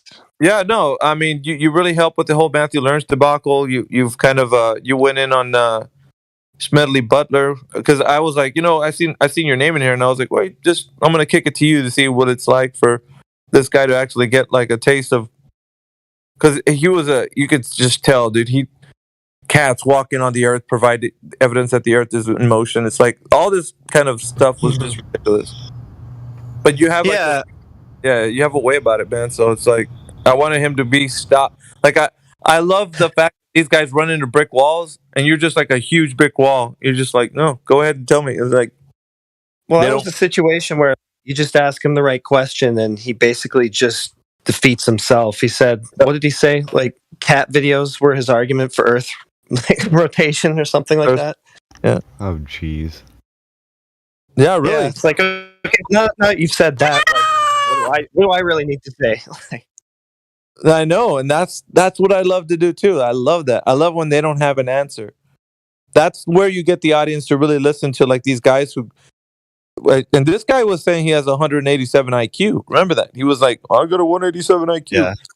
The moment they say that, I'm going to use that. I'm going to weaponize that. I'm going to be like, okay, so this 187 IQ guy says this. And so, it's just like, because they love, these guys, they love to talk about how big their wiener is, right? And they're always saying, well, I'm a PhD and I'm a blah, blah. And it's like, dude, you don't know shit. First of all, and anybody can knock your intellectual wiener in the dirt. Like it's so easy. Like you know what I mean? Having a high intellect doesn't. All right, say you have a sports car, right, and you can drive really fast. But if you're going in the wrong direction, you're still driving really fast in the wrong direction. Okay. The IQ becomes nothing. Yeah, but imagine even having to tell people that if you actually have a point to make. Like, it would just speak for itself. You wouldn't have to remind everybody, I'm really super smart. Like, people would just see that. Yeah. But I hate the people when they come in here, I'm a good guy, honest. Like, well, that remains to be... Like, you don't have to announce it to the world. People just know that you are. Yeah, the good guys don't have to remind you constantly that they're good guys. Yeah. People will just see that. Seriously, I'm not a troll. I'm in here, but I'm not. I promise, I'm not a troll. Like, well, yeah, you didn't have to say that, Checo. Could have just been in here. Yep, exactly.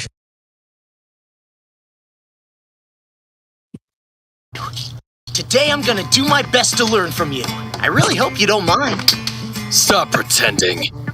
What you say doesn't match the look in your eyes.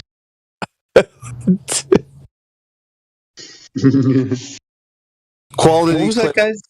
What was the cat video guy's name again? Medley Butler. Right. I changed his name to Smelly Baltard or something like that. Smelly Baltard. It was worth it. Yeah, I mean, like, with him, it just came to him not even wanting to make a claim for the globe. Like, he just ran away from all of it. And he's talking about motion being relative and stuff. It's like, no, we're not asking you what motion is. There's a specific kind of motion we want you to demonstrate. Oh, I'm not claiming that. And he just wouldn't even stand by the globe in the end. Like Heretic, the formula of what you do and how you handle the conversation, I think it's like, you don't want to mess with that formula. Like, however you got it down, like that's good the way it is. But in my mind, I'm like, if Heretic was like to add a little pizzazz to it, like, you know what I mean? Towards the end, it'd be like, like, I don't know, whatever. Like, you make this look so easy, dude. Like, you know what? If you add like a little extra oomph to the end of it, like to rub it in how much they don't know shit, and that would be just like the cream of the, you know what I mean? Like the cherry on top of the. I'd be like, oh, man. Throw a finishing move in there. Yeah, there you go. Yeah. I've kind of worked on getting it to like more laid back and stuff. You know, where you're just asking them questions and keeping your cool the whole time and trying to get them to be the ones to spiral. I noticed that. Having that contrast for the audience, you know, where you're totally relaxed and they're just unhinged. But I mean, I don't always nail it, but that's kind of the goal. Well, what I noticed you're really good at down, is, man. You keep us on track. So like, even if, I mean, the last clip we had with that guy Smelly, I was just clowning on him, right? Oh, dude, you're talking about cats, whatnot. Mickey chimes in, yeah, and cars, and then you come in, you're like, all right, well, let's just talk about curvature then. Like, you do a good job of like keeping the train on the tracks and pushing us forward. So I always appreciate that myself. Yeah. Even when I'm getting off track, I'm starting to circus up. Well, oh, dude, let's blame this guy. You're like, all right, well. Yeah.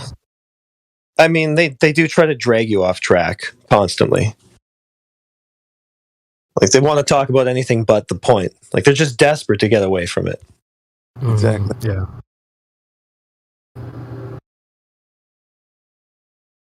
And yeah, it can be tempting to want to engage them on all their little tangents and stuff, but you just got to remember what this is all based on. and just ask for the fundamental proof. Yeah, this comes back to what Miggy always says. Like we don't have to defend anything. They're on the back foot. Yeah. Yep. That's what I was thinking too. It's like they want us to defend reality to them. Well, no. How about you defend your fantasy against reality? Yep. Exactly. Reality defends itself. It's right there. It doesn't need my defense. I used to say an old saying in the Flat Earth Initiative with the old show that I used to have. Truth is like a lion. You don't have to defend it. Just unlock the cage. That's right. Nice. Yeah, I like that. Yeah, I think I'll relate that to my brochure / guru in the jungle analogy. You don't have to provide someone, I talk about, you say you don't have to defend the lion. It'll defend itself. You just let it out. This is kind of the same thing with, I use that analogy. Like if you want to help someone get enlightened, you don't give them a brochure. You help them see. I've used the analogy of like a dirty car. You don't cover up the car with other things. You clean the dirt off, and then you can see through the windshield. It's the same type of thing. So you don't have to give them things. Give them a new story, like with Divergent Droid. I missed that, but it sounded like he was trying to give them things. Like, you don't have to give them anything, bro. You take away. Yeah, he wanted a replacement for gravity. He's like, well, we can replace it with buoyancy and density. I was like, it's not the same. What they're talking about, because they have explanations for buoyancy and density, but that's not what's going to give the object propensity to move up and down. That's why it's a law, because you don't know what governs that. And so you just see it happen always. And I'm trying to explain to him, but he's like, no, you can explain it with buoyancy. And it was a big old circle jerk for like 4. It was me, Timbo, T-Wad. I don't know who else was in here, a flat earther, but we're talking to him and it just wouldn't get it. So it's like, I'm gonna tell on you. I'm gonna tell on him. I'm gonna tell Nathan he said it. So I'm gonna tell QE or something. They can drop the hammer down on him. Yeah, because he was in it, and I'm pretty sure he said that. I was like, I can spot when somebody's a bit inebriated. When they're in here and they're just like slurring their words, and you know what I mean? Like there's something going. But then he said, well, it's just because you're saying that, but I have some of my teeth fixed, and so it's my teeth, and it's not my. I was like, I don't know, man. Just people that carry themselves in a certain way. It sounds like when they're had too much to drink. But he was trying to say it was something else, and I don't know. Yeah, we get a few of those guys around here. I know, dude. People treat this place like the pub sometimes. Yeah. Like, this is a very intellectual. I don't care. I'm not their mother. Be like, don't drink. Right. I'm like, I don't give a shit. Do what you want. But like, if you're gonna be drinking like a fish, don't be in here. Mute up. Right. Yeah. Because then you start. Damn. Yeah, you run over conversations. You're like, you don't know the social cues, like when somebody's done talking, like you just like you're all over the place. I don't know, dude. I'm about representation, so like I want to represent you guys well. And if I'm not here, I'm listening on the YouTube, and some new people join, especially very new people, and it just sounds like we're hammered. That's not a good look. Right. I don't care how you put it. Yeah, like the first thing you hear is some drunks slurring his words. Like you're gonna be like, oh. Yeah, I thought Flat Earth would be like this. Yeah, just exactly. A bunch of drunks. Oh wow, look at these Flat Earthers all drunk. Yeah, dude, I don't know. Just gotta be more aware than that. So totally. You don't have to not drink, but it's just don't be washed up in here. Damn. To be honest, I find that I'm kind of my sharpest in the evening, like with a couple of drinks, but not all fished. Beyond that, it goes downhill. Just like one or two. I heard you on here sauced up, bro. Yeah, I've talked about it many times about like I don't care. Like people usually, you're adult, right? You know when you're getting a little tipsy, it's like it's time to mute up. You know that everybody knows when they're tipping the balance of when they know they're not able to like be spatially aware. Right. Yeah, and if you're in that state, just kick back. Just chill out. Yeah, just relax. Yeah, we got this. That's why I said I don't care. It's just if you're getting that way, just don't mute up. You don't have to be making a point to come in here. Well, it's just, you guys don't understand about the Earth. It's like, dude, oh my God. Stop.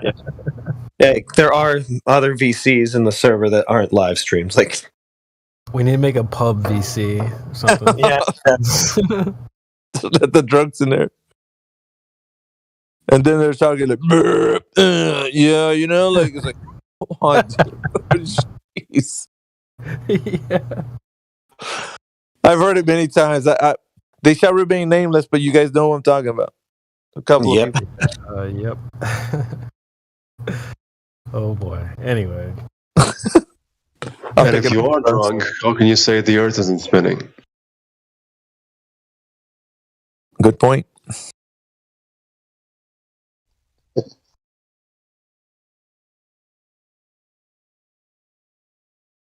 Anyway, just getting back to like the conversation when you have with these guys. I mean, there's no replacement that you need to give them, and I don't know. I just feel like some flat earthers feel there's a need for it. Like, we got to give them something. We can't just be showing up here empty-handed. It's like, that's the freaking point. No one has an answer. Why are we then gonna, And Timbo was good enough to actually kind of help out with the point. And it's just Divergent Droid was it's very thick.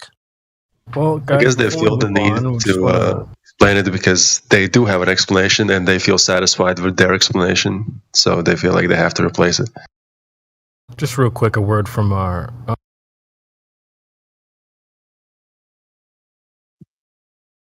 What happened? A word from and then silence. Yeah, he left the chat. The grabblers got him. Yep. A word from our silence. They're like, they unplugged them like they did Forrest Gump. I got one thing to say about the war in Vietnam, and then bzzz. Didn't say it.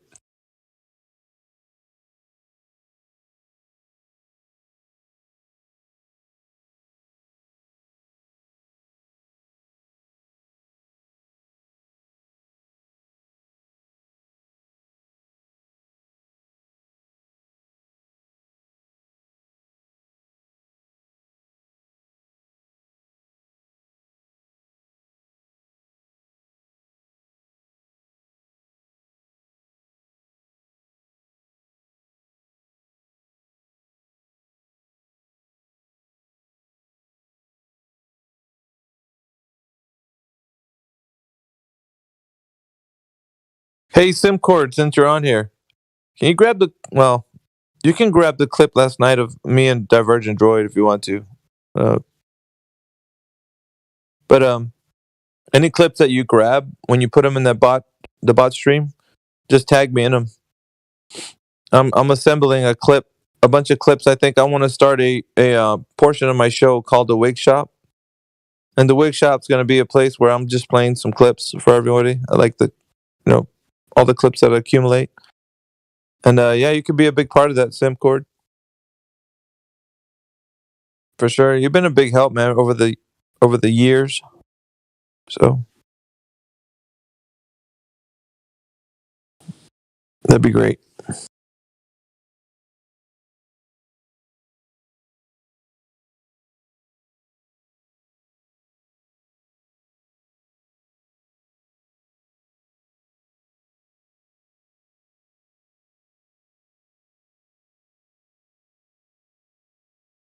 Damn, he never came back. His internet must have went out. Speaking of which, I would say for anybody that's in the Midwest, please be careful today and tomorrow. There's supposed to be some strong storms that produce tornadoes, so find shelter.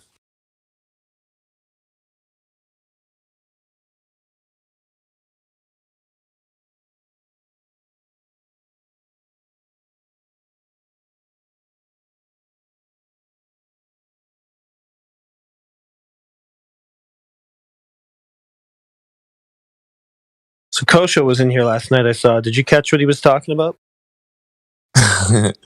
Yeah. Funny, Kosho. Kosho, you're so funny. I came in later in the conversation. I didn't really know what his attempt was all about. He's like I akin him to like maybe a 9 or 10-year-old trying to explain something. You just want to rough him up on his forehead, like in his hair. Get out of here, little scamp. Like bless his heart. He tries. And he came up with a little drawing of a fault dichotomy of the globe versus the AE map. I'm like, oh, facepalm, Right. He's like, no, it doesn't work on this map that you guys didn't say that you claimed. That's the pizzazz I'm talking about, Heretic. You got to use that. That's what I'm talking about, bro. You got that old, what do you call that, man? Sarcasm. Yeah. Bringing in the sarcasm. Yeah, I love that. It's hilarious. Have you ever seen the movie Tommy Boy? You can understand, like, when the guy was asking for directions, and he's like, well, I'm picking up your sarcasm. He's like, well, you should be, because I'm laying it down pretty thick. The sarcasm, though, it's funny. That you get the sarcasm, like that. That's one thing. That's your shtick, the sarcasm. Yeah. Bro, where'd you go? Like, My Discord crashed. I had to reopen it. Sorry, I'm sorry about that. He's like, we'll be back from this word from our messages, and then like, bloop. Literally in the second. Yeah, well, you guys were talking about beer. I was going to play our beer sponsor, but yeah. We got to keep the lights on, folks. Yeah.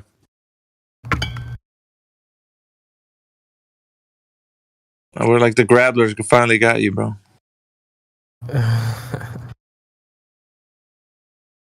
Brought to you by Spice Forex. Spice Forex, because Spice BB is pissed.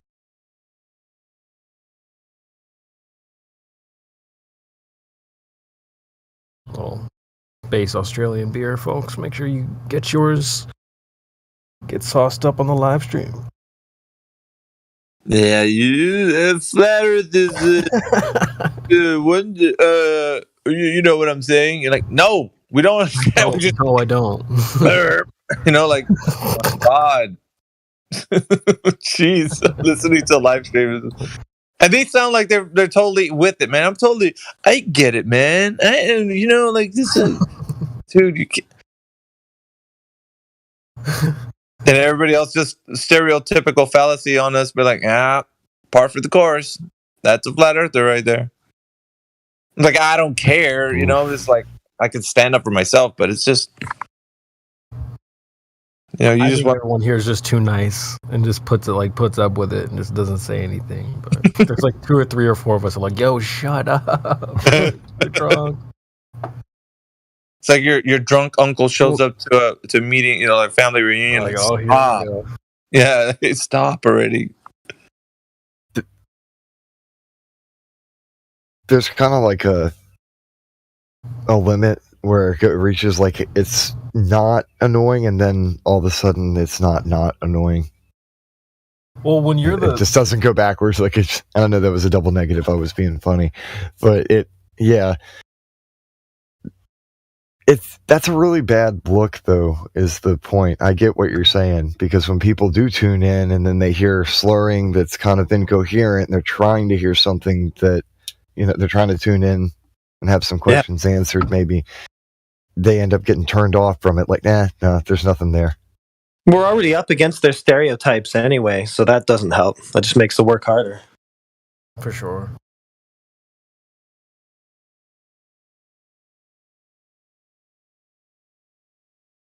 I already think talking to new people is extremely delicate. We shouldn't make it more difficult than it needs to be.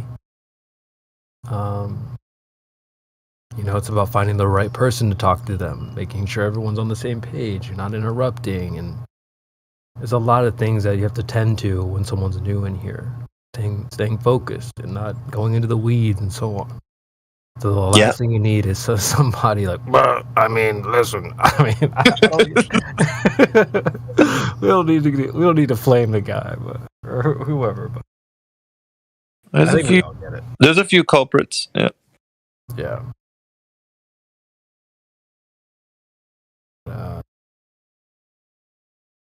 I get it. This is a fun place to hang out, so I get it.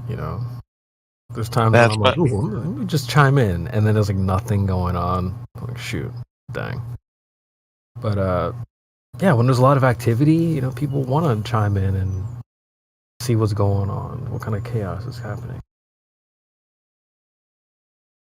I understand.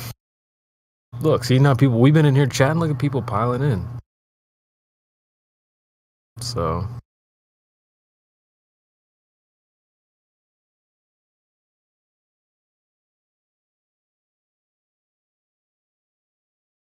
How many people are listening to the live stream right now? We got 16 in the panel. And let's check YouTube.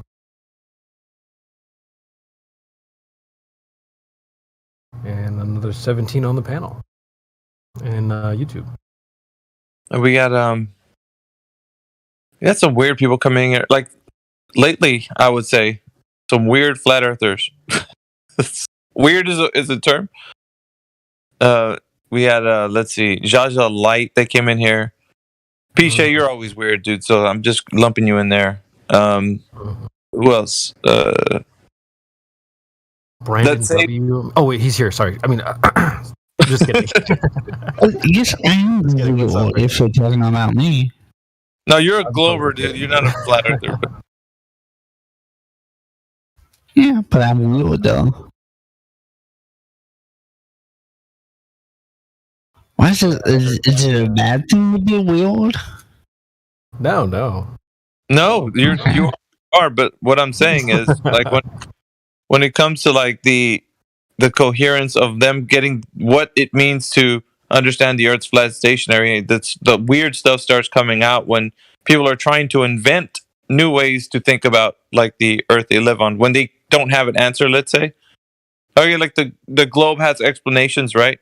And then the flat Earth doesn't. So it's like, well, okay, well, this is my idea for what I think this is. And then they give you, the Earth isn't 93 million miles away. It's 3,000 miles up. Right. It's like, oh, how'd you get that? Like, like, well, you see, we measured like they do with the, what do you call that? Sextant.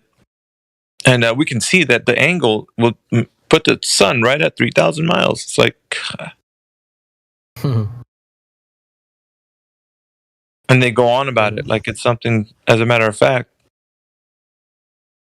Talking about.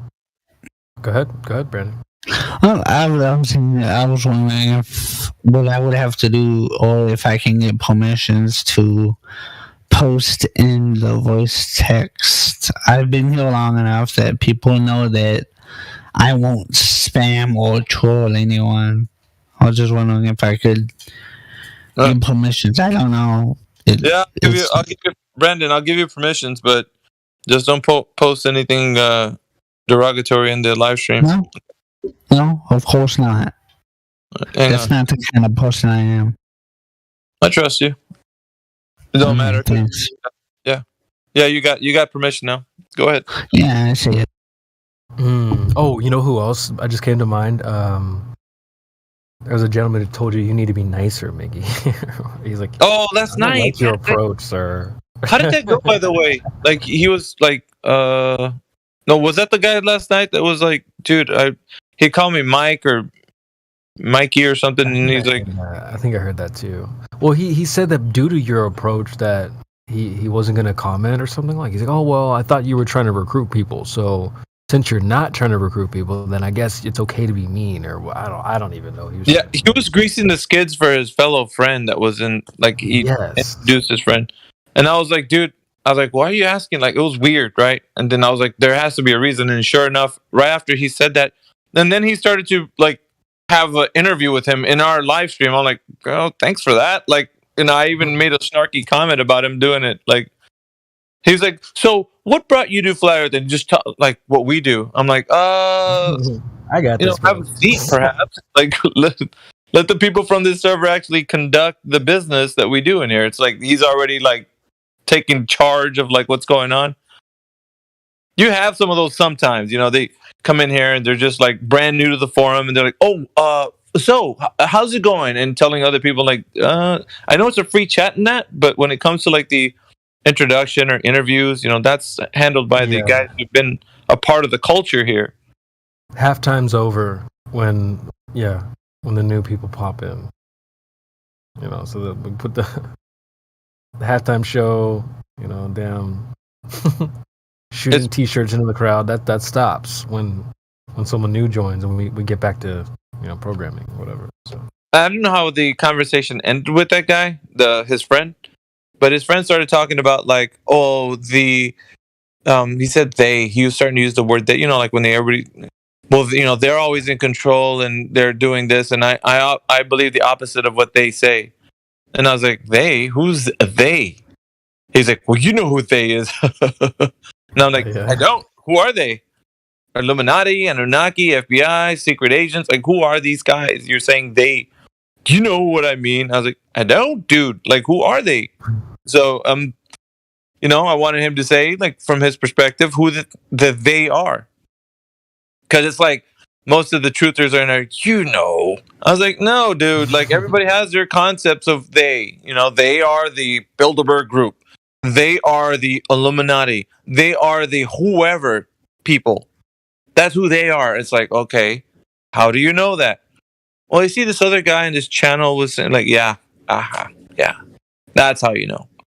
Somebody else said it. And then you were just like, that sounds like reasonable, I guess. Then you ran with it. And then now you're in here talking about, well, it's a matter of fact that they are, I think his answer was Zionist. He's like, they're the Zionists. I'm like, okay, dude, like, how do you know that?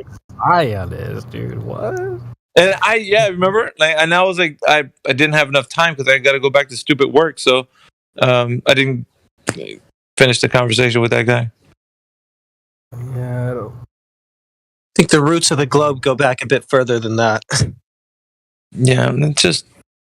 But he was like, well, you know who I mean. I'm like, dude. As if we're all just saying this, like we're singing off the same hymn sheet. Like, we're not, dude.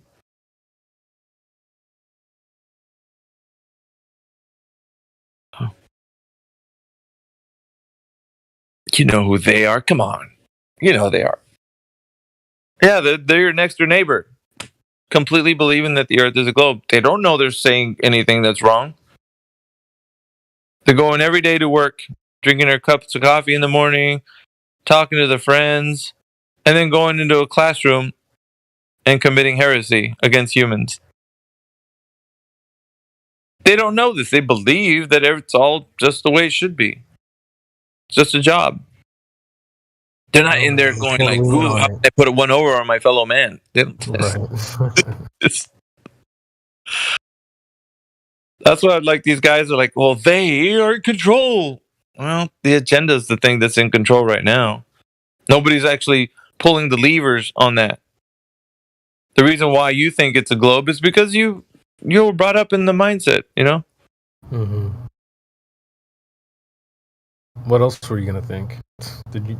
It's not like anyone presented you any other idea. I like a bunch of villains in a conference room, just like rubbing their hands. How can we get ZB today? Like, you know what I mean? Is that they are just plotting your demise, That's hilarious. Because that's why I imagine it's like usually when we learn all these things, we want to paint a picture of like who the bad guy is. Okay, so we know all this bad stuff's happening. So who are the bad guys? Let's point some fingers here. Well, it's got to be the Illuminati, man. Those guys are up to no good. Like anyone who thinks like this needs to have a conversation with Mimas. He'll kind of give you another way to think about it instead of you're just giving too much credit to where it may not be due. Think of the Mandela effect. When that was presented to me, the idea, the implications, it was like, something is shifting and changing reality.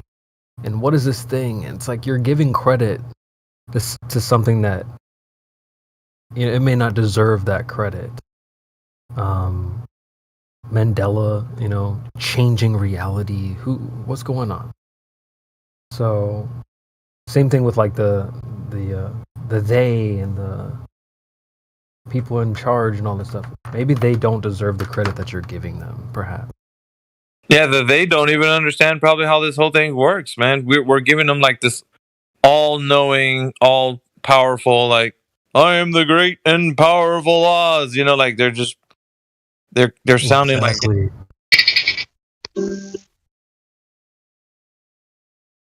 And some people just get upset about it. They get their undies in a bunch. You're not believing that they're the Bilderberg group, man. You're crazy. You're a truther.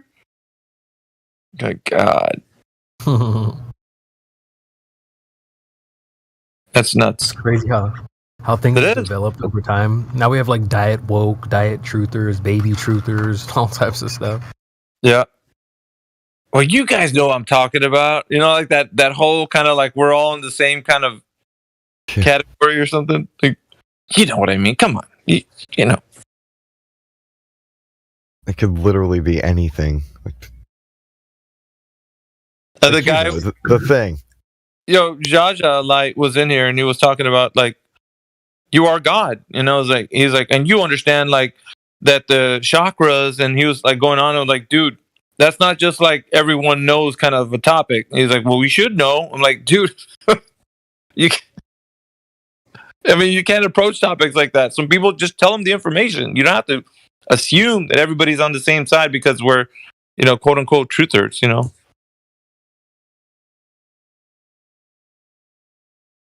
It's just weird. It's aight, though. I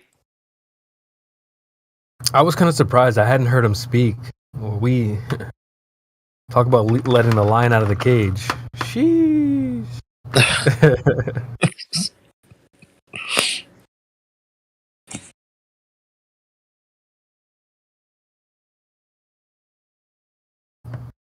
What's behind this door? More ignorance. Oh, don't want to look behind that one.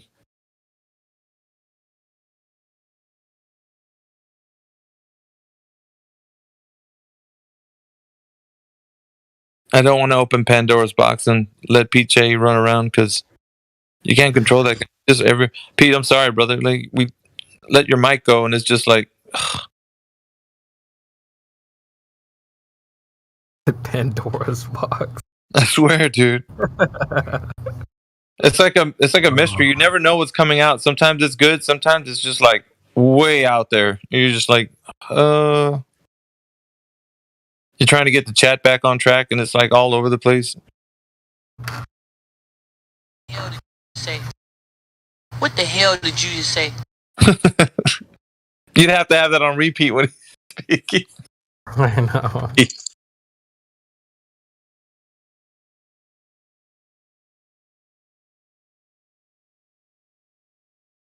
I don't know what's with this trend, maybe it's not a trend, but people saying like, "Oh, you're being mean."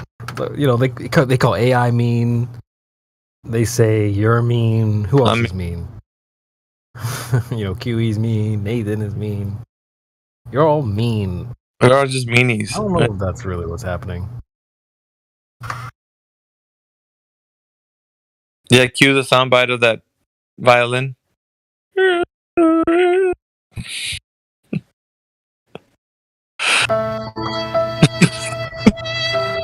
Whatever happened to the guy with the cat proofs earth spinning?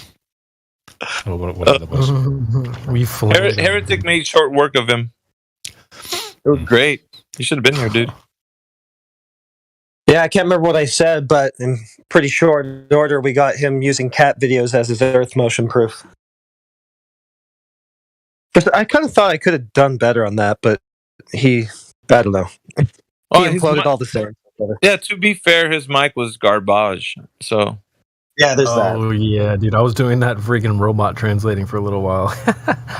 I went back to the YouTube because people were adding me. They're like, "Dude, how are you hearing this guy?" No, CB, you should do like people didn't know that you replayed his audio from the live stream. That's like how he sounded. He's like, you ain't hearing me. I was like, he's like, you just don't listen. You're not listening to me. And it's like, you played it back to him and he's like, can you tell us what you're saying, man? He's like, same thing. Freaking McDonald's drive-through like microphone or speaker. Do you understand the words that are coming out of my mouth? Dude, he didn't even understand the own words that came out of his mouth, dude. That's what's so funny. I played it back to him and he had no clue. Yeah. See, you guys just don't understand. It's like, yeah, we don't understand broken McDonald's speakers. Of course not. Come on, dude. If there's an understand, is there an upper stand? That was worthy of a rim shot. It's overstand, sir. Overstand? Do you overstand? Do you get into like the etymology and start talking about cement? Well, you see, my brothers, it's not overstand or it's not understand, it's overstand. When you're overstanding, then you're really standing. You're like making this whole kind of speech about it. Like, dude, this guy is smart.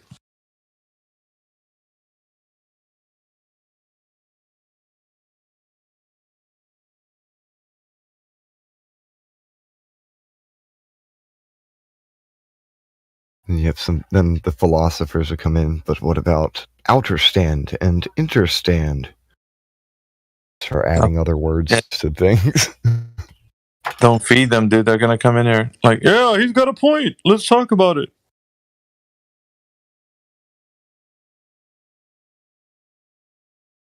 Like last night, I think when I popped in here, they were saying that they had a conversation about like with Kosho, something about you can't have your cake and eat it or something. And then they started talking about cake. Like, how do we go from that phrase to like now then talking about cake?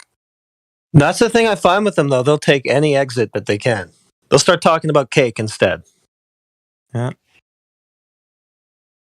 What cake are you talking about?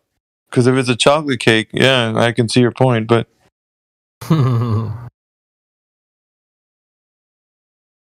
You see, due to gravity, cake wouldn't rise on a flat Earth. So therefore, cake proves globe.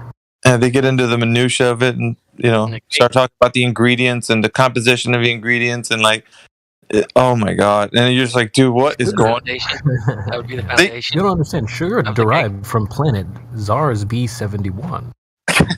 Collided with the Earth back in. It's like, come on, dude. It's like cake needs a foundation, too. Oh, well, you just don't understand. Cakes actually bake themselves.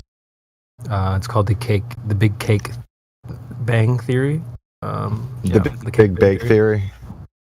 Yeah, the Big Bake Theory. There you go. All you need is time and space. And with that, those two ingredients, with their powers combined. I mean, you gotta have a mold. I always gotta have a mold. So I just remembered I was working on something last night from that because of the Artemis thing. It inspired me to do something really stupid. And I think it's kind of funny, so I'm going to post it in the voice text. Took a screenshot of all the astronauts up there on the stage.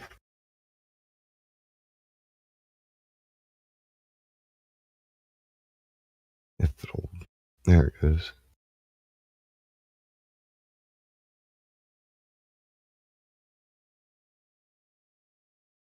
The guy with the tie, the suit on. I'm pretty sure that's the guy that was doing the hella hyping up of the astronauts. Yeah. Dude, he's a hype man for the moon mission. Funny. Yeah, he came on. He came on to really hype him up.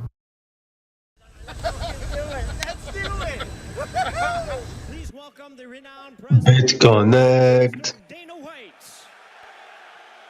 Reminds me of that guy. BitConnect. Yeah, that's a funny one. Champion of the UFC, the notorious Yeah, the bee codec, yeah. You remember that shit? Yeah, I'm trying to contain my laughter. Yeah, this. I think that was the same guy.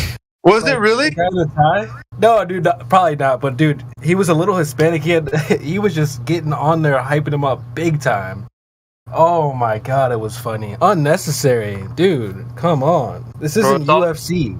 It's all about the hype, bro. That's what you build. You build up the hype, and you get everybody like all juiced, man. They're just like flowing with electricity, you know. The rating defending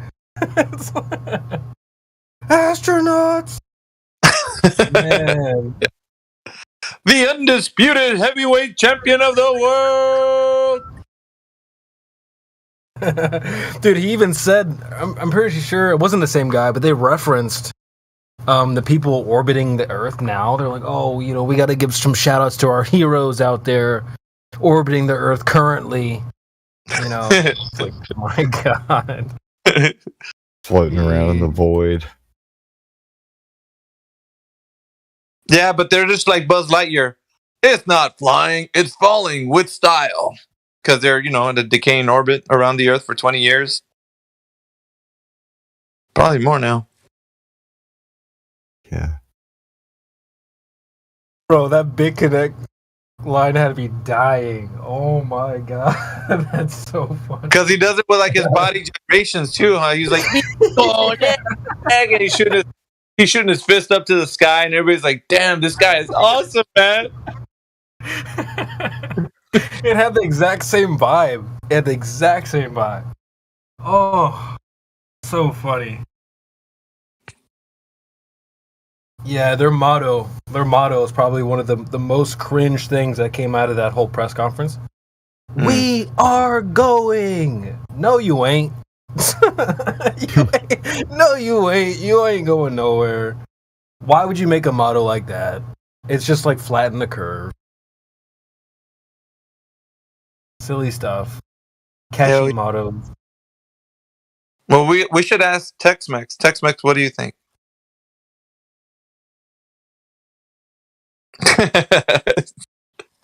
I put the spotlight on Tex-Mex. What's going on? All right, then. Keep your secrets. She's like, I just came in here, you know, just to kind of hear what you guys have to say. And then I get the spotlight. Is that like a personal attack or something?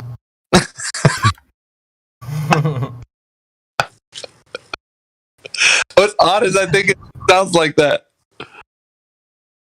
Tex-Mex, are you there? I can't talk right now because I'm in class. Clash Mash.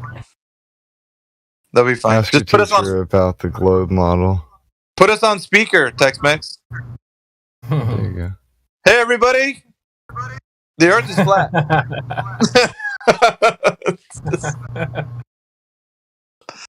I like to have everybody's attention. Attention, everybody. The Earth is flat.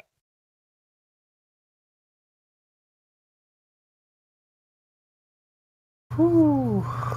Went to my liberal brainwashing class today, aka biology.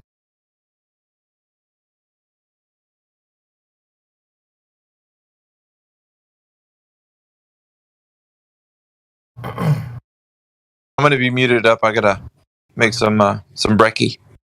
Oh, I have some brekkie, eh? All right then. Gotta break the fast.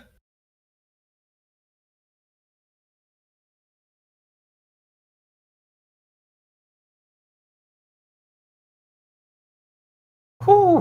That was a good laugh. Freaking bacon neck.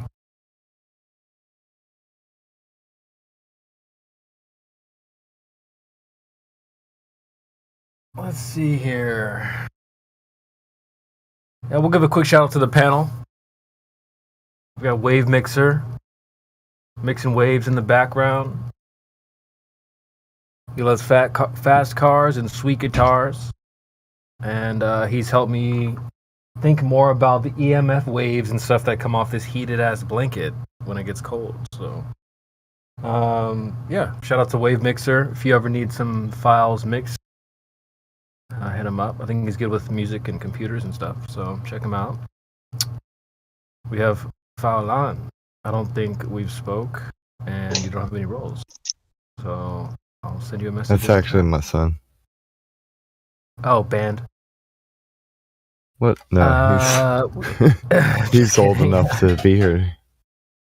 Yeah, he's actually. I need to get him VC verified. I'm gonna give him a listen. We haven't. So we can see. And note. AGs. Cool. Well, glad to have you, man. We have Effie Batman. Dion Onda. We have Flat, Lloyd, Wright, also known as Chris V.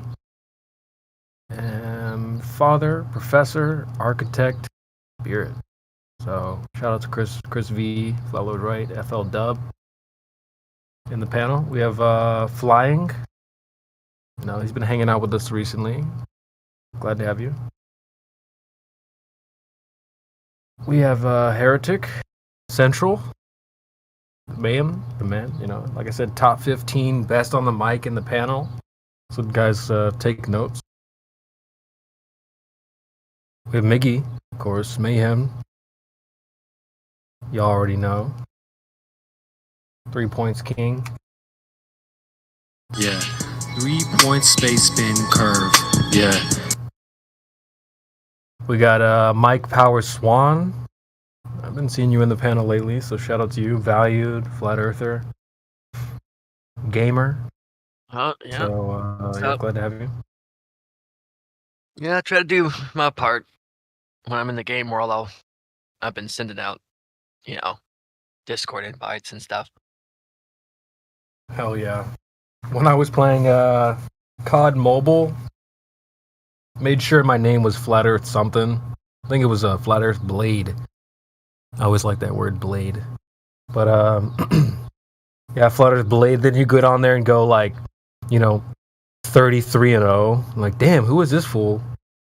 You just smoked the whole lobby and your name is Flat Earth. Something. So, yeah, I like doing that. Haven't really been on the games much. But, yeah, shout out to Mike Power Swan out there, spreading the truth in the game world. We have Morvis. Some of the best memes on the server. And hit him up for some popcorn. Or a pen. Or a pepper grinder. We also have Quetzalcoatl. Always, I'm starting to think he's a chef or something. He's always got a nice meal cooked up when he joins. I love food, man. Yeah, I can tell. I love food too. It's like a routine, man. You hear Quetz, he's enjoying some nice tasty treat. But yeah, glad to have you as well. Always a quality mic, so respect.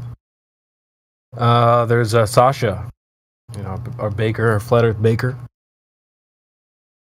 And it doesn't matter if the globe shows if the pictures from space shows a globe, then it better match the ground.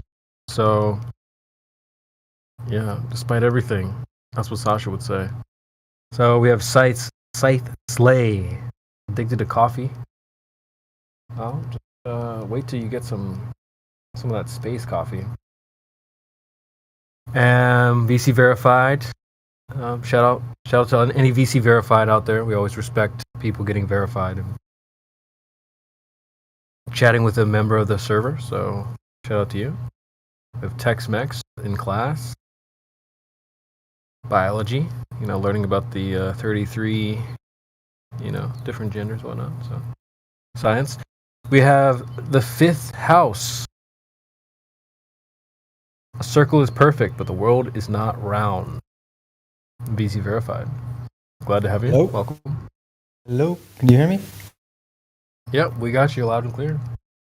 And yeah, hi, how's it going? Just joined the other day. Yeah, loud and clear? I see, April 2nd. Yeah.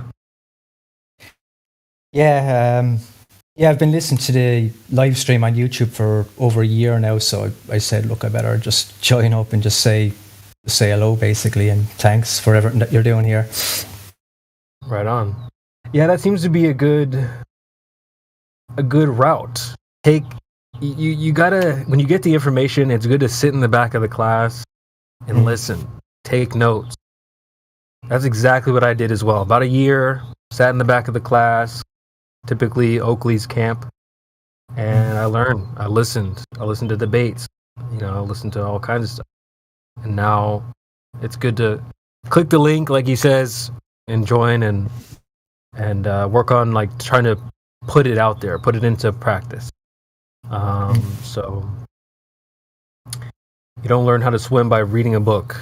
You get in the water. So it's good to like get wet essentially and get some practice. So yeah, that's good. We're definitely glad to have you. Tell us about your name, the Fifth House. What is that? What's that? It's astrological reference. I know it's probably not liked in here, but yeah, I'm big into that as well. But yeah. No, cool. I get that. Yeah. I think I know what you mean. Isn't it like the sun rising in the second house or stuff like that, or something else? Yeah, there's 12 houses. Fifth house is the fun house, basically. So. Okay. Well, yeah, that's where sex and fun and creativity and stuff like that is. So it's a good house, and that's where my son is. So. But yeah. I don't want to go too big into astrology because I know a lot of people get triggered by it, much like people get triggered by flat Earth. So I think you will find that more people are receptive to it here. Yeah, that's good. Perhaps. I was just going to ask, are you familiar with sidereal astrology? I'm familiar with it, but I don't use it. Tropical is what I use. I know the arguments for sidereal and stuff like that, but I stick to just tropical Western astrology. Gotcha. Yeah, no, it's just good. I like introducing the idea of sidereal to people who are interested. If you're already familiar, that's good. I'm going to drop a link in the chat for a guy named Athen Clemente. He's had a couple episodes with Crow 777, and he's into this sidereal astrology. And so I guess the idea with sidereal is Tex-Mex is you're basically just using the sky as it presents itself, as opposed to typical, I guess, mainstream heliocentric type of thinking. So if you want to, not for you, but if anyone's out there that is interested, there's other astrology or astrological routes that you could take if you're interested in that topic that aren't based off of outer space. So let me get a link for you. It's funny because when I discovered flat Earth, astrology made a lot more sense because it doesn't make sense if you just think of planets as rocks and gas and space, Right. So. And since there's no consistency in the chaos universe, right? Yeah, it just doesn't make any sense. But when I realized, there's universe, well, not the universe, but Earth was created, the stars, they're clockwork, basically. That doesn't make sense in a heliocentric globe-towered model or whatever. Yeah.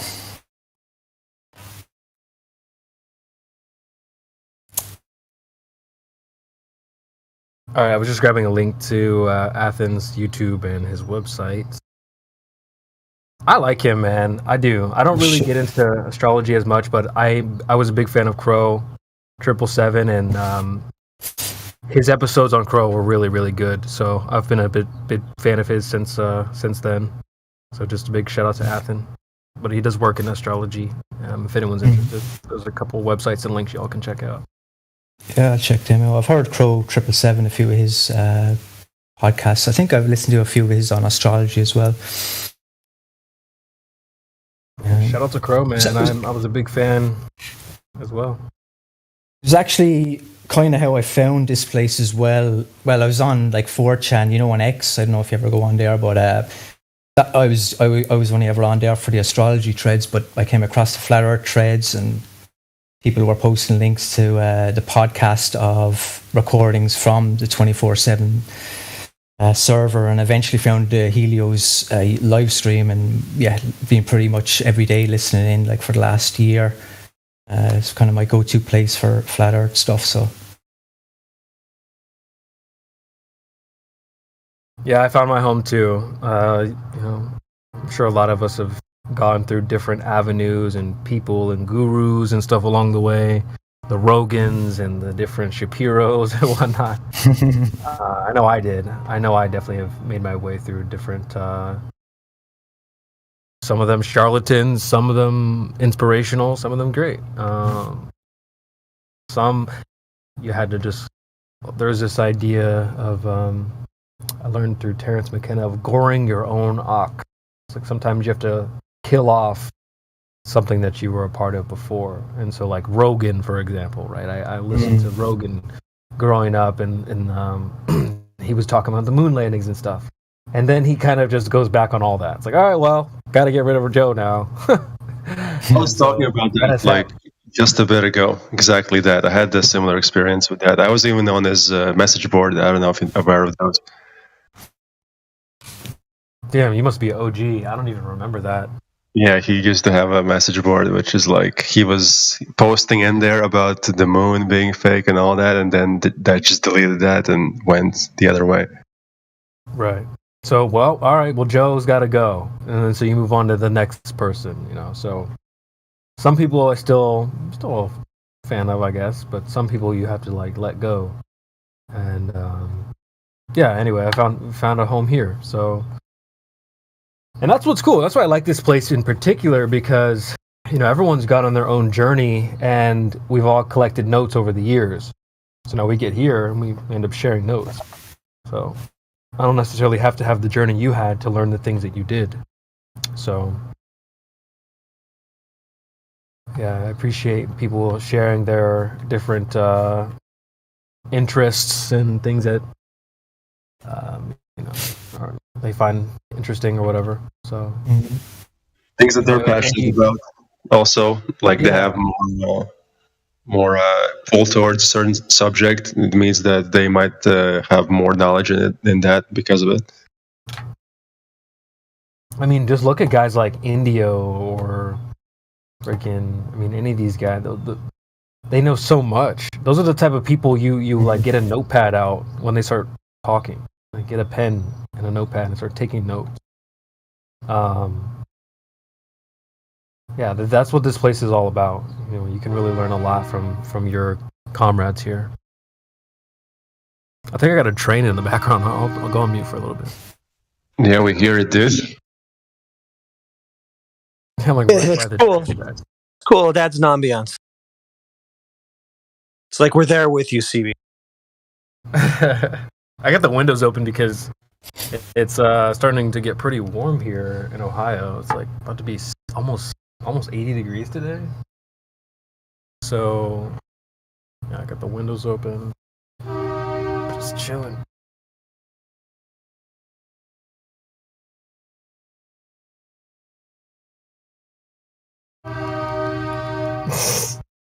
But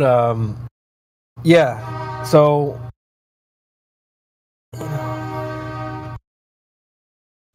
yeah, I guess really calling out to you out there. What? They're really calling out to you out there.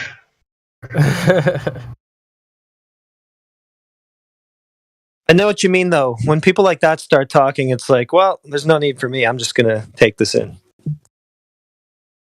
Well, think of a good, like a military team. Say there's like a group of, 4 or 5 guys. Someone's going to be the guy that takes charge, and the other guys kind of play support. One's a scouter, one's the helper, the medic, or whatever. And that's a good way to think about it when we're in the live stream. If Indio's in here, he's the general, the ringleader, whatever. And so, one of us will be a sniper, one of us is a medic. You can play support. That one thing I learned from Owen Benjamin is like we say like alpha, beta. Well, he'll say there's like alpha, bravo. And like the bravo is like the person that helps the alpha. And so, there's times when like, you know, I'm in here talking, I'm the guy talking, whatever, leading the conversation. Miggy will do that, Mimas will do that. But then, you know, other people can chime in by adding support. Come in and snipe a point, you know, that Miggy didn't see, or whatever. It is actually really hard when you're the one leading the way. It is hard to see everything, the whole territory. Yeah. Yeah, it really is. It really is difficult. I can't, for example, when I'm doing the soundboard, I have to really be looking at the whole layout of the conversation. I have to be listening to certain keywords and think ahead. I cannot do that while I'm speaking. So that's why, like this, like when someone else is speaking, I'll support maybe with the soundboard. I'll think ahead and try these, you know, those little supportive types of things. But, CB, how do you use that soundboard? Like, what is it like? Is it a program, or do you just have a load of audio files loaded up, or what? You're asking a musician to reveal his tricks. But it's really simple, right? If you stumble across a clip on YouTube, or you know, you can a commercial or an ad or something that pops up and it says something in there that's you could use in conversation, or it's a little subtle jab at the globe or whatever. This type of stuff is out there everywhere, so you just screen record it and save it. And there's I've done all my soundboarding on iOS, so they have an app on the App Store where you can just upload sound clips, video clips to the soundboard. So I've got like, I don't even know, let's see, 300 something. Yeah, it's just crazy. Like 300 something clips that I've generated, but that's how I do it. Find clips. The reaction time on some of them is mental. Yeah, I don't know how you do it so fast. Yeah. That's the hard part. Is like finding a gap to slide in, but yeah, no, it's fun. It's a lot of fun for me. As I've got a lot of good feedback. I have some negative feedback. Some people out there that don't like it, and I can understand why. But sometimes it's like very loud, it interrupts their thought process. Yeah. But when it lands good, it's brilliant. Like, yeah, dude. When it hits, it definitely hits really, really home, for sure. So, but yeah, that's the thing. Is just when we all got to work together. You know, like think of like a basketball team, like a starting five. You know, it's not just one. LeBron James isn't just play by himself. Okay, he needs some people to pass to, or you know, layups and alley-oops and whatnot. So you should be thinking like that as well. You know, and yeah, like Heretic pointed out, he understands. Seeing the whole battlefield is tough when you're the one like in the front lines. So it's good to have people like playing support. So whatever you can do it out there. If it's memes, if it's sound clips, if it's, you know, Simpcord out there has even made a mission. He's found his own little niche where he'll take the clips from the live stream and like turn that into a clip. And those are really helpful as well. No one was doing that before. No one was doing a soundboard before I was doing that. And so you guys can think of things all the time. You can come up with stuff for sure. So, yeah. Yeah, we got to work together. not against each other. Rambling, dude. Yeah. Yeah, but I hear you. Like sometimes there's a tendency, you know, to sit there waiting for your chance to jump in with this thing that you wanted to say, and then the conversation's moved on and it's not really relevant anymore.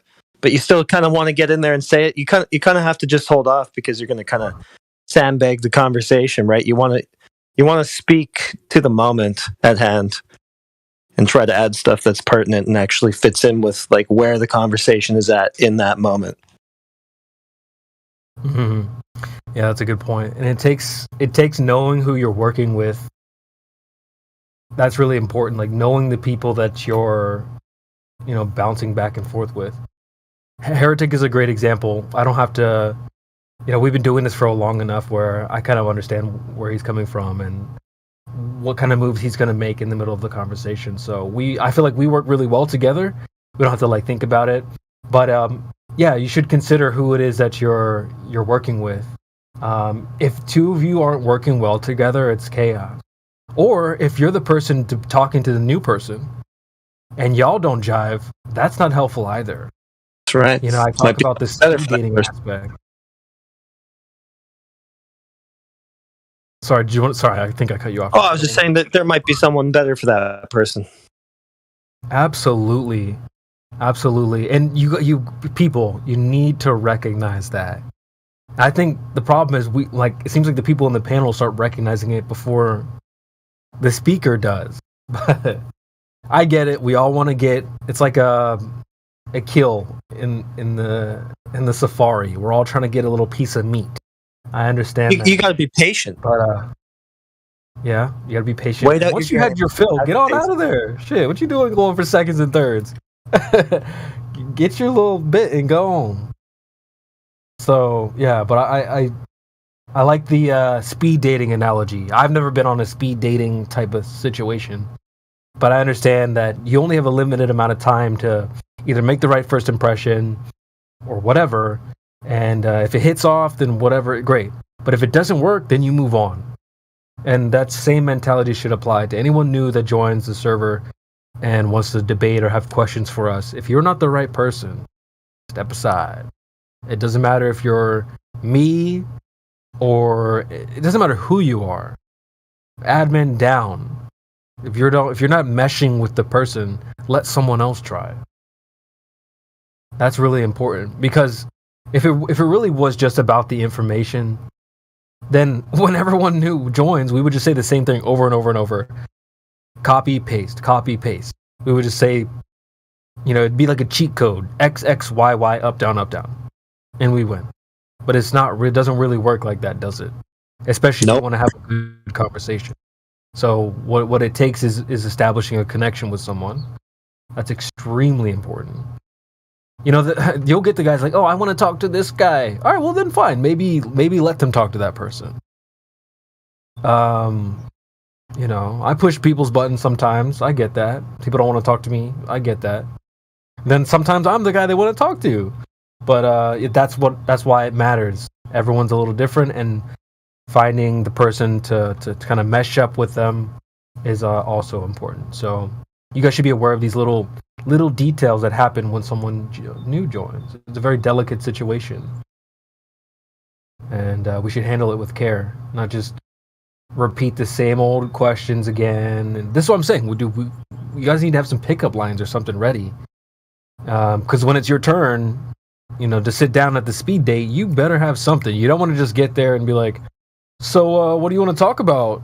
Hell no. You're not allowed to get on the mic if you're going to do that. Hell no. It needs to be, you need to lead the dance or something, man. Have some pickup lines, leave a good first impression. So, yeah, you need to be ready. Everyone has a certain skill that could be very beneficial to us. We don't need copies of 15 Nathan Oakleys and, everyone needs to be Quantum Eraser. I like those guys a lot, but not everyone needs to be like them. You need to be like you. And, I'm watching a show right now called, this doesn't matter. But I'm watching a show where the characters have quirks. All of them have different little individual quirks. This person can use fire and this person can do that. Well, that's got me thinking, wow, it's a lot like kind of real people in life. Obviously, I can't shoot fire from my hands, but I have a certain quirk that you guys don't have. Heretic has a certain quirk that I don't have. So if we work together, damn, who knows what we can do. Well, that's the thing to take away from those guys, right? Is that they're just being themselves. So instead of trying to be them, do what they're actually doing, which is being themselves, and be yourself. Yeah, exactly. Yeah, I've only seen one time where someone was criticized for trying to be like them. It's kind of funny. When I joined the server, someone was like, "Oh, dude, you're being like QE Junior," and there was some truth to that.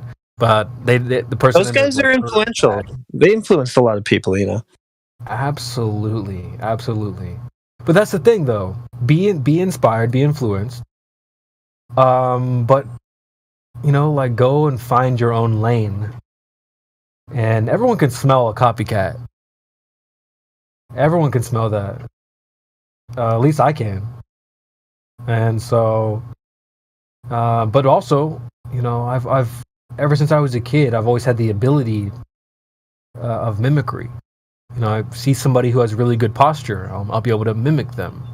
somebody has a good, just, and you know what they say, like, what is it? Mimicry is the best form of flattery. So you just learn and adopt. It doesn't mean you have to necessarily like just copy and paste what other people are doing, but you can take notes from people. That's why I'm saying, that's what I said earlier about, you all been on your journey. We've all learned certain things. We've all collected notes over the years. And so when we come together, we can share those notes. So that's why, like I said, get it literally. If you have to, get a notepad out, and write some stuff down. So I definitely take notes from people all the time. And honestly, what it makes me grin, internally when I see things that maybe I have thought of get reverberated through the server. That brings me some joy. Think of, you've got a big, steady, calm, pond of water, and you chuck a boulder in and it creates ripples. And that's what it feels like. You can literally witness some of the work that you've done ripple through the server. Miggy, for example, his 3 points. Look at how that's rippled through the server. And this is probably never going to go away. And, I've been talking more and more about moving houses and moving buildings and whatnot. And next thing you know, now other people are talking about it. Water hills. Now more people are talking about water hills. And that brings me a lot of joy. Maybe that's not my original idea. I have to give some credit because I went to the server search function and looked up water hill, and I was definitely not the first person to say those words. So I can't even take credit for that. But I guess it was popularized by CB, all right? So I'll take credit for that. But you can literally see that the little things that you do, you can witness how they will affect the server. There's certain little phrases and things that I've said that I've witnessed or heard other people saying, and I like that. You know what I'm saying? It shows that, well, this works, or this certain phraseology has gained some traction. It must be working. So try little things like that, and that's how you can notice if your work is effective. You'll hear other people saying it, or memes or whatever based off of it. So yeah, give that a try. It feels really good to see your work come to fruition. Maybe when Miggy comes back, you can ask him, like, how does it feel to have, like, everyone knows what the 3 points is? Or maybe, QE, next time he pops it, hey, how do you feel that, like, a lot of people know what the Black Swan is? You popularize that argument. So, I'm sure it feels good. I'm sure they feel proud of something they've done. And that's why you should be trying new things, work on those pickup lines. Because you might be the next person to come up with the 3 points or the Black Swan or whatever. We're not in our first season anymore. We were listening to the debate yesterday, and we were critiquing that flat earther debating some dude, and he was, using 2015 arguments. We're not in our first season anymore. We're in our 9th season. Wait, did you assume it's Ginger? Season 9, mother Season 9.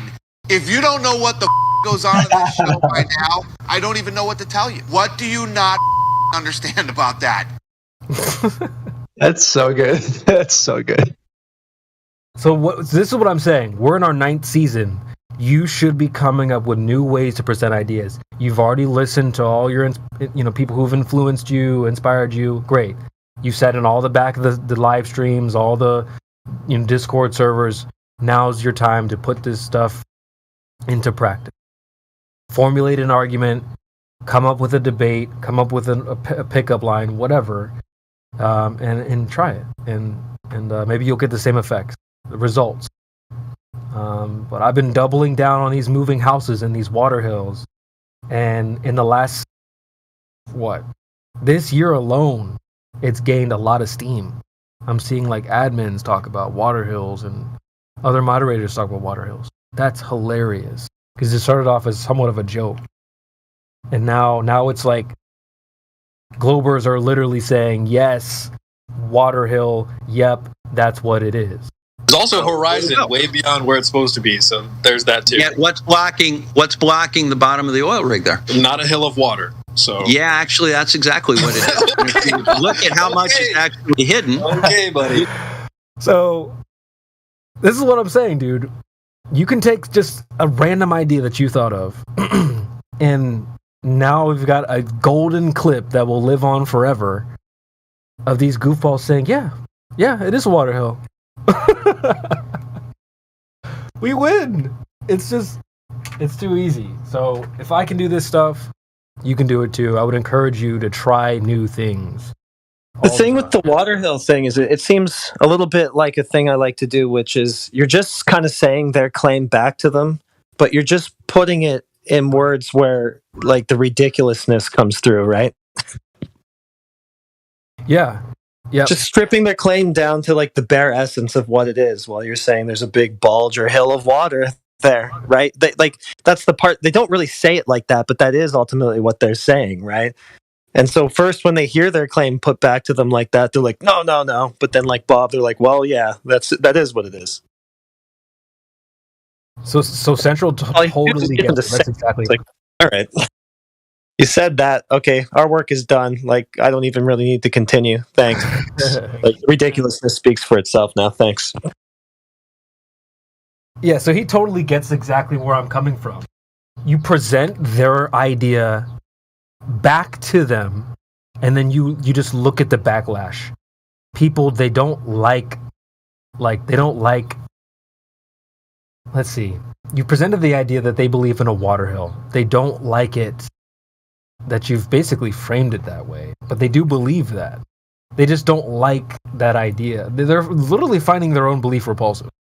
Yeah, you've reduced their nonsense to what it is. And at first, they usually don't even recognize it. They're like, no, I'm not saying that. It's like, no, think about it. That is what you're saying, man. That's exactly what you're saying. Like Bob said, yeah, it's exactly what it is. Right. Yep. And they do that with the water hill or the moving houses too. Like, oh, well, no, not, just like the cat guy. Well, no, the houses, they bend and they bow. And he like got a citation for like houses that'll crack and shift and stuff. Like, dude, what the? Another one like that is when they say, well, we don't need the radius for refraction. It's like, oh, okay, so you don't need to talk about your globe being refracted, then I guess your refraction argument has nothing to do with your globe. You don't need the radius, and it has nothing to do with the globe. Right. When they start making our argument for us. Yeah. See, like, that's the thing that I think you're kind of touching on, is that they don't really even understand what they're talking about, usually. Like, they're just going off of a script, right? You're like, well, you're saying there's what, a refracted geometric horizon in that picture? And they'll be like, no, that's not what I'm saying. Yeah, it is. But I guess I've thought about what you're saying longer than you have. Yeah, it is what you're saying. A lot. Like, they don't recognize their claim when you put it back to them in words they haven't heard it before.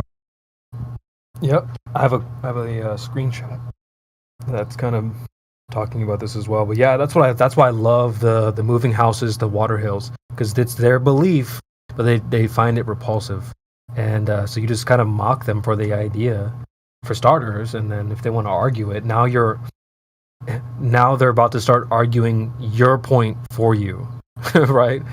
Yeah, exactly. Yeah, that's my argument. Start arguing against their claim that they don't recognize because you just said it to them in words that their script doesn't have it in. Oh yeah, I'm getting a screenshot.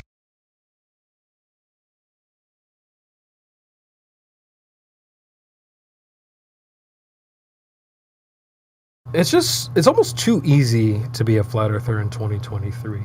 The people you go up against, they don't know what they're talking about. Number one, they don't know their own worldview. How many times have you had to teach a globe earther the globe? That's the ironic thing about it, is that a lot of the time they're defending the globe because they don't know it. And that's the reason why that's the reason why you're here refuting it, is because you do know it. Right? And they think it's all the opposite. They think you're just an ignorant flat earther and you don't understand, right? But no, it's you do understand. They don't understand, and that's why they're still on it, and you're not. You have to come in with like such a weird belief about flat earthers to get started with like that kind of thought process. Central, it's like you have to think that a flat earther never even heard of the globe, type of thing. They don't realize that we believed it more than them. We went into it a lot further. Yeah, exactly. That's how we got to this point, is just by learning more and more about it. I just don't accept when they go, well, you see, on a flat earth, hell no. Absolutely not. You don't know about the globe, dude. You cannot tell me about the flat earth. Hell no. Well, you see, if it was flat, it would be like blah blah blah. Did it just come directly out of your asshole? Every time a straw man. They'll invent a flat earth for you and tear it down. Like, no, it's not what we're talking about. It's never what we're talking about. So I think we spend a lot of time teaching them the globe, which is embarrassing. But that just shows how easy it is, like, to be a flat earther in this time, this day and age. I don't remember. You know, when I was first getting into this, we were like, oh, but what about flight paths? And now we're like, so you know what the radius of the globe Earth is? And they're like, no, what's that? Yeah. Yeah, a lot of the time they don't even know the very first thing about their model, the radius. But they're going to educate you about it. And the reason that you don't buy it is because you're just ignorant. And you need their help. Except you know more about it than they do. It's kind of weird. It is a weird catch-22 they put themselves in. Yeah. I'm going to go educate these people, but I'm going to need to look stuff up, even though they're teaching me things. Yeah, they'll have to tell me the radius and stuff like that while I'm educating them. And YouTube and the media told me that I was going to go in there and be smarter than all of them, but they seem pretty smart. Shoot. It must be really weird. Yeah, it's got to be a mind fuck for sure. For sure. Look, because you go in there with preconception, like, yeah, these guys are just dummies. Like, this will be quick work. I'm just going to dunk on these guys. Like, it's just like they probably come into it thinking it'll be like a prank call or something, right? They're just going to make fun of us and have fun and whatever. And then it gets real really quick and they can't keep up with most of what's being said. And yeah, it's got to get their head spinning. I'm sure a lot of spirals happen because of that. Like, oh shit, dude, these guys are talking about second law of thermodynamics. Like, entropy, I don't know what these terms are. Radius, like, all right, I'm just going to hit the spiral button. Yeah, like the globe emoji. That's it. It's so thorough that they just think it's a foregone conclusion. Like, they just think that the globe is obvious, right? Because of the brainwashing being so thorough. But then when they're actually pressed to think about it, finally, it's like, wait a minute. How do I know this? Yeah, what is the proof? And they come up empty-handed, and usually the result is a spiral. I find that people will spiral before that point. Like, I don't even want to ask questions. I don't even want there to be a possibility that I could be wrong. So I'm just going to spiral now. I'm already spiraling before they came in. Yeah, they come in with their ego in it, right? Oh, yeah. Big time. And like, they don't come in with questions. Yeah. Yeah. They're not just trying to learn anything. Like, yeah, they're not curious. They're not asking questions. They come in with their ego in it. And so you'll never kind of get them to drop their guard that way and just actually think about the subject. They're gonna die on the hill. Yeah, if you don't come in asking good questions, Sasha's gonna call you out. He's gonna be like, "Why haven't you asked why we think this?" And he's right. Yeah, I mean, a lot of times they want to tell us why. You know, oh well, you only think this because of control. Like, I've had people try to tell me why. Yeah, that's the craziest thing. Is you're in the middle of explaining to them the whole perspective, the whole argument, the black swan, the geometry of it, and they'll be like, "Oh, well, you guys are just doing this because you're like Bible fundies." Right. It's like, nobody mentioned the Bible until you just now, and that's what you got out of everything that was just said. It's like, yeah. Oh, well, then if it's flat, then it definitely has an edge. Oh, doesn't have an edge? Oh, then it's for sure infinite. Yeah, it's nonsensical. I mean, they get to say that their model is infinite. That's but then the new they thing. make another flat Earth model for us that for some reason we have to stick to. So I was just talking about how you need to come up with new things and be constantly developing. Just in the last week or so, I've kind of just unlocked this idea. Probably it's not even my original idea, I doubt. I'm sure other people have thought about this. But just in my years of arguing here in the debate, in this server, I don't know, just in the last week I've thought of a new way to rebuttal some of their questions, like what is the edge, or what shape is the earth, or is it infinite, or they have a lot of questions that ask about the whole realm, the entirety of the earth. And so what I do now, I don't know what made me think of this, but I now just take them, and if they want to go to the edge of the earth, just take them to the edge of space. If they want to know, like, oh, what is the whole shape of the whole realm of earth, then just ask them, what is the whole shape of the realm of outer space? Yeah, that's right. Where's the edge of space? What's beyond it? Because then they'll realize, they'll be like, oh, well, I don't know. Or some people will be honest. They'll just be like, yeah, I don't know, dude. I don't know how I would know that. And you basically just go, well, see, that's the edge of your idea. And you don't know. So why should I know? Why do I need to know the realm of existence? Why do I need to know what's at the very end of reality? Yeah. Why do I have to go to why do I need to know? Yeah. Why do I have to go to the edge of reality? In order to just measure a body of water here. Like. Hey guys, I got a question if my mic's working. Yeah. It's working. Have we talked to Scythe Slay 117? I gave him a little shout out earlier. Scythe, if you want to chime in, if you had your coffee today, you're welcome to chime in. You already talked to them? I don't think we spoke, but give him a little hello when I shouted out the panel earlier. So that's about it, though. But Scythe, you do have control of your mic if you want to just chime in and say hello. And Dave would love to say hi.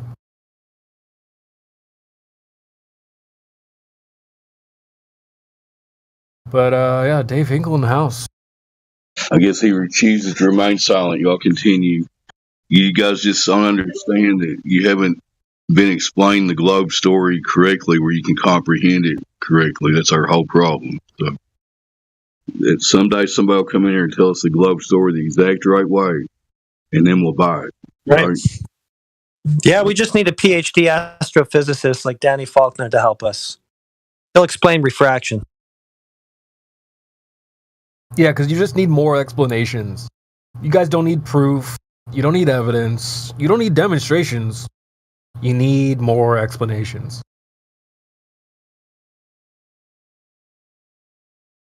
To use the poker analogy again, I've got pocket aces, but I'm not going to put them on the table. But you just have to believe me, I really have pocket aces. Why would I lie about these pocket aces? Clearly.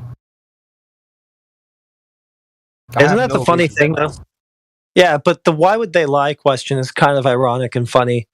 It's like, it actually applies better to us. Why would we lie? Like, what do we get from this? Like, what monetary incentive? Like, what reason do we have to be here lying about, our direct experiences of reality? There's not much, there's not much silver lining to it, really, for a flat earther. You're like ostracized most. I love that. I love that notion. Yeah, let's just. I've heard that said so many times. I mean, okay, there might be one or two people making a bit of money or here and there, but let's face it, it's not a good career decision. Hell no, it's a career suicide. It's career suicide for most people.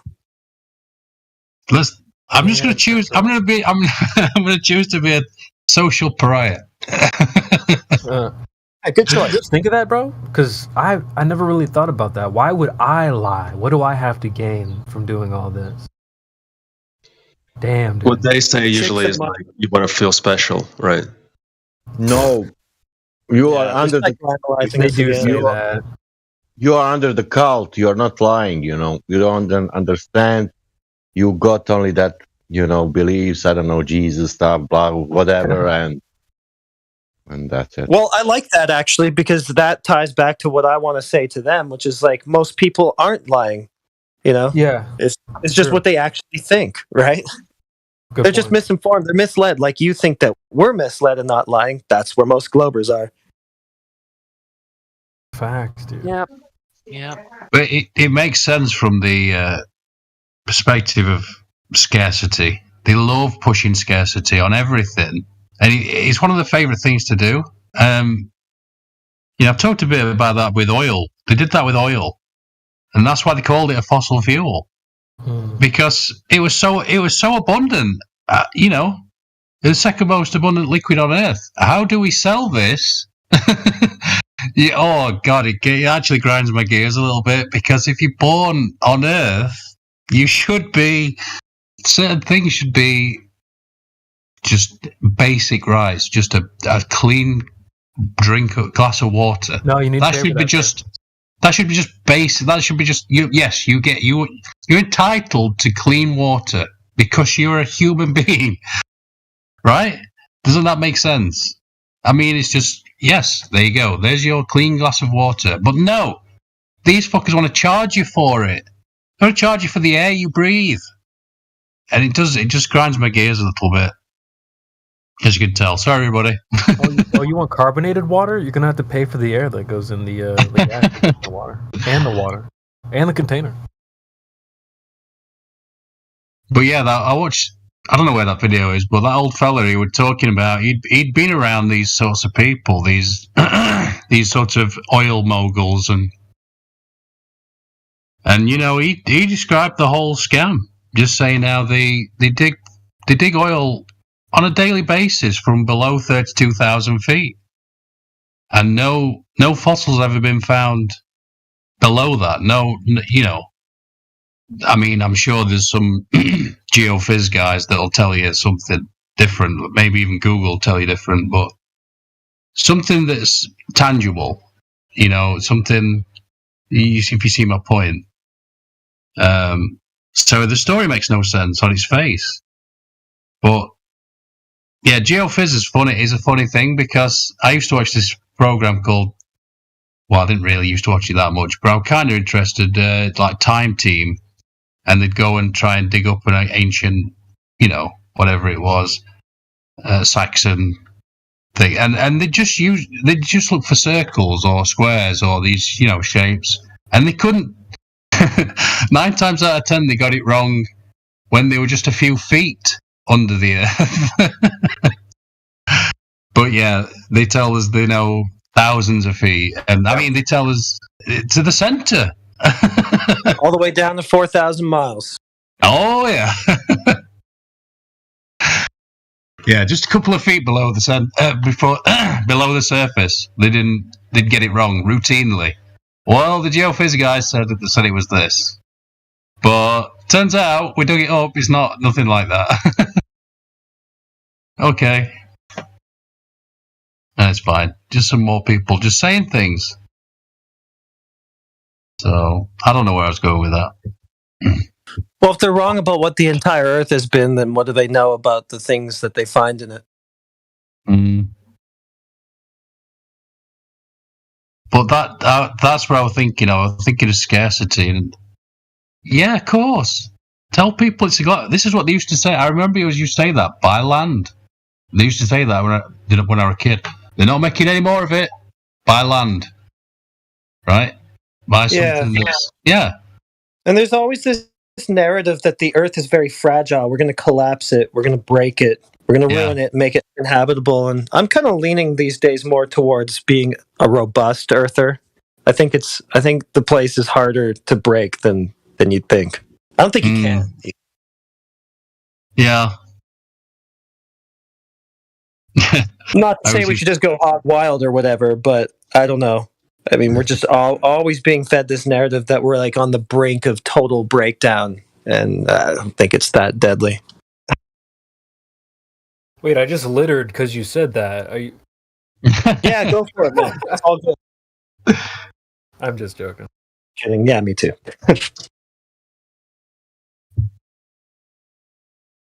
Yeah, I'm not a fragile earther anymore. I'm a robust earther. Yeah, it's kind of catchy. It's got a nice ring to it.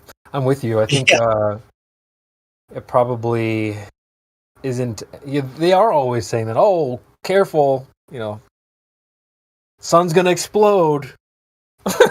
Dude, Constantly under threat. Like, this is a really delicate system we live in, and it's all going to break down any second now because, like, you walked on the grass or something. Yeah.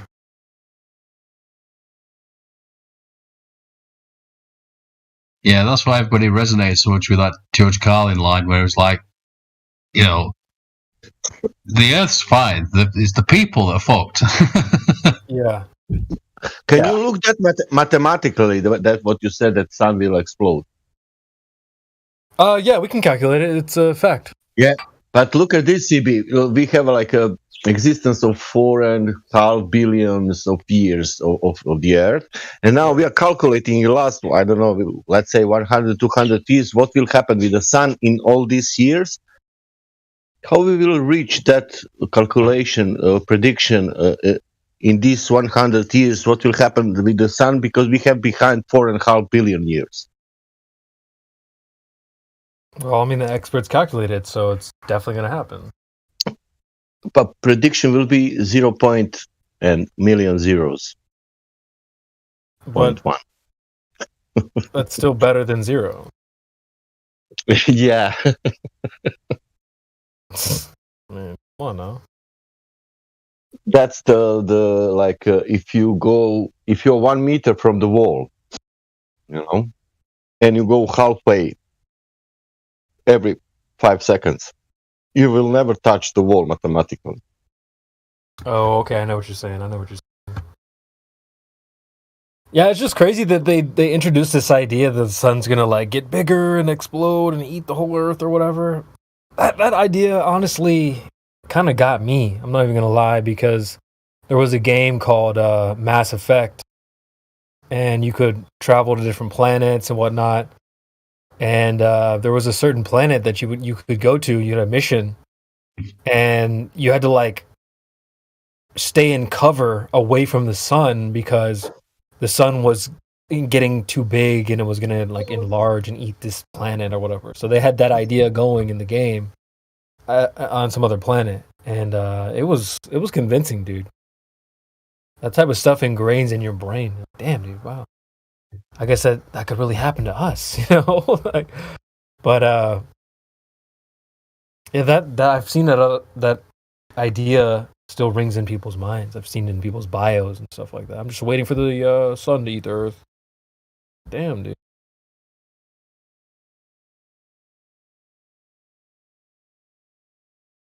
People don't really go outside and really observe the sun, I think.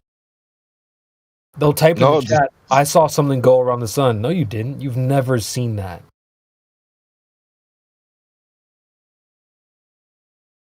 Yeah, they just imagine things about it instead of observe it.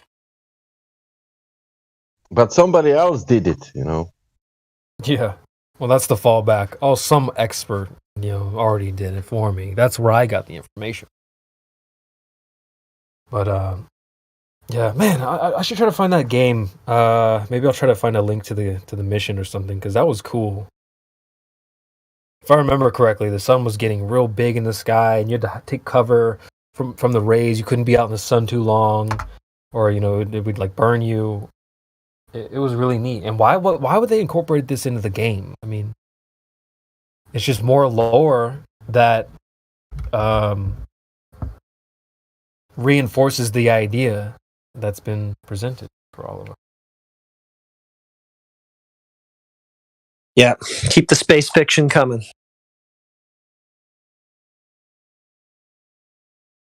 Yeah.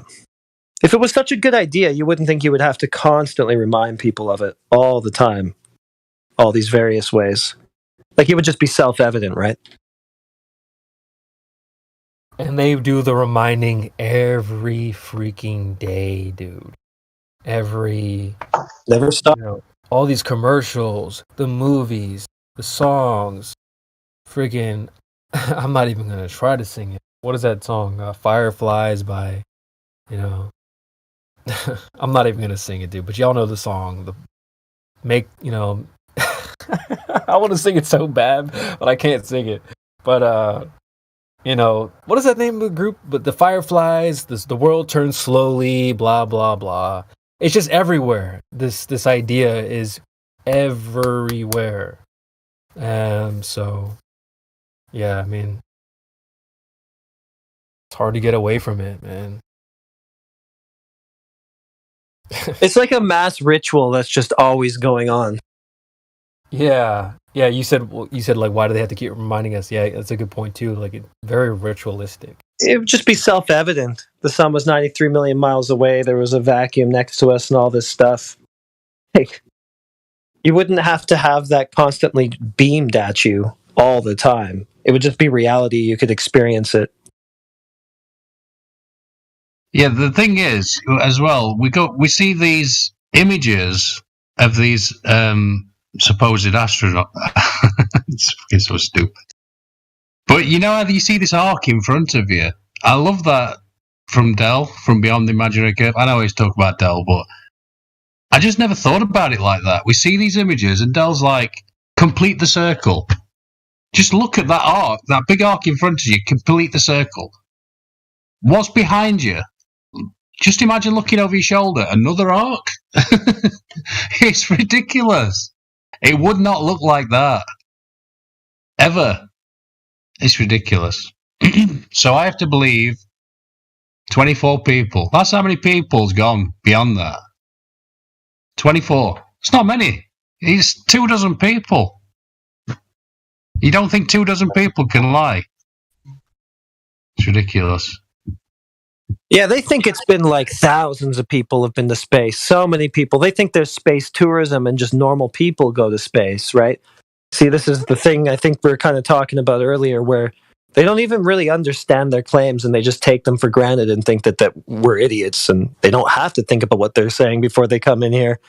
And then they get put on the spot and they're like, wait, what is what I'm saying actually based on? Like, they don't even know. Yeah, it seems to me that we've got the most reasonable. I mean, you know what I mean? It's just reasonable just to go, well, I'm just not going to believe that's very small handful of people, because why would I? A government agency. I don't know. A few people claim to have been to this. Yeah. Claim to have been to this thermodynamics violation that nobody else can verify, that nobody else can go to. Like, what's the big deal? Come on, guys. There's Fartimus. They wouldn't be spending all that money if it wasn't real. Fartimus. Money, therefore globe. There's another classic. Oh yeah, we calculated the fuel. That's how we know we went. Or question like, why would they spend so much money if they are faking? You know, like it's more difficult to make rocket than to make movie about rocket. Yeah, that's the funny thing though. Why would they spend all this money? You're the one spending it, bozo. That's your money that they took. Yeah, they've seen Gravity. They've seen Gravity, you know, the movie with that chick, I can't remember her name, Sandra Bullock. That's it. Yeah. How much you need? Maybe 10 million. And then and that's Go ahead, it. Sasha. 10 million, and they're getting what? 10 million in what? In how many days? And I believe Hollywood more than NASA. They fake it better than NASA does. Man, if they show you that movie, if they show you that movie Gravity with Sandra Bullock, is it Sandra Bullock? If they show you like a documentary, you will believe that it's the real thing, man.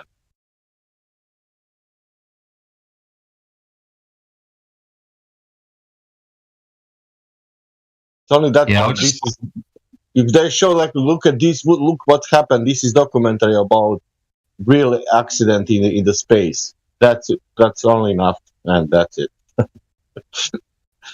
I was thinking about that, looking at the whoever's posting the dinosaurs. Yeah, I only need to look at a T-Rex to know that it's not real. To know that never existed. Just look at it. There's no chance. No chance. But you know, it's a fun movie.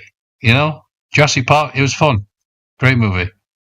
But that's kind of par for the course. That's what they do, isn't it? They do the thing, whatever psyop they're doing, and then they back it up with the movie. Yep. Exactly. Yeah, it's hypnosis. Yeah.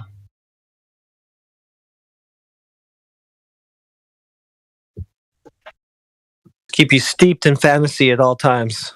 That way you never actually have to prove or argue anything. You just keep people in like this state of hypnosis. Andy, watch the first movie about Voyage to the Moon, that mute one. Watch that and you will realize everything. Yeah, the black and white one, that's wild. That's in 16 or something. They are picking up from the ocean, you know, the rocket, everything. But it just shows you they are wizards. And I mean, technically, I don't think that was the first movie, but it was right up there. It was the first movie was that weird Cabbage Patch one from France. Almost the similar scenario will happen only 50 years later in reality. Yeah. Yeah. That's all. We knew it that we will go to in 1916.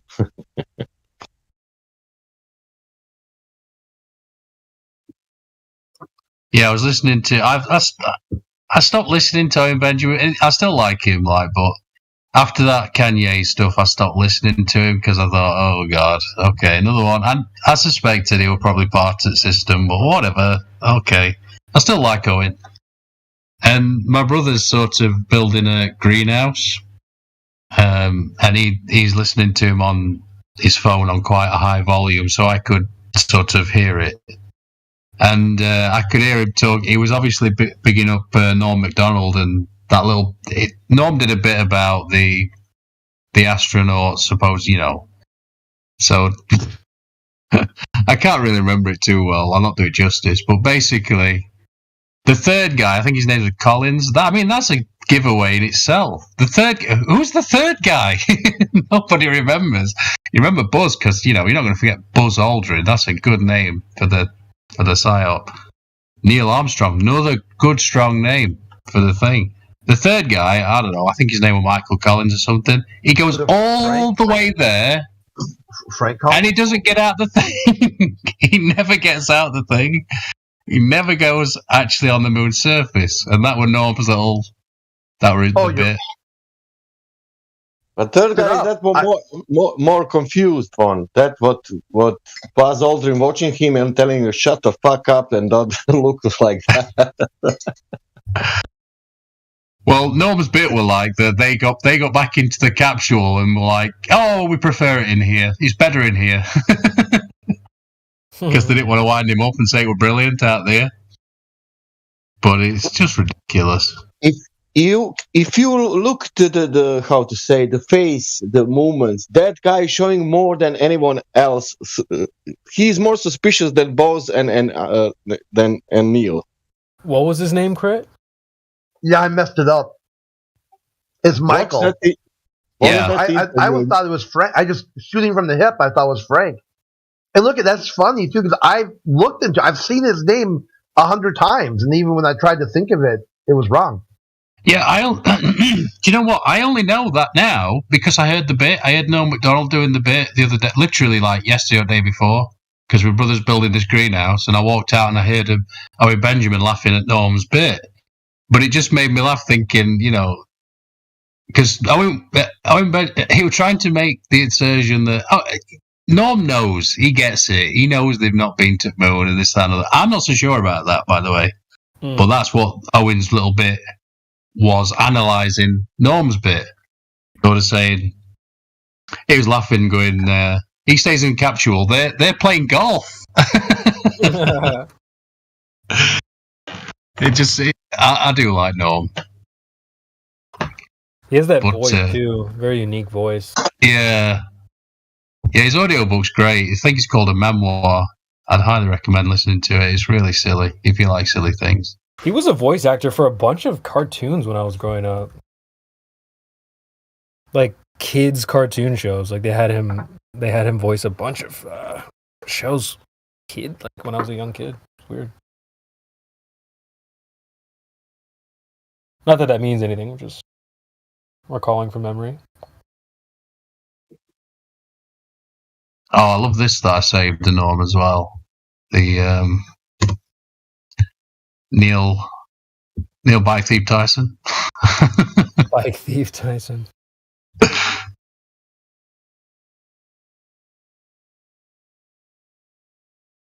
I'm gonna make some dinner. Okay, peace out, Andy. Later. You know what else I kind of like about the why lie question is it's pretty self-defeating, because if you're a person with that kind of incredulity about people lying to you, you're going to be a very easy person to lie to. Ha. Got him. It's because you think that you can't be lied to. Now I can easily lie to you. True. Like, who do they think could lie to them? Not even to necessarily claim it's a lie or whatever, right? But just with that mentality, why not the lie? That's that DJ guy from Modern Day Debates. It's impossible for the government to lie. Yeah. Why? Like, walk me through that. How is it impossible for the government to lie? It's really fucking easy for them to lie to somebody who thinks that. Yeah, right. He said there's too many people. Too many people would. It's just not possible for that many people. And that's kind of a good argument, right? Because like 2 people can keep a secret if one of them is dead. So he's on the right track there until you ask him, "Are you also an atheist?" And he's like, "Yeah." And government says that you get your rights from a creator. They thank God, for the lunar mission or whatever. Multiple times, right? You take an oath, to so help you God. Mm-hmm. I go, "Are they lying?" And he's like, "Yes." But you just said they couldn't lie. Too many people are in on it.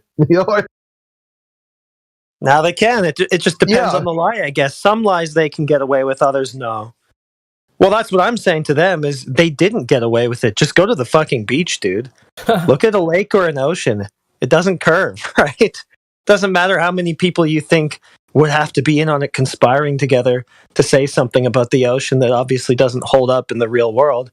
It doesn't hold up. That's it. So we were watching that panel, the press conference of the Artemis thing, and I asked in the VC chat here, what percentage of that room knows or is like quote unquote lying? Someone said like 0.01. I'd say it's probably a little higher, but not that high. I would say it's relatively still very low. Most people in that room are believers, just like you and I was, and all these other people that still believe it. I wasn't lying to people. It's a lot. I used to tell people for their birthday, "Congratulations, you made it another trip around the sun." I wasn't lying. I truly Why did you lie? That. Why did you lie to those people who exactly? I was deceiving them on purpose. Hey, this reminds me of something. If I got a quick story, I'll make it fast if I may. No worries. Okay. So just this goes to the piece that they just want to argue. Whatever you say, they'll say the opposite. So the girlfriend's kid was over. This was like 2 weeks ago, actually. So it's kind of old. But I gave him some Cheez-Its. I couldn't remember for after school snack. I couldn't remember what they're called. So I just said cheese crackers. And you want to argue that they're not cheese crackers. And I'm like, why not? He goes, they're Cheez-Its. I'm like, okay, well, just say you're not from America. What would you call them? And then he's like, I wouldn't call them Cheez-Its. I wouldn't call them cheese crackers. I go, so you call them something else. What would it be? You know? And just trying to get him to fight, because he was being a little stubborn little turd. And that's kind of where these globalists are. Their mindset. It's like, no matter what you say, you're wrong. You're just a flat earther. You're wrong. Even if you're right, you're still wrong. Yeah, whatever little nook and cranny they can rest in to try and defeat your argument somehow, they'll just sit in that nook. I see where you almost led him to his demise there. Sounded like he was resistant. Yeah, describe a Cheez-It without using the word cheese or cracker. Oh, well, it's a cookie, orange cookie. I mean, dude, come on. It's a cheese cracker. I bet you it says that on the box, too. Oh, I suppose that, but because, yeah, like underneath, like the subtext. You know, they always got to put a little description on there. A cheese-flavored cracker. I bet you it's exactly what it says. Yeah, I don't have the box here. I'll Google it, though. But yeah, I can see how the kid was like, "Nuh-uh, Cheez-It or nothing else." Like, no, dude, cheese cracker, that's what it is. Well, I mean, I got him to admit that was the brand name, right? So it wasn't an actual description of it. Right. So how would you describe it? What does it look like? What would you call it?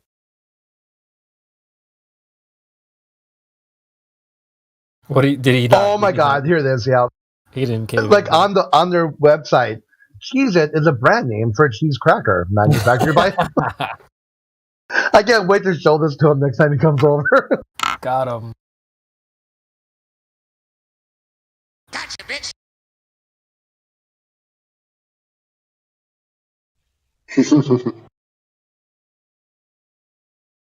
Yeah, I can just see how people are stubborn. I already know because I can be like that too sometimes.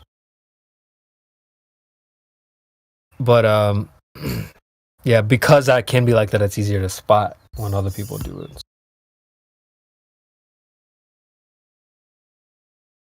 Yeah, on Chimpanzees, one time they're like, Crit, you're so stubborn. And I go, so you're going to try to out-stubborn me, to show me I'm stubborn. And they're like, yeah. I'll say, Cheez-It, right? Then I post an article like why old people are stubborn. I go, if you're as stubborn as me right now, imagine what you're going to be like when you're my age.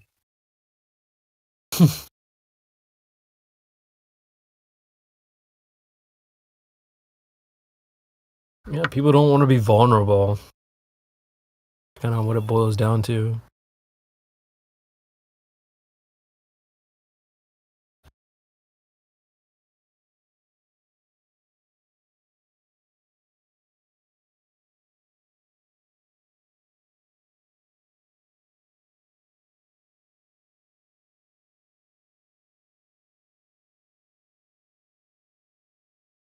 If I admit I'm wrong, I look weak, so I'll just double down on my confident bluff. I don't want to look weak, so I'll look stupid instead. Or if they don't know something, like they think don't know is some sort of moral ding on their character. Yeah, right. Yeah, you can see that when we give them answers, like, "Oh, well, I don't know what shape the Earth is." No, you have to know. You have to know. Why? What? No, you need to explain this. It's like, I don't. It's okay to not know things. Yeah. No doubt. Like, why do they expect us to know everything or anybody to know everything? You need to know literally everything. It's like, no, I don't, dude.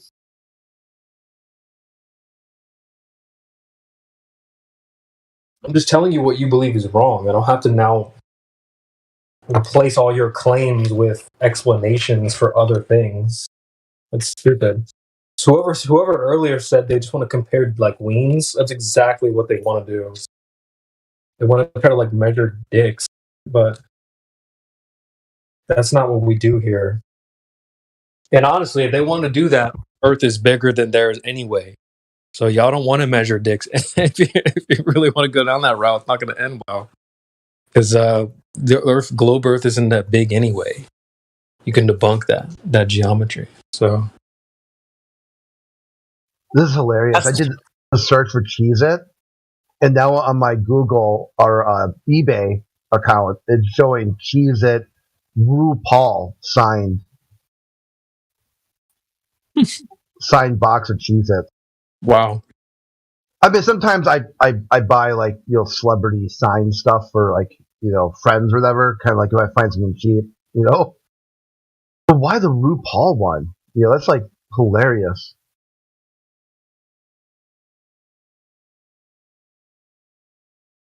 And why a Cheez-Its box? What the hell?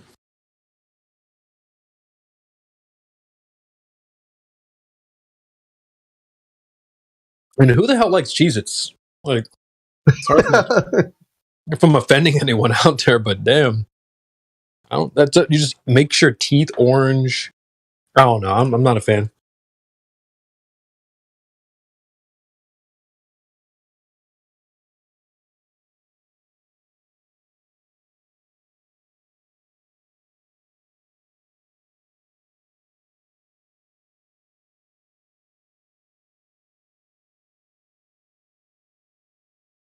Globers are so unoriginal.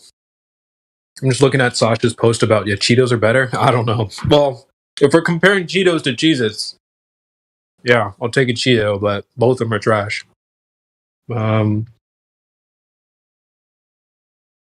Shit, if we're doing trash, cheesy flavored chips and stuff, give me some what are they called? Come in a blue bag, the fries. Like those cheese fries. I'll take those all day. Oh, was that Andy Capper? Yeah, I had to look up what they're called. Yeah, I think it's right. Yeah, like Andy Capper. Oh, there we go. Yeah, Morbid Sky. Fire, bro. Those were a guaranteed buy at the gas station when I was a kid.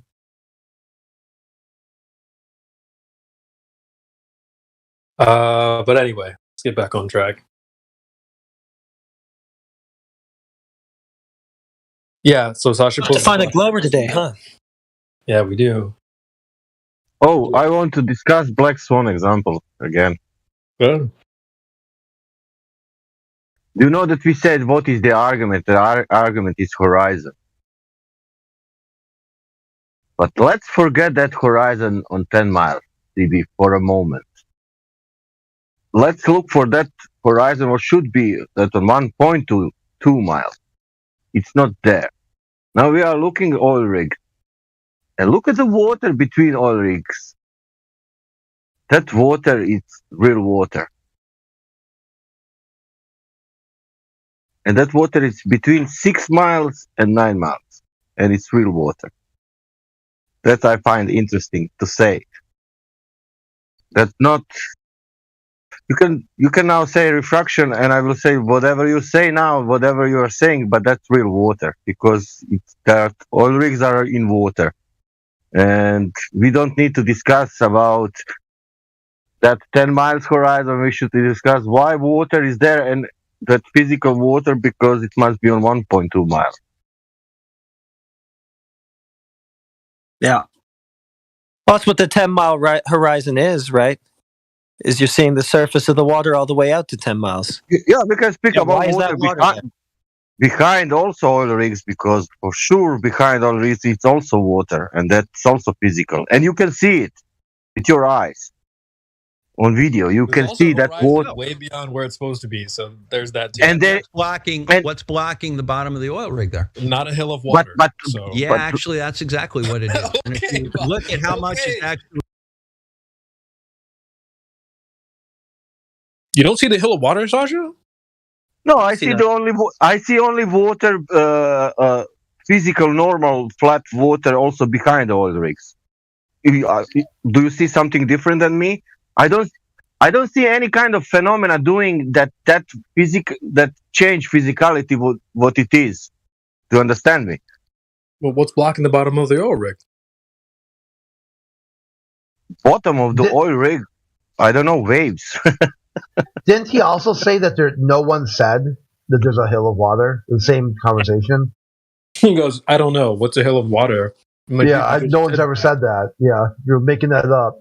He played back to him. You did. Just like Yeah, 1 I'm like, minute dude, ago. what are you talking about? Those are your words. Like, I've never said a hill of water. I'm like, what? With that question, maybe I will go to convexity. I don't know. It's going up. I don't know. No, you see the water. Physical water is still flat. You can see that with your eyes on video. I don't know why people are struggling with any phenomena there.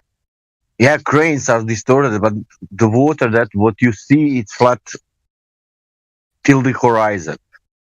Whatever you want to be that horizon. But behind the oil rigs, it's flat. You can see that. That's the point. And that's being charitable to their position, because you can see like the island even past it. But Chris, I'm not speaking like a flat earther now. I'm speaking like the guy who is seeing the physical water behind the oil rig.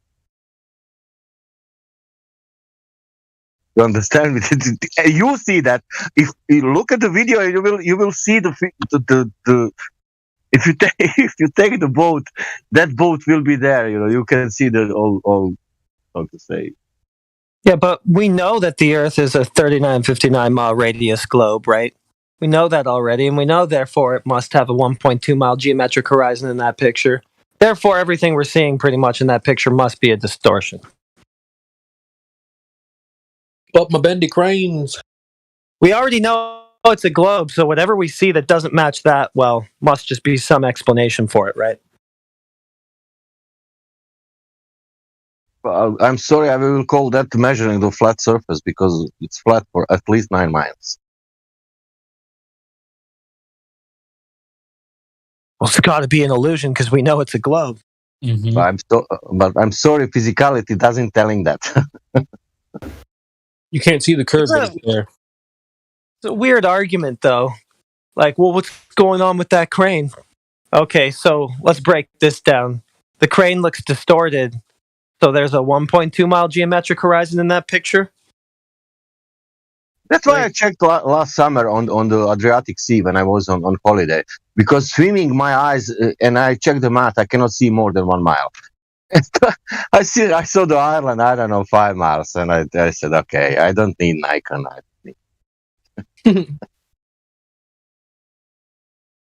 And what's not distorted looking is the horizon itself. Doesn't look all bent and distorted and warbly. That's the thing that the argument is about. They're going to point to something else that the argument isn't about, say it looks distorted, therefore this other thing that doesn't look distorted is distorted? Like what? When I ask them questions about like the bendy crane, like they don't even know like what they're trying to say. Like they can't tie it to the globe, right? It's so true.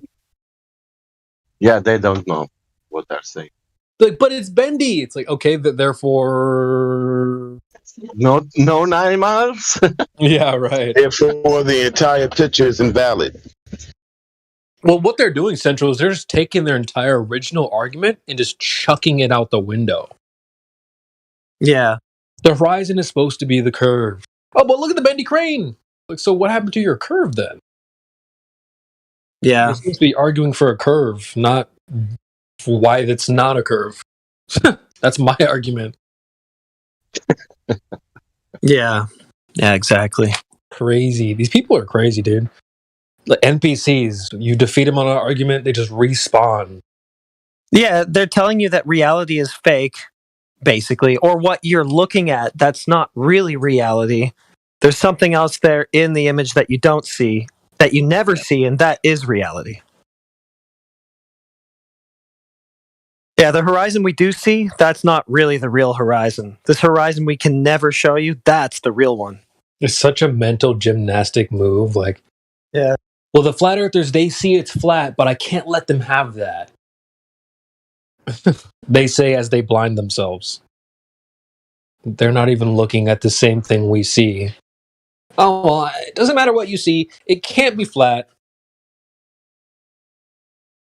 I think freaking AI said that yesterday. He was talking about how with their refractive math, they can just inflate the radius to like 6 million or something crazy stuff.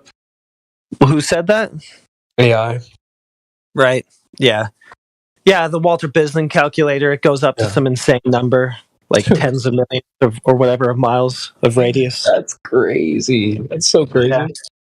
That was Sensible's argument. He goes, at best, the only thing you've done is debunk the radius. Debunking the radius takes out the globe completely. Yeah, right? it's not like he's thinking in his mind like maybe a meter or two. No, dude, Yeah, but this is like way more than that. Okay. Yeah, way more. Hundreds of thousands of miles, and it has to be around that 3959 mile mark because they got that from elevation angles to stars, right? And those elevation angles are not going to fit with a model of basically any other radius. So it's either that or bust. 3959 or it's over. Yeah, they'll tell you that, but yeah, there's a little bit of wiggle room in there. So maybe it could be, how much wiggle room do you got? Even if you give them like 10%, like 300 kilometers, it's still not even close to the observation. That's right. Well, and think about it, like when you're at the so-called equator, right? That's the place on the Earth where Polaris is around 0 degrees on the horizon, right? And so they're interpreting that to be like the equator of a ball, right? This is where it gets blocked by the curvature of the ball, right? But if you're on, like, say, a black swan globe with a 250,000 mile radius, or 250,000, yeah, exactly. Right, so that Polaris elevation angle would be way, way north of that ball's equator, right? So nothing would work. It has to be around this 3959 mile number or it's over.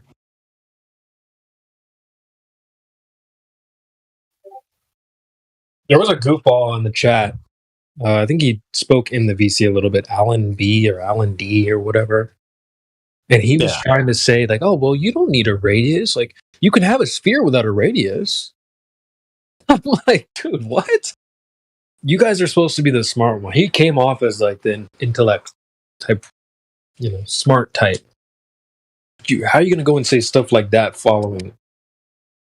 Are you serious, dude? You can have a sphere without a radius. It's almost worse than the guy that we spoke to, Ziggy, who was like, no, that's not a radius of a sphere. That's a radius of a circle. Oh, my God. Yeah, but the circumference of a sphere is a what? A circle. And it's like they're actually making Huey's joke argument for real now, where he said, is your ball like inflating and deflating? Mm-hmm. Yeah, it doesn't have to have a fixed radius. It can just be anything. It's magic, bendy, inflatable, deflatable ball with any radius, no radius. Yeah, infinite radius, million radius, no radius. What's a radius? Exactly. Well, I agree with them. There's no radius. There's no ball to have a radius of. There you go. Right. Radius 0. Yeah, I love saying that. When people are like, oh, rotation speed? What's the rotation speed? I'll be like, 0? 0 miles per hour, dude? What do you mean? Yeah, that's an alley-oop. Yeah. Well, don't you love when people will chime in? They're like, oh, well, on a flat Earth, the radius would be... What? This comes from like globe earthers most times, too. The types that are desperate to hand claims off to us. Here, I made a claim for you. Do you want to defend it? Nope. Right. Yeah, I'm not interested in that claim, really. Sorry. Try another server.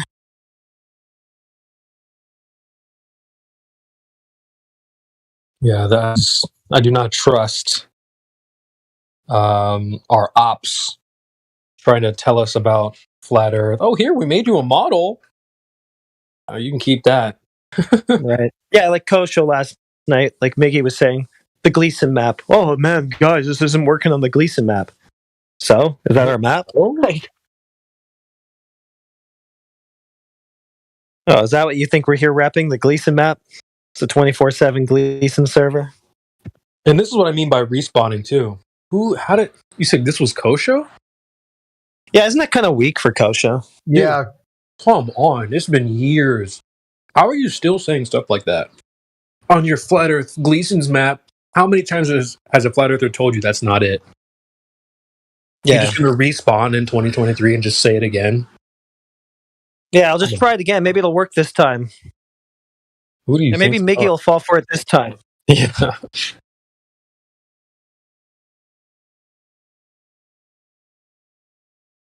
I don't know who he's trying to fool with that type of stuff. That only works on. Maybe the audience. Yeah, I was gonna say it just only hopes works that on he can someone get just the real right vulnerable. panel to like be able to get away with it or something. Maybe it's a signal to his own audience, dude. Like maybe the people who are slightly questioning, maybe leaning a little flat. He's like, oh, but you see, flat Earth would be a Gleason's, and it doesn't make sense, so it can't be flat. You know, maybe that's his target audience because we know that's all cap, dude. Right. Yeah, I don't Nobody's want your gonna ball hand me a- protected flat.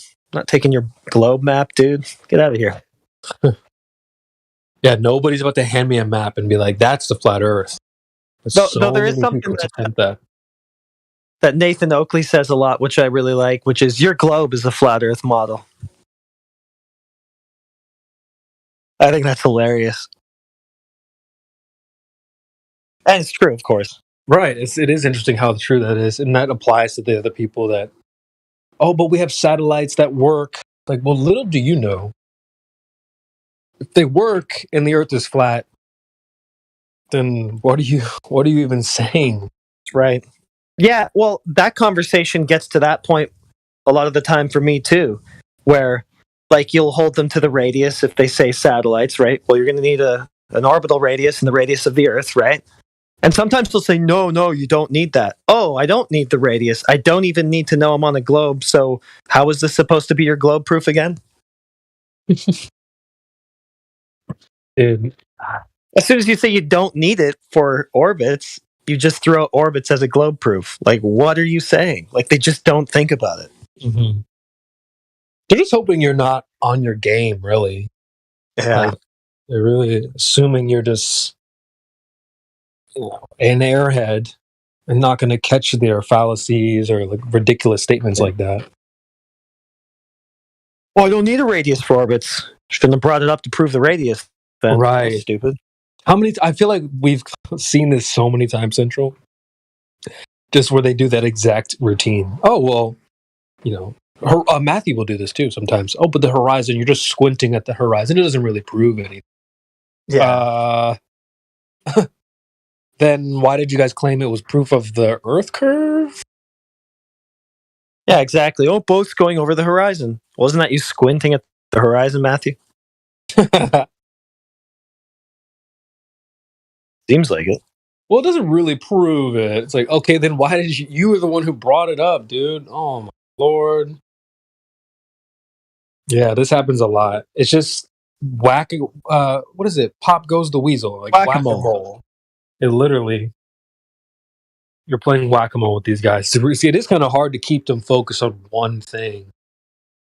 So that's why we got to work together, not let them off the hook. Well, right, because they just gish gallop constantly. Like as soon as you start trying to handle one thing, they're like, no, I don't want to do that point anymore. I'm spiraling on to the next one. Yeah. Yeah, like I can't remember if you were here. There was a guy a couple weeks ago. He kept doing that.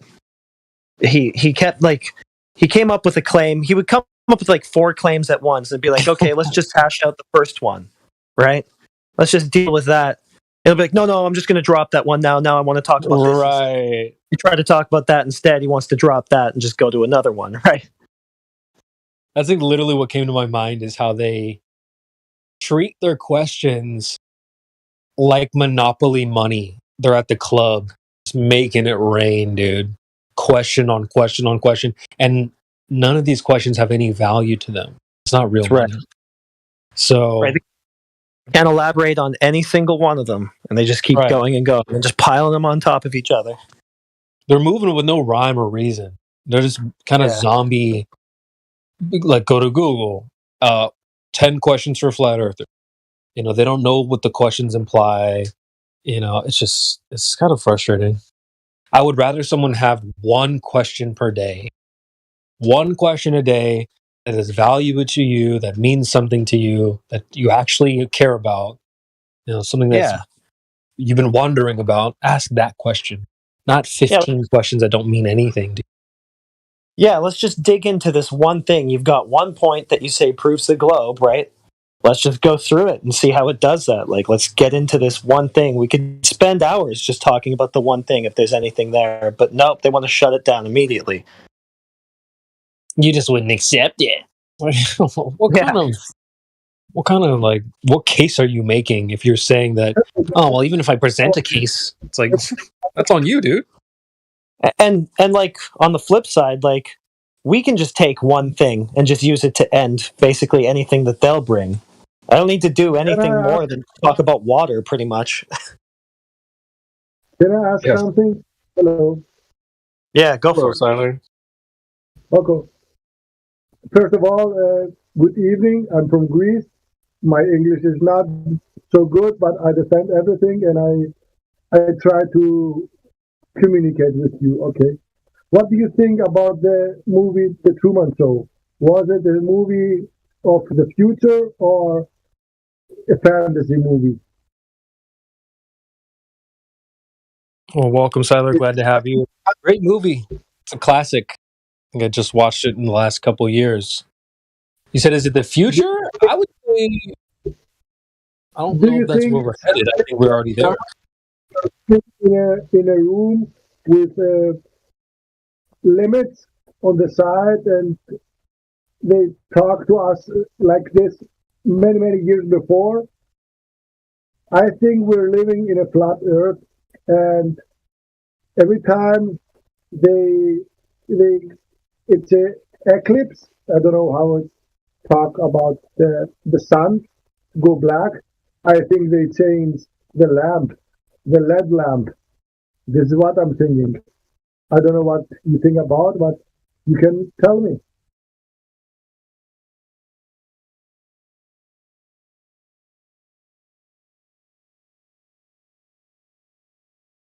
Well, I think that the show has the movie has some definite truth to it.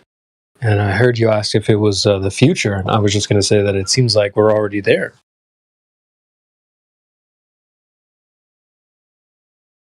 Yes, unfortunately, we are there, and I think we are far away from the movie. The future is now. I used before 1 week the Chat GDP, and I draw pictures and paintings of things I speak about. He wrote me poems. He wrote me stories about what I'm telling to him. It's freaking awesome and freaking dangerous, man. How we change everything to the future. You can talk and create things. The people are unnecessary. Until I understand, we're just a garbage. If you have a machine that can think, draw, do things, talk to him, what's the purpose of the people? We're just slaves.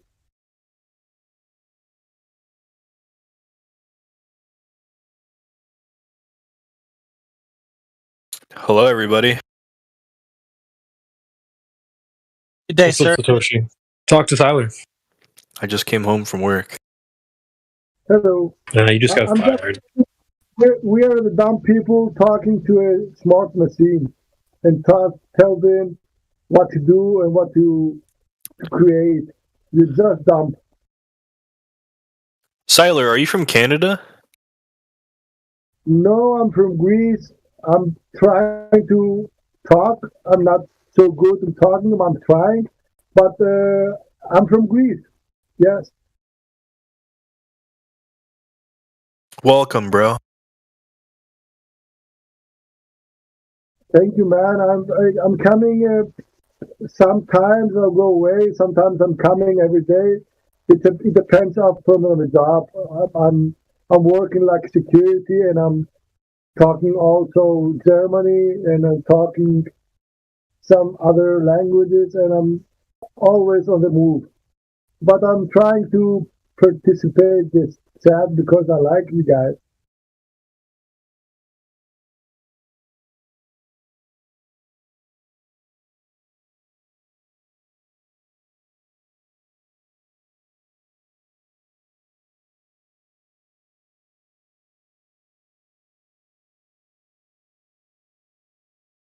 But the thing is that we are living in a weird circumstances, and I think everything is manipulated. Everything is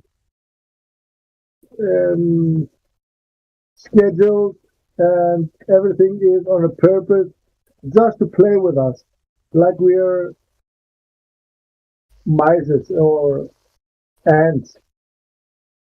Well, that's what it seems like to the elites. Yes. Or whoever's orchestrating our reality.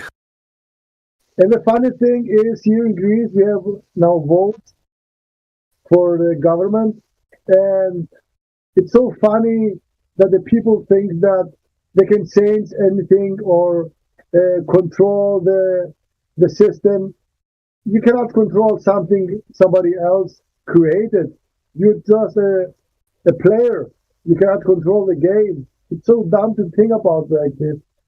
And the people believe it, that they can change anything. And they're crying and they're screaming and they're laughing and they are happy. But I cannot understand this. It seems so dumb to think that you can change all the game. Someone else created for you, and you're just a player. Am I wrong? I don't know. No, that's true. The game of capitalism and democracy.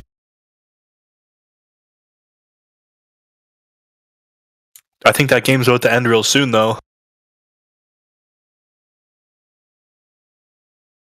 Yes, and it's weird that people think they're smart, that they can change things, and they talk to each other, and the government hears all the chats, all the voice chats, and the telephone. They have all the spies, the wall, all the system, the machines, they have everything. They control everything. They hear, even now they hear what we're talking about. And still people think they can change everything. It's so funny, man. I cannot accept that.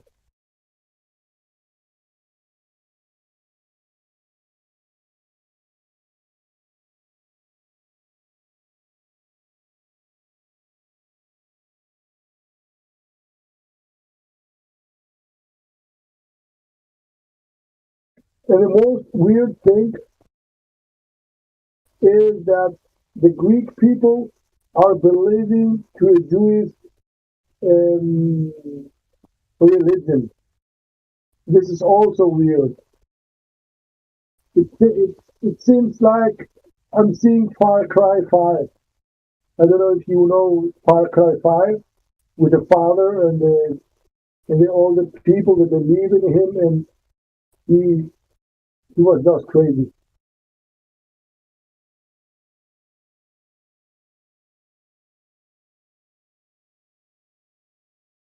You play video games, Sally? Yes, if I have time, I play PS4. Nice. I play Far Cry 5 and many video games, but unfortunately I don't have time.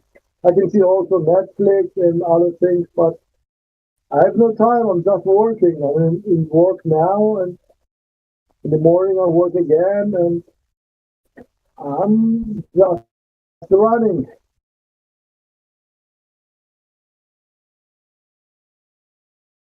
All right, that's cool. Once upon a time, I want to go to USA, but it's not. Does not work. Maybe I can. I will come someday if I have time. Also, maybe it's nice and people are cool, and it's not a lot of money, but you can live free, more free, like from Greece. And the people I know from USA is more open and more relaxed. and I like it.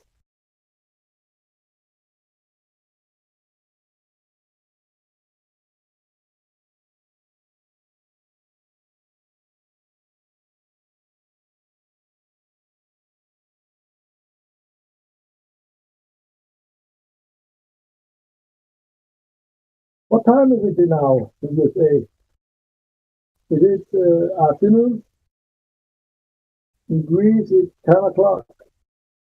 What time have you?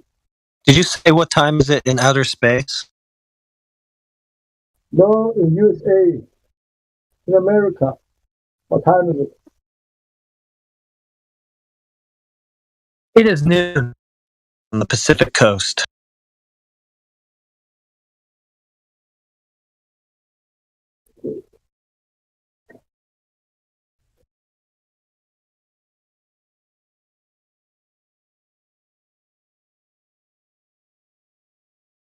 And what's new? What's new? Do you have any news? Nothing new under the sun. Same flat Earth. Let's ask. I will ask you something.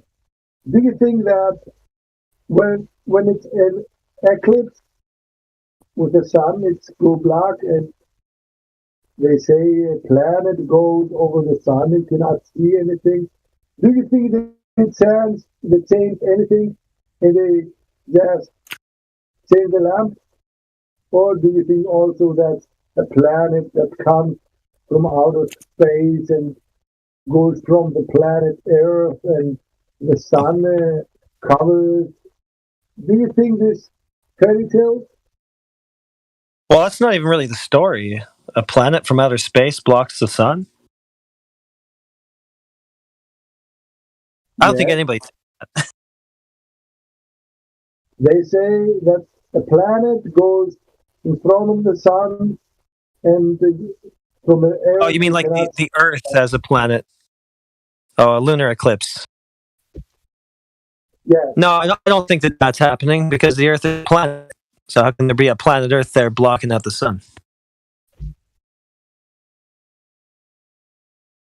No, they say a planet goes in front of the Earth and they block the sun. A planet goes in front of the Earth? Yes, they say it. What do you think happens when it's total eclipse? I don't know. How would you go about testing it? I don't know. I'm just asking. Yeah, I don't know. I wouldn't know how to test it.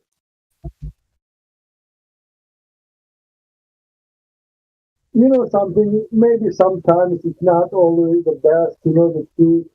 Maybe it's the better to live in a fairy tale and live relaxed.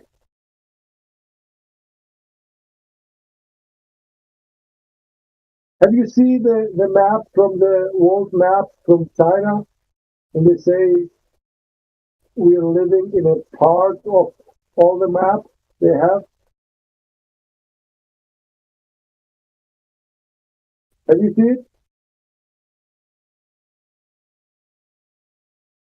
The Chinese have a map, and they say and they show that there are many places with a lot of different areas, and we're living only in the side of this area, and we cannot leave. So there are many places out of the already know. Do you believe it? Sorry, I had to drop out for a sec. What was that you said?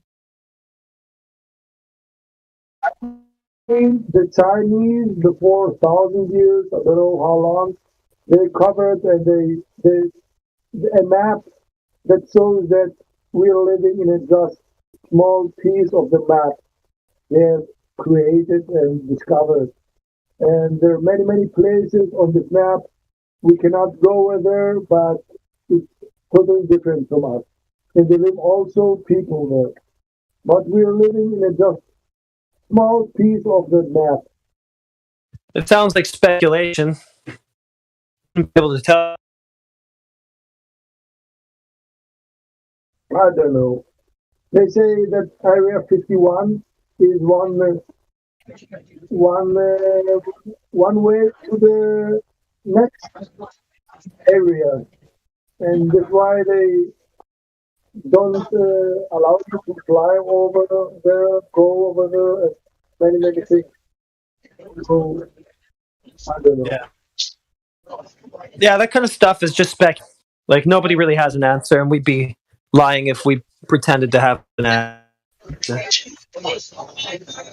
Sadly, it is kind of like the Truman Show, so we can't go see for ourselves, so we don't know. So we must relax in this area, be happy, and die, right? Yeah. Yeah, there's plenty of people who will claim to have answers to stuff like that, which is exactly what we're trying to get away from, because that's how we got into all this globe nonsense and whatnot. So we, in this forum at least, just try to stick with what we can actually validate. And when it comes to stuff like that, yeah, sure, there's a time and a place for speculation, but that's all we would be doing if anybody tried to answer any of those questions. So it's not the right forum for it. Okay, I'm just asking. I'm not trying to break the chat here. No, you continue your search for knowledge and you continue to ask questions that you think are relevant, and hopefully you get some answers that are satisfactory. No one here is going to claim to be able to give you answers for everything that you're asking. But we'll be able to honestly say, there's a reason why we don't know.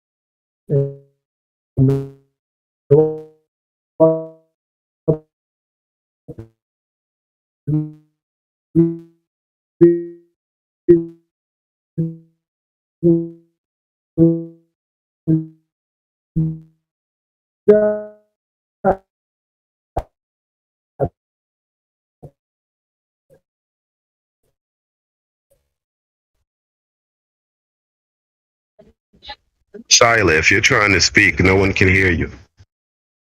What do you think it's a reason not to know things? I think that everything is a lie. We're living in a world created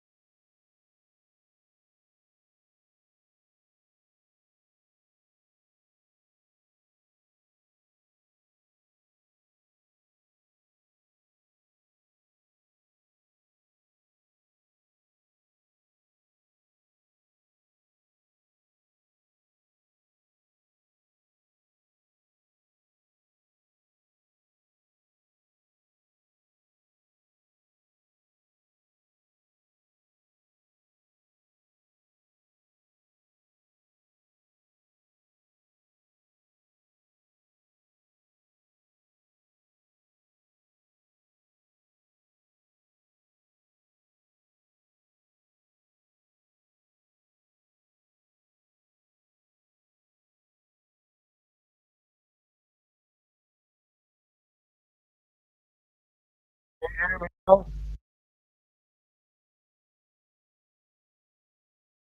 Just lost the connection. Can you hear me now?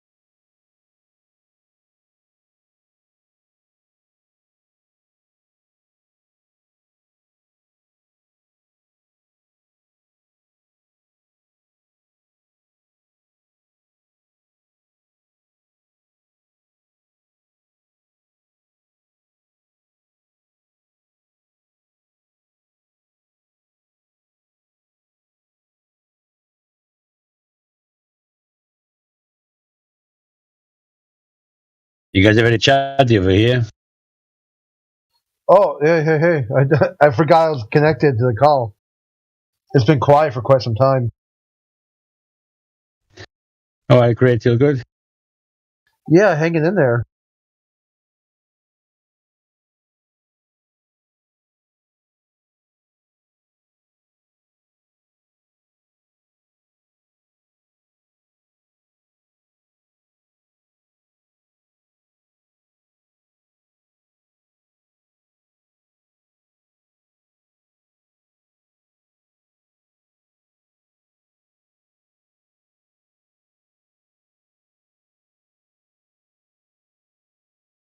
You guys need to invite some ballers in to make like a party, you know?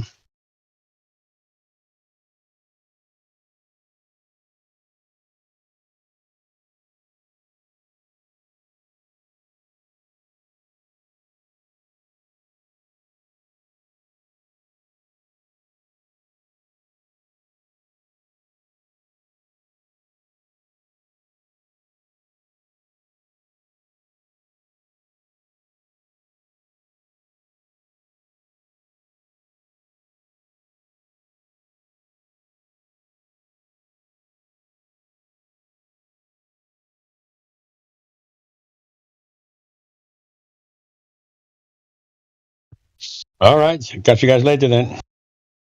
All right, take care.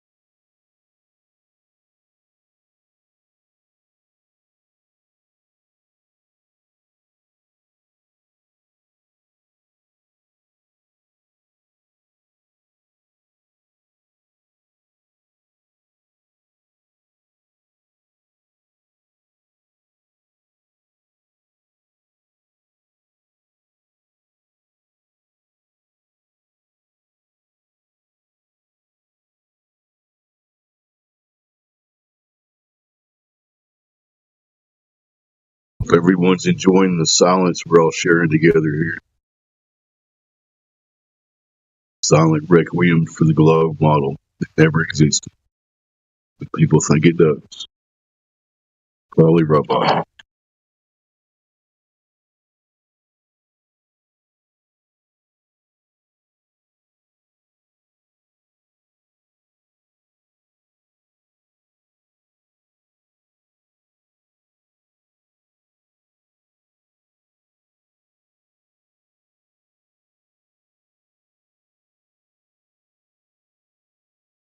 I was just watching this video about the aircraft carrier called the Franklin that survived 2 bombs hitting its deck. Sounds interesting. Create that possibly could be a globe proof somehow. Yeah, because that's how I found it. Because it says how a U.S. Navy ship survived getting struck by a comet. Oh. Yeah, it was a Japanese aircraft bomber called the Comet. Yep, that proves your outer space paradigm right there. Easy peasy. Good job. Yeah, that's why I clicked on it. It's like, hey, Flat Earther, how do you explain a naval warship aircraft carrier getting struck by a comet? I got no answers, man. It must be a ball. Yeah, here's like some of the comments on there too. Did anyone else think a comet strike was actually a comet? I wonder if any ships have been hit by meteorites. Like, they don't even know what the fuck they're talking about. They're just like, oh, a comet. When did that incident allegedly happen? World War II. Oh, okay. Right at the end of World War II, it was like a brand new aircraft carrier that was like its first mission. Like, it got hit like instantly. There's no way it was like a U.S. missile or anything. It was definitely a comet, right? Yeah, definitely a comet.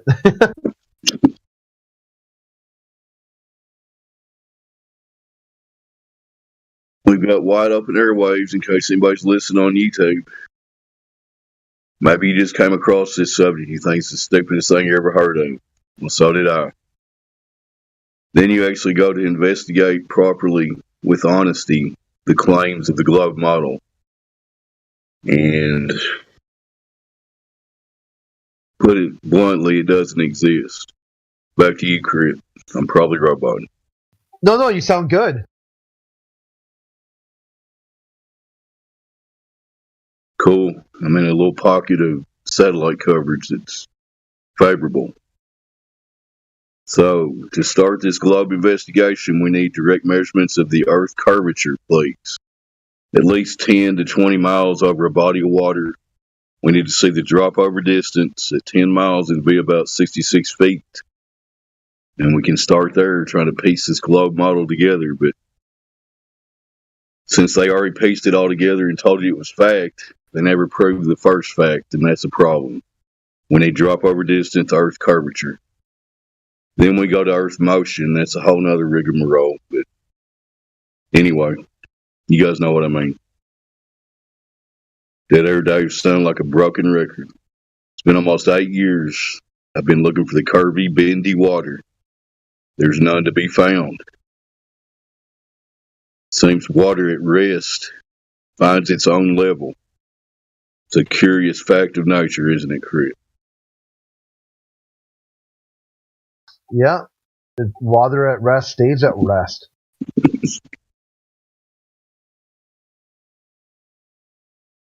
Anyway, the open invitation, we got wide open airwaves right here, a whole panel full of knowledgeable people that can tell you a lot more about the globe model than you probably know right now. But if you think the Earth really is a spinning globe and exists in the outer space vacuum that's impossible because it breaks natural laws, we'd love to discuss it. Come in here with your honesty, and we'll go from there. I don't know what to say, Chris. Back to you. Apparently, you can get Cheez-It boxes with reality TV stars on them. Like Snooki and RuPaul. Cool, that's valuable information. Order some when I get home. Thank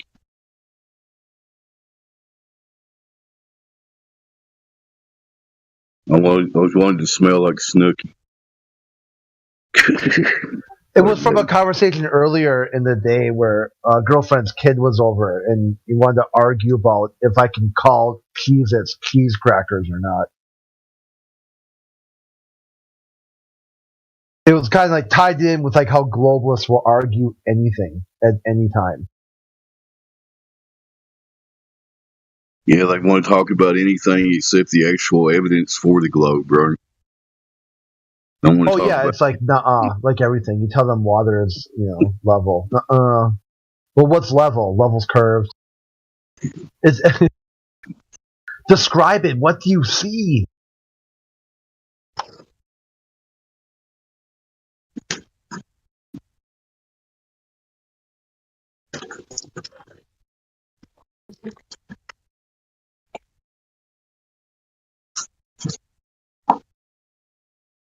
I'm going to be going into the dead zone.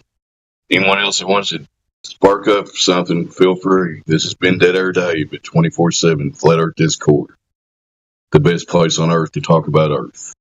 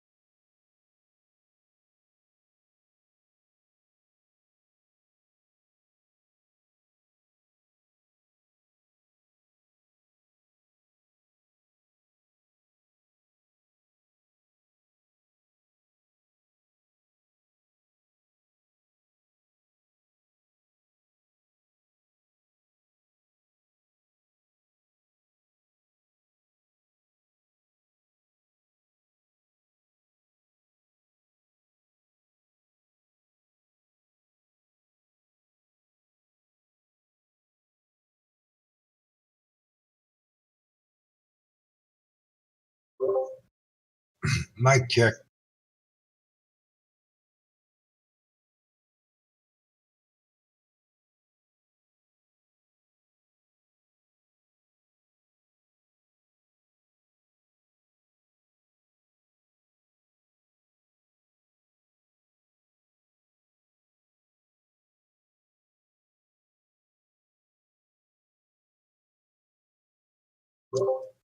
Anybody home? Or am I by myself?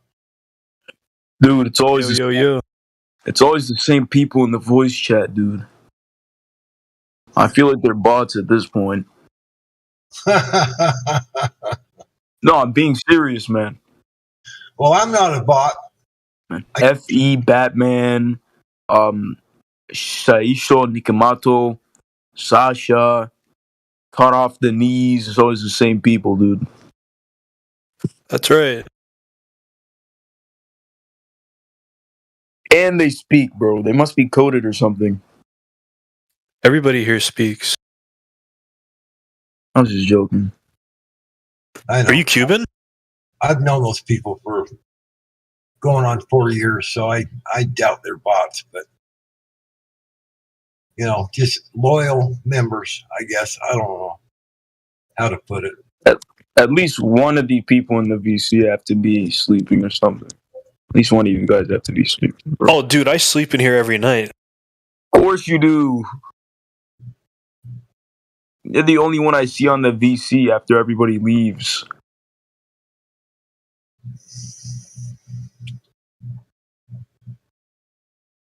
I've been known to take a nap or two.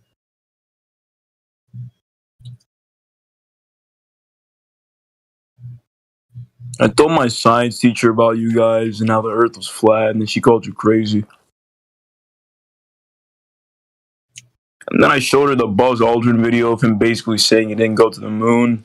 And she was like, that was not Buzz Aldrin. And then he searched up Buzz Aldrin, then it was the same picture of him. Literally the same version of him.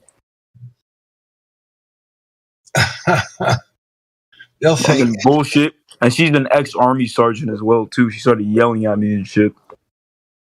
Wow. Those people are insane. Crazy, man. Yep. Literally insane.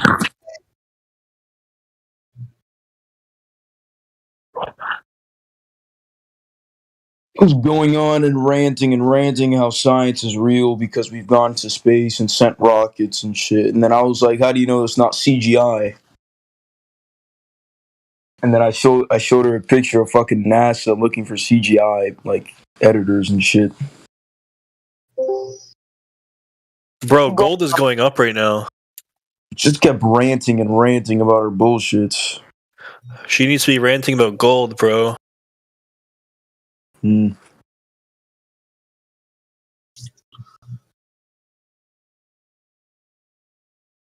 I have no idea why it's going up so much. Same with silver. Well, I'm going to go up and get me a pile of it. I know it sounds ridiculous, but I've been a treasure hunter for 40 years. And I just so happen to know a few things. And so I got my fingers crossed. And yeah, it does happen. Bro, at this point, I'm about to move to Poland or something. Where? I'm going to move to Poland or something. Ooh, I don't know about that move, but whatever. Poland's really migrate to Poland or something. I don't know. It's really a third world country. It's not. They don't do good over there. But at least their country claims that they're being run by God. Boy, wouldn't that be something? Behold. Like in the news, they said that Poland claims that God is the ruler of the country or something.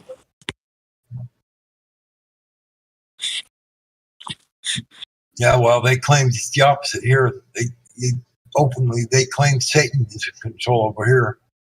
They openly say it. I mean, are you kidding me? It's a lot of bullshit they're going on and on about. Yeah.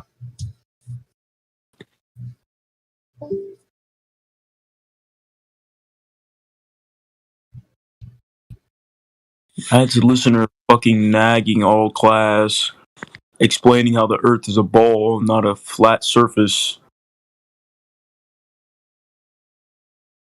And then I messed with her a little bit, saying that the Earth was a square.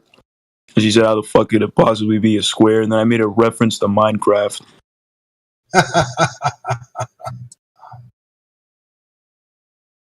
So goofy.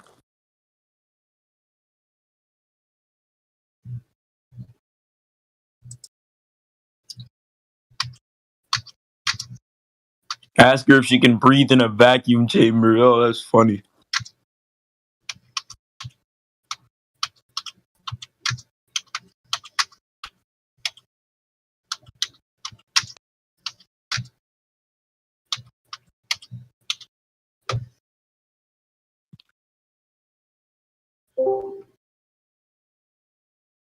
You can breathe in a fucking vacuum chamber. What the fuck is this bullshit?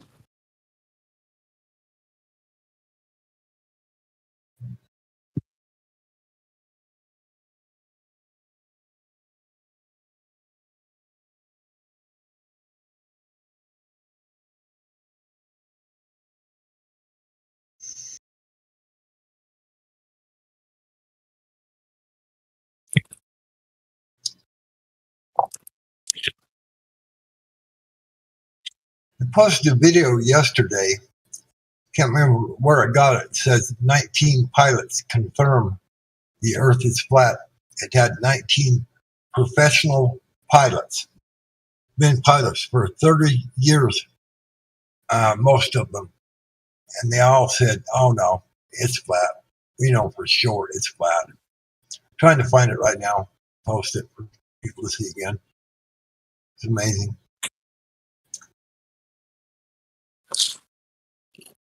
Apparently it wasn't on YouTube, but that's where I thought I found it. 19 pilots confirm that the Earth is flat. Of course they do. Yeah. Plus, they're not even getting paid enough.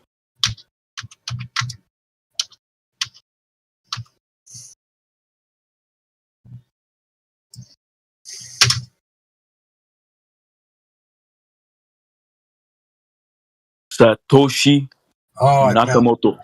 I found it. I'm going to post it. So you stop. Satoshi Nakamoto.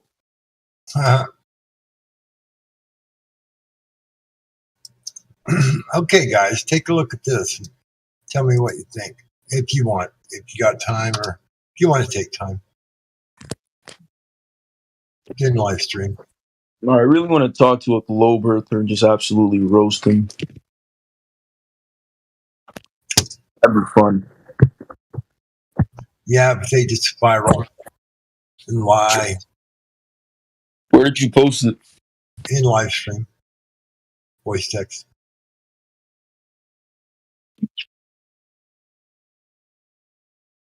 Live stream, voice text, alright.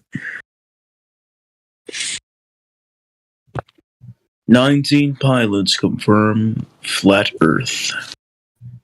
Let me see.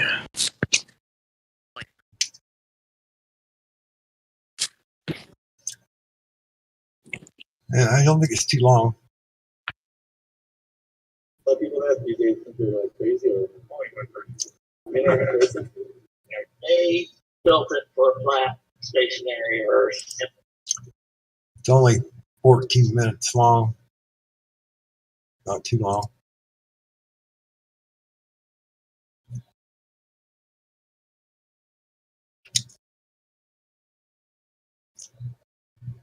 You'd think that would be, pretty evidence, but obviously it's just their word, but still. Bro, watch the FBI come out of nowhere and then all these pilots go missing. I'm I'm being serious. That shit can actually happen, dude. Oh, it has happened. Maybe not on that mass quantity. Probably never seen 19 people come up missing, but yeah, I've seen it happen. Yeah, man.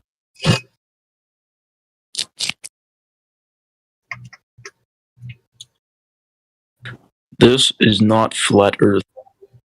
There are 0 flat earthers. Flat earthers that believe in this bullshit. The media creates these images.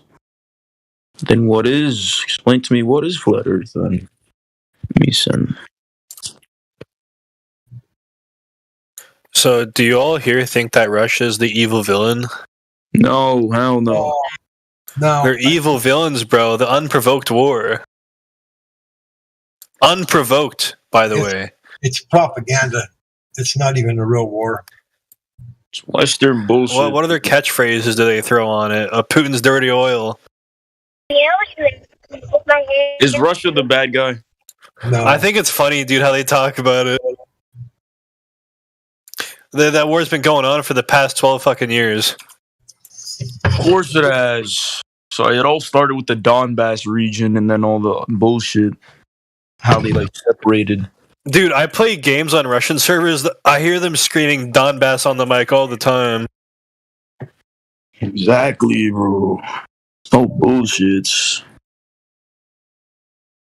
At this point, we could definitely conclude that Western propaganda is just over dramatic. Oh, it's worse than that. I don't even know what the word could be for Western propaganda because it's rampant. It's just fuck. What's to say that they made the Nazis look bad? What's to say that the Nazis didn't do anything, dude? We need to question everything the U.S. has said, bro. We need to question. I think it's should be serious look taken. Take a good serious look at it for sure. Right, now that I do think about it, somebody was ranting before that the Nazis were good or something. But I highly doubt that statement. There's no way. Yeah, I highly doubt they were good, but they probably weren't as bad as they say they were, but I don't know.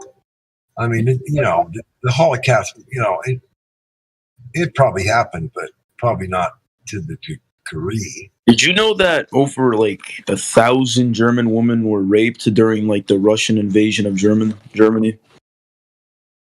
Apparently it was their counterback or something. Their, what do you call it? Their revenge. During World War II. They basically called the Soviets Vikings.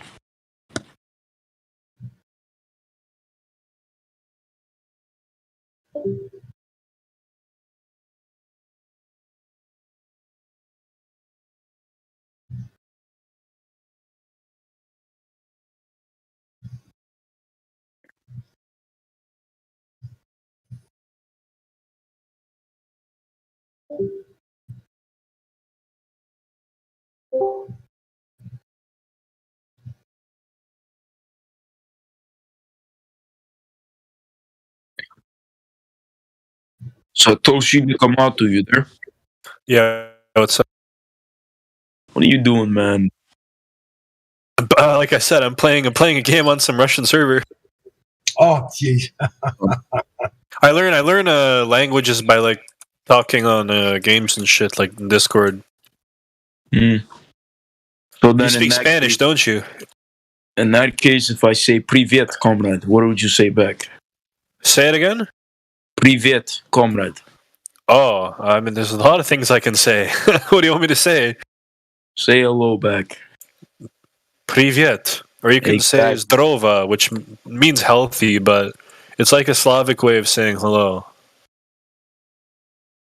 Mm-hmm. How do I say you're ugly in Russian? I don't know it in Russian. I know it in Polish. How do you say that in Polish? TS, what do you say it exactly? What you want me to say? Ugly is TS bardzo brzydki. It's like you're very ugly.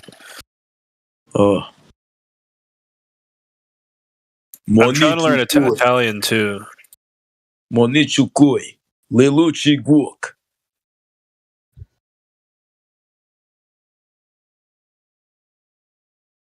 Did I say anything in Russian? I don't know. Monichukui, is that anything? I don't think so. Sounds close to something, but not really. I don't know, man. It's just something I got off of Gru. I don't know. Maybe it is. I don't understand it if it is Russian. I don't like speak a lot. My Russian isn't that good. Only my Polish is pretty good.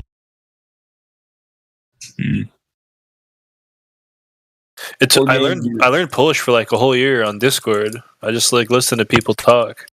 Are you playing like Rust or something, or like? I'm playing Squad. Yes. Oh, okay.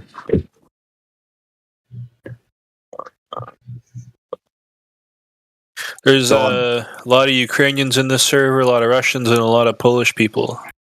Ukrainians? Don't they have a whole war going on? Yeah. Dude, if they don't like talk about that shit in the game.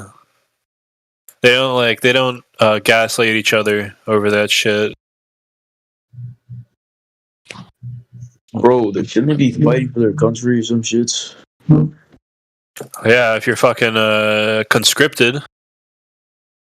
Bro, it's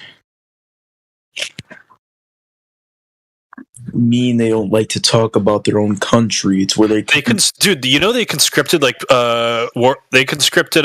prisoners, Russian prisoners, to like a special private military company called Wagner Group.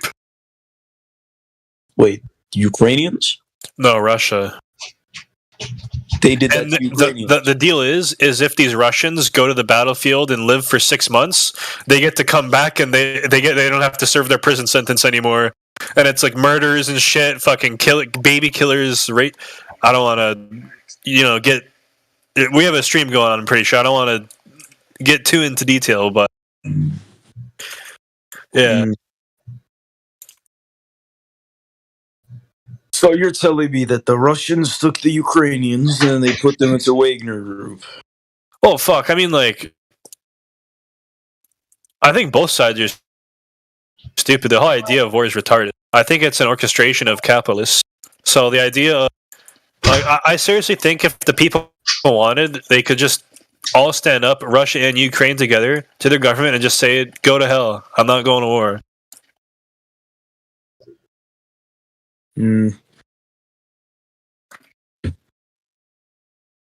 Oh, what if it was just all a hoax, dude? Everything was. Oh no, there are things that play to, like, coerce you into going. It's fucking shit. Oh man, Wagner Group. Oh man, Wagner. Wagner. Yeah, not Wagner. You gotta say it like a Russian. Wagner Group. I'm just gonna say Wagner, man. At this point, sounds German. Wagner Group. That's right, Wagner. I heard that they took over, like, I don't know, like the full front side of Ukraine or something. I don't know.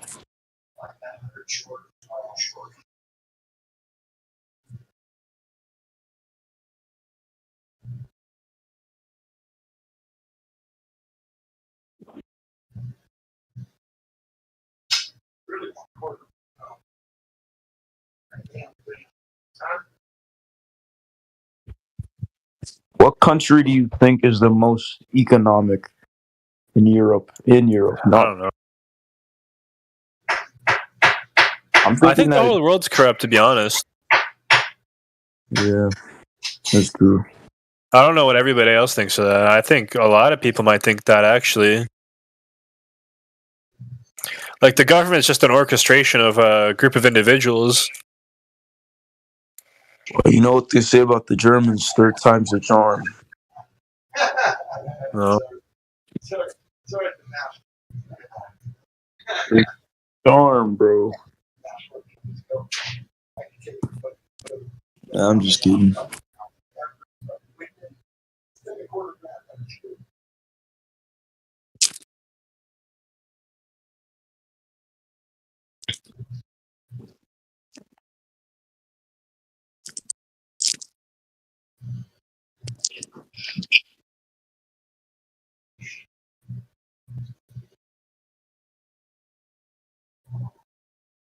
Satoshi Nakamoto, I have a question, man. Yeah.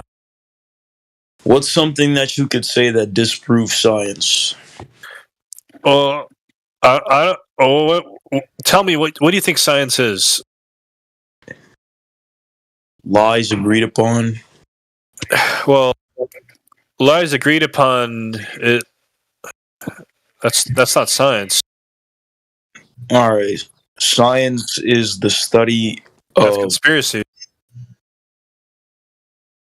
Science is doing experimentation to prove natural phenomenon.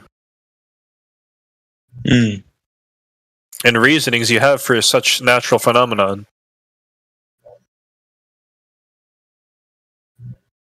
Mm.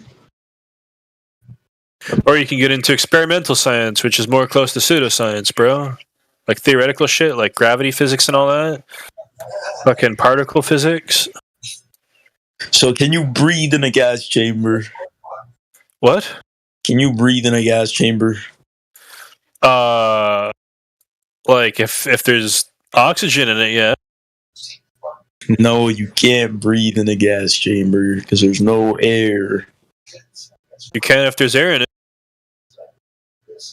Why were they saying to tell that to my science teacher, though? I love air, bro. Yeah, I like carbon dioxide.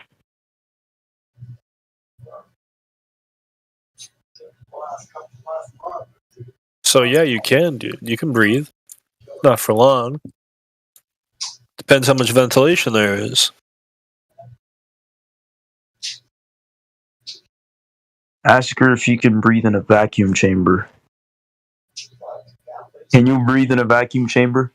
Absolutely not. Which is why we're not fucking sitting next to a vacuum chamber. Or a fucking Earth.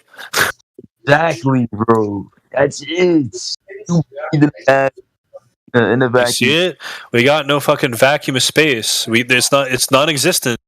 It's fairy dust. I'm gonna say that one thing where like there's a separation between space and Earth. But what is real, bro, is when I die, I'm going 6 feet deep. I'm telling you that right now. But you could be more than 6 feet deep, actually. Because what do you mean? There was also the Great Reset as well. What? Yeah. Oh yeah, you didn't hear about it? The Great Reset? So apparently, like, there was this mud flood that went down and then flooded, like, a ton of civilizations before our civilization. And then, like, everything under, like, where we stand now is not the true land that we stand in. Apparently, there's, like, stuff under it. Like, when you look at buildings, you see windows, like, underneath the ground. That's because they go more deep into the ground. Or when you see stairs going up to, like, a house, like, it's going up because there's stuff under it. That's a conspiracy that they were talking about. And that's kind of a hard conspiracy, though. I don't think it is.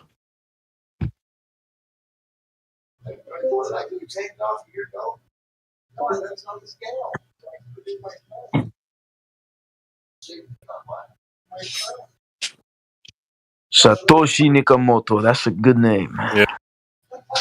It's a good name, dude. It's a fake name. Oh, that was too good. So good.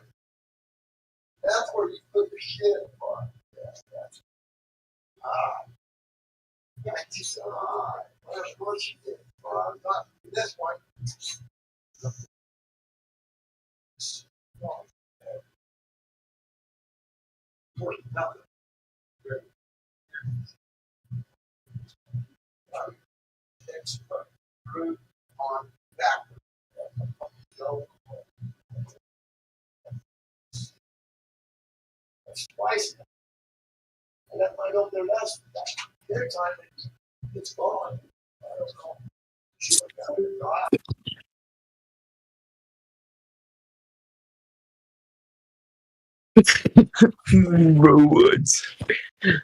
No.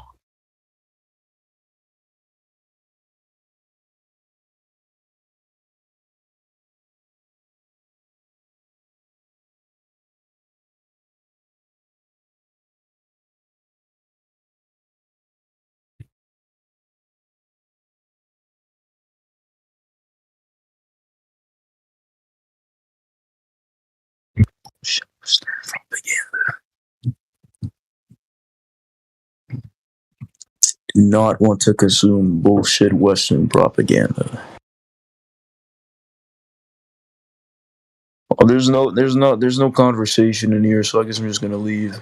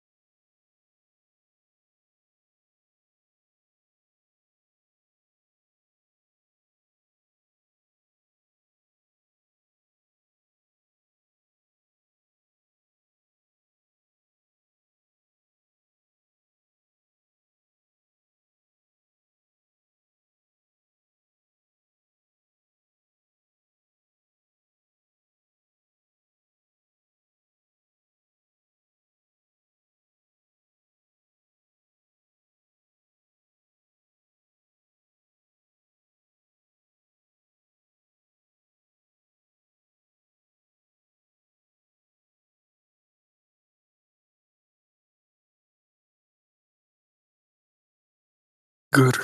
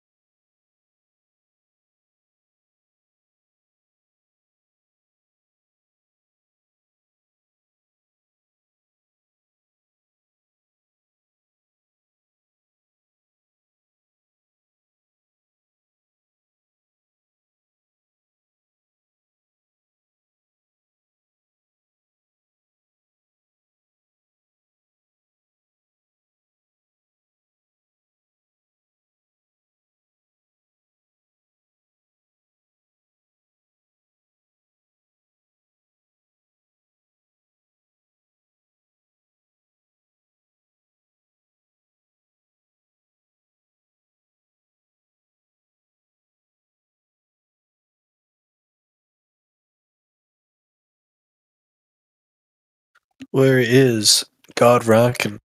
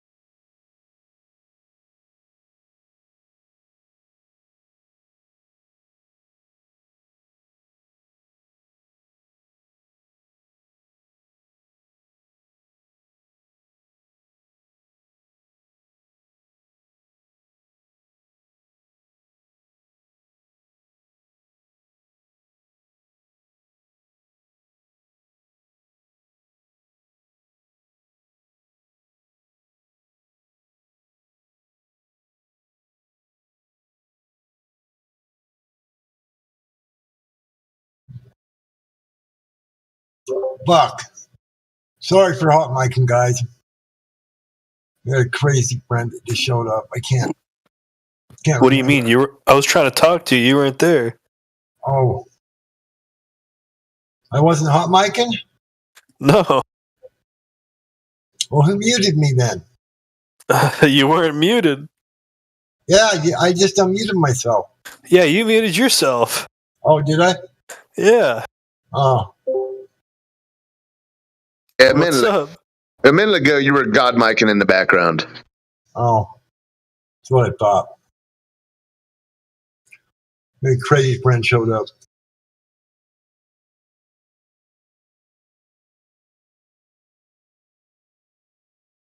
And I mean crazy. We all have some of those, I think, don't we?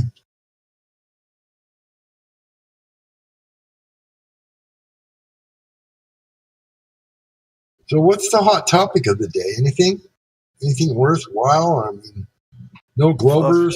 No, bro. I just came home from work. I know, but there's just been a massive shortage of Globers in 24/7. I don't know why. Yeah, because they're getting flat smacked too much. They don't want to come here anymore. Well, they need to change their format up a little bit. Then they need to. You have to wait, bro. You have to wait for the physicists to bring up another globe theory that'll reignite a whole globe model, and then they're gonna come back with more weapons, bro. They ain't gonna come back with shit. You don't get it. The theories are their weapons, bro. It's the weapons of mass destruction. Destroy your mind very quickly. Weapons of mass destruction, yeah, like the remains of Gilgamesh. Absolutely.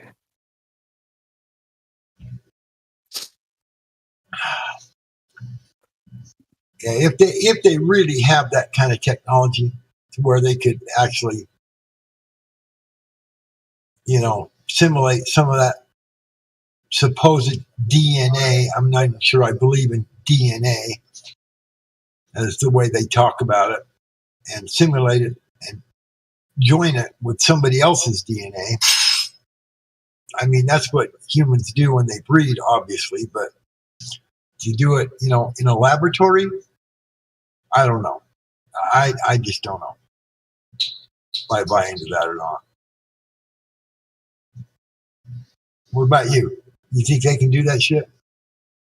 What, like breed humans? Well, like if they actually found the remains of Gilgamesh in the museum in Baghdad, that's the first thing they went for when they went there, by the way. They raided their museum and stole the sarcophagus and the remains of Gilgamesh. Why would they do that? Why would that be so important? Who's Gilgamesh? He is the one that built the Tower of Babel. Really? I think so.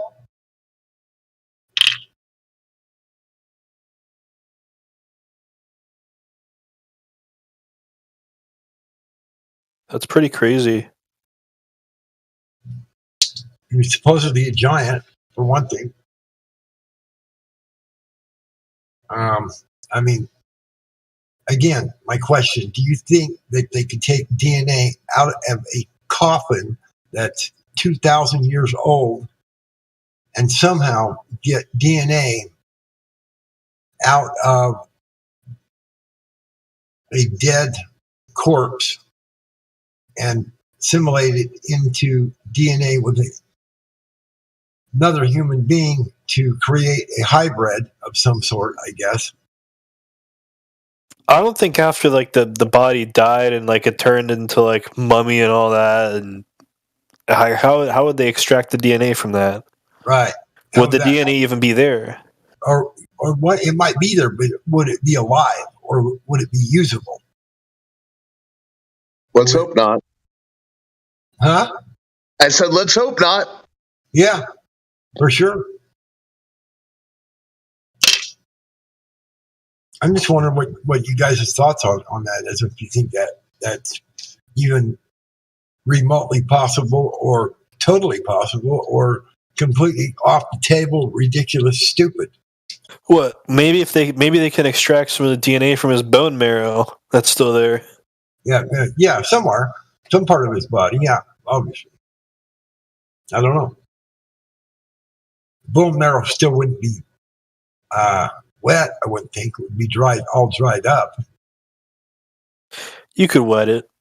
Well, of course. Crush it up, powder it up, and then mix it with some water. Sure. Does that mean it's going to be usable at that point? No idea. Yeah, that's what I'm saying.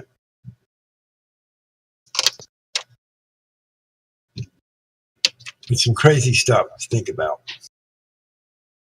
Totally bizarre.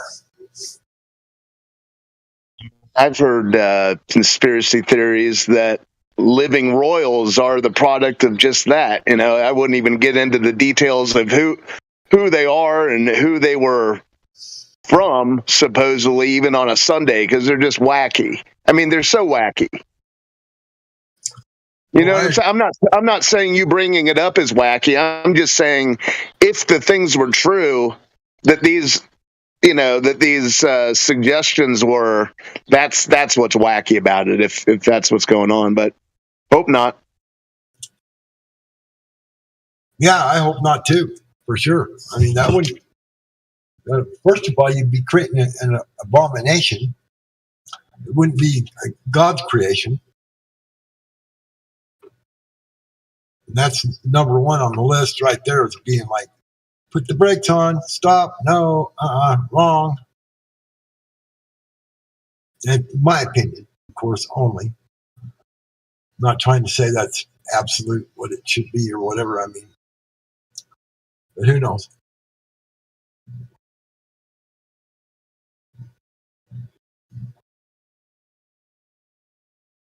Yeah, I just heard that when they invaded Iraq and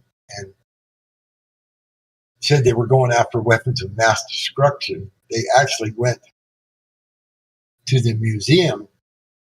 As the first place they went, the first thing they snagged was the remains of Gilgamesh.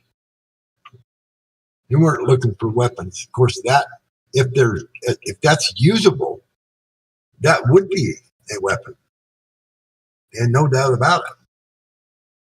If they could actually use it to produce something. Or it could be. Listen, it could be a weapon, I guess. I'm not saying it would be, absolutely, but if you want to stretch your imagination out so far that you can't see the other end. Yeah, that was kind of a clever trick that movie Jurassic Park, put into the subconscious. Yeah. Because I think that's how that started. They had a fossil that they extracted, and the next thing you know, Dinosaur Park. Right. Yeah. What did they put the DNA in? Did they build like a Petri dish egg or what? You know what I mean? I forget what that. I think that was like a poor man's Wilford Brimley in that, or it could have been Wilford Brimley. He was the mad scientist responsible. I think it was a poor man's Wilford Brimley. I'm at a loss here. Who the F? No, what I'm saying, I haven't seen the movie in a long time. I forget the exact story, the origin story of that whole. But the funny thing is, if that were possible, what they showed in the movie, why wouldn't we have a dinosaur park? I think that movie does the double whammy of planting that seed of digging up a rock, creating a being from it, and reinforcing the dinosaur myth. And evolution, and all that other goofy ass shit. Yeah. That's why I forget if that was a Universal Studios production. I forget who made that. I have no idea either. I think I've watched the original Jurassic Park one time. That's the only one isn't there more than one? Yeah, they're probably making another one as we speak. But yeah, the original one was kind of hard to miss back when it came out. I think I watched it. To be honest with you, that's the only Yeah, you one. probably saw it in the theater, eating popcorn. I didn't go to the theater to watch it. Oh, well, I saw it on. Yeah, VHS was hard to kind of avoid too. Right. Can't remember where I watched it, but I know I didn't pay money to do it.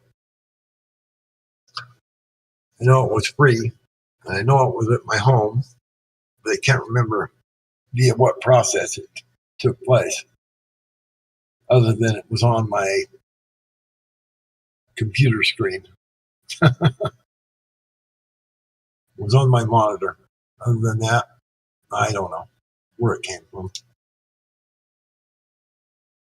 Just like that video I just uploaded, that 19 pilots confirm flat Earth. That's pretty interesting. I mean, there was actually 19 pilots. They looked legit. They acted like they were, real pilots. And said, "Oh, how long have you been a pilot?" 30 years. Well, only 19 years commercially, but for other 11 years I did this and that, whatever. And the other guy said, kind of a similar thing. And they all had their story about how long they were pilots. Well, maybe not all of them, but the ones that were asked. And they asked them, "Is the Earth flat?" And every one of them said, "Yes, absolutely, it's flat. Been up there, seen it over and over and over and over every day. I see it. It's flat. Period. No argument."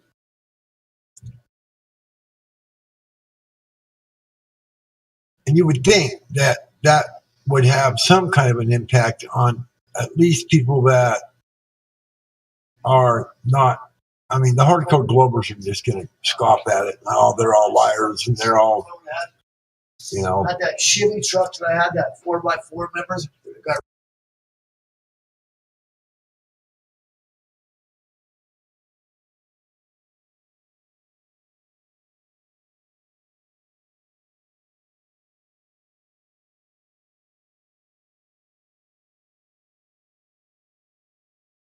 Yeah, it was Universal.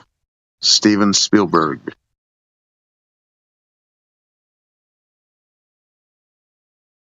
That's an unheard of person that writes movies. I've never heard of that guy. Who is he? What happened to him? Phone home. Just like everybody.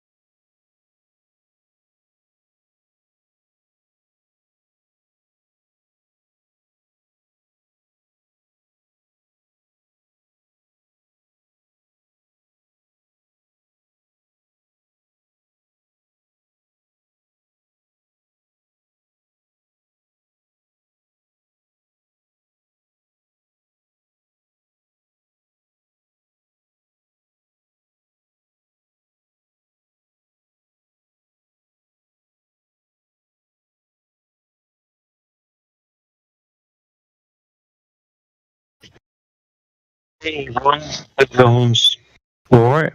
And yeah, seems a bit quiet tonight. Hope everyone's alright.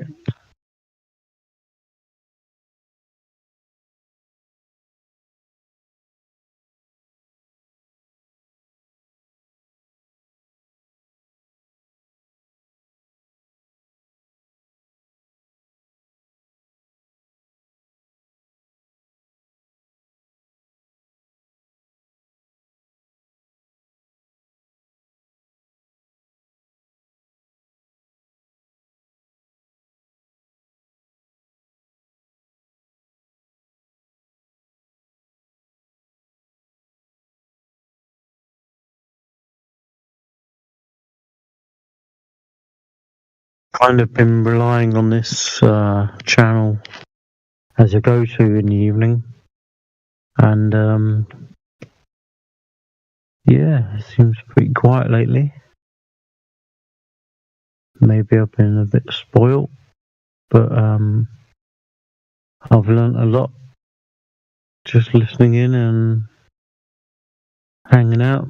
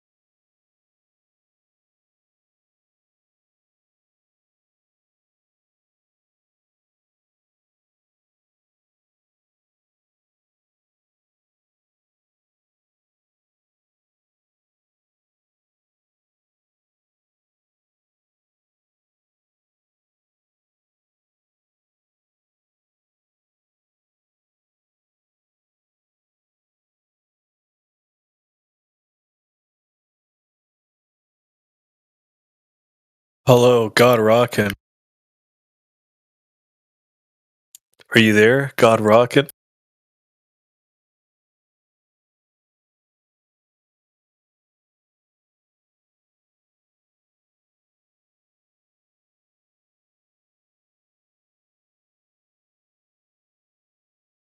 Is anybody here?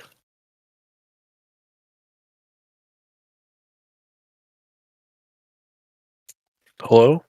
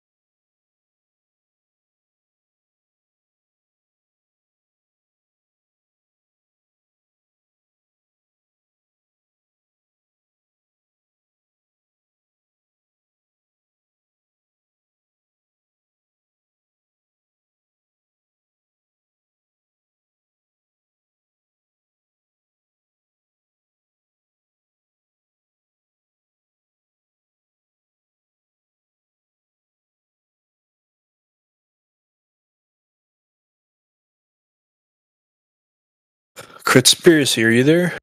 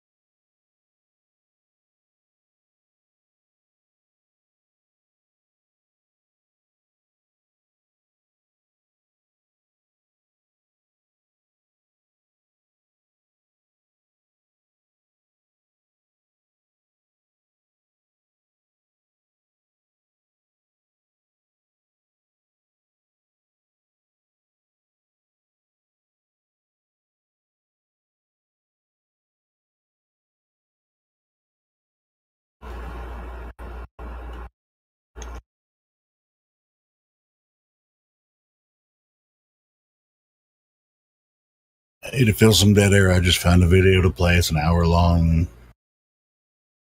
It's a new interview that David Weiss did with a podcaster from New Zealand. And that'll lead us into our next stream, if you guys don't mind.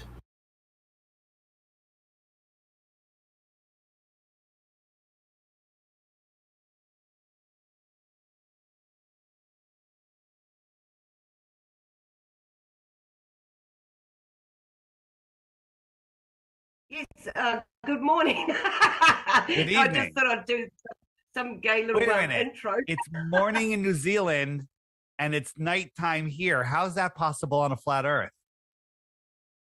Well, you're here to tell me. I've got quite a few questions from a lot of followers, but nice. I've always been a flat earther, Dave. My granddad told me the earth was flat in a secret when I was 7. I like it. And I sort of I didn't remember it for a long time, but then it just kept coming back to me. And I've been on this personal journey of truth, like everybody else. Yeah. And yeah, there's one thing I need to know, and that is my true existence, because I can't believe what's written. I can't believe anything unless I see it with my own eyes. And I've been like that for a long time. I've just been on a journey. I've been in the corporate world, a vet. I've been in automation. I've done so much in my lifetime, but I haven't found what I was looking for. And now I'm just a potty mouth, hate the government. I mean, that's what I've resorted to, a potty mouth. Just How really- old would your grandfather be today if he was still alive? Oh, he'd be 90. Oh, hang on, 50. 20 to 50. He'd be 103. That's about right. Yeah.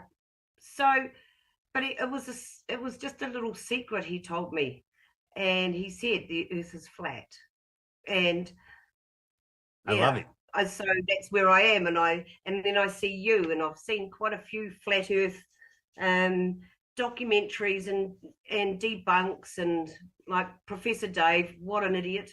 He had nothing viable to give you. All he No. did was just do what the media does now and just destroy everything that you say. You saw my And he interview didn't with back Ruth, up who was with it. 102 years old in 2020. Yes. Yeah. Yes. So, and it's not even that old. I mean, there's people that were being taught flat Earth in the 50s here in Really? America. Yeah. Well, there's so many things that don't make sense. So, with the questions that I've got today, some of them are basically around what you do anyway, what you talk about, the constellations, lunar eclipses, how the stars, how significant they are, and the meaning with a flat Earth, all of those that you go through anyway. So they're going to see this because we're going to go through all of it. But there are a few outside of the box questions. But I'm sure you'll be able to have an explanation for them. Well, we can hit them all. Just noticing on my clock here, you're in New Zealand, which is right here, right? And I'm over here where the sun is about to set. Makes perfect sense. Clock's moving around.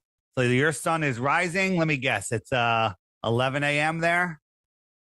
That's right. There you go. Daylight savings came into account then. Yeah, well, it's close enough. Wherever the sun is, it's noon. So as it goes around, noon follows the sun. Makes perfect sense. Yeah. And I was just thinking about bird migration today. We have ducks that are coming back into town. And if the ducks followed the sun and it was because we're tilted, wouldn't they head towards the sun every morning? Head east in the morning and west in the afternoon, trying to get to the sun? Yes. The truth is the sun is moving outwards and now it's coming back inwards. So this sun is moving back inwards and the ducks and the birds are all following it. Yeah. Yeah. So simple. That makes sense. That does. Yeah. It's so simple. And there's a lot of mind trickery to it, isn't there? There always has been. It's amazing how the brainwashing is so strong that people can't even fathom what flat Earth is. They've been brainwashed into thinking it's something stupid. They've been brainwashed into the ball. I actually have a new animation being made right now that's going to blow people's minds, turning just taking a little section of the map and turning it into a globe and hiding the rest of the land. It's going to be very cool. That's like, the little Tom Sawyer Island at Disneyland. Yeah. In America. That when you piece it together, I don't know how I could even share that or show it, but when you put all the continents together, it's the world map and it's tiny. And then you've got water around it. It's like, are they saying something? Is Walt Disney telling us something? So that's really interesting. It's like they always show us what they're doing because they can't lie to us. They're telling us the truth all the time. Revelation of the method. Speak. double speak dog Latin. And I mean, it's like all governments, they're telling you that they're murdering you, but they don't actually say it specifically, we're murdering you, but they're telling you it's doing what it's supposed to do because we know what it's designed to do. Right. They can't And lie. you know, They're just- speaking of telling us in plain sight, you know, this is the UN logo, right? So they're hiding what Antarctica really is. You know, they're hiding Antarctica in real life, and they're hiding Antarctica on Google Earth. If you go on Google Earth and try to circle Antarctica and say how many square miles is it, it flips out. It won't let you do that, or the North Pole, right? So then we have the World Meteorological Organization, Flat Earth Map, right? We have the International Civil Aviation Organization, Flat Earth Map, right? And then we have our Flat Earth Map. And if you look, we have these 4 maps. They're all the same. This one's good. This one's good. This one's good. This one's no good. Yeah. Well, no, you can't have that one. Just the others. Yeah. I mean, that's so, it's insanity, really. It's insanity. Yeah. And it's same with Antarctica. You know, ever since General Byrd went there, and he said there's other continents, everyone's just in there jamming it, locking it, landlock. I'm trying to find a millionaire to charter us, and so we can fly there and see for ourselves. We'll probably get shot down, but there's got to be a way. There has to be a way. You know, Globers, you know, they say, you know, just go to Antarctica. You can circle around it. No, you can't. Right? One, you can't physically because it's just the Earth isn't set up that way. But the Globers are like, you know, just go. Anybody can go. It's not true. Not true at all. It's very restricted. It's very expensive. And then if you go on one of those expensive trips, they guide you where you're allowed to go. You're not allowed to go explore independently or anything like that. No, it's all you see what we want you to see, and that's it. Like everything else. You know, so another thing that really got me was Jeff Bezos. You know, he built his gay plane rocket, and he flew 10-minute trip up and back. Didn't get to the build, but with an astronaut who never went to the moon, and so he took her. She was an elderly lady, and he gets up there just to have a look at something for 10 minutes, spent all that money to look at something and then come back down again. What did he go to look at? They went to fool the human race, to make you believe that there's space. He went up there space. to see the Earth was flat, I reckon. Yeah, he well, went up there to see it for himself. You know, he did a couple rocket launches, and we're like, how come they don't ever look out the window? You know, show the camera out the window. Yes. So this next launch, all they're doing is looking out the window because they're watching our stuff. This is the one with William Shatner. This guy, you know, they launch this 95-year-old tub of lard into space, crash him into the desert, and there's no medical help. There's nothing, right? There's no medical team whatsoever. When he came down, right? So this is him coming down. Look, this thing's going sideways, right? And then when they switch angles, watch, and now it's going down. So it's different things. And then watch this thing hit the ground. Could you imagine this slam into the ground? Here, let me show you a better shot. Right? It didn't even look real. It's not real. It's not real. But this thing it slammed into the ground so hard. It would have fallen to pieces. Yeah, hold on. Let me get to the. Yeah. Look at that. Look how hard that is. And then no medical people. You know, the first thing in there should be doctors, EMS people. Nothing. Just a couple of women, a couple of unnamed reporters, Jeff Bezos. And they're all high-fiving and hugging each other. And it's just so stupid that people believe this. And they're lying down flat on their backs when they hit the ground, obviously. Well, that's the best way to be, I guess. Right. Well, it must be strapped down, but yeah. Right. No, I don't. And you know, no. Not to say it looks like a penis, but it looks like a penis, all right? And they do this sexual imagery. But watch when this thing launches. Edit. It's like, look, watch it. There's one edit, another edit. That's the third edit. It hasn't even cleared the launch pad, right? 4 edits. Right? 5 edits. Look at it. Look at this thing. This isn't real. Where's the smoke trail? Where's the smoke trail? 6 edits. Okay, this is a movie. And then they always have it. Oh, this is the one with the glitch. So we watch the tip of the rocket right there.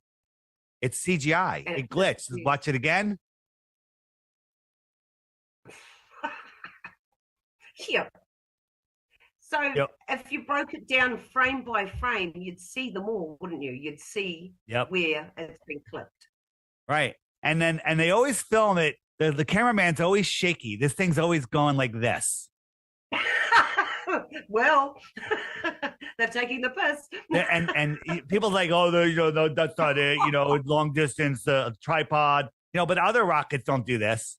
Okay, just the penis-looking rocket does it. Oh, that's hilarious. Yep, it's a penis, all right. Yeah. Shooting for the stars. Oh, God, that's embarrassing to even put that on TV. Yeah, it's ridiculous. And then this rocket goes up. Now, this is another CGI rocket. The whole front of the rocket disappears. Nobody cares. Nobody notices. Doesn't really matter. Oh, it's just, it's a glitch. No, it's a glitch in their CGI. Cameras don't make glitches. Yeah, cameras don't make glitches like that. Not a live video.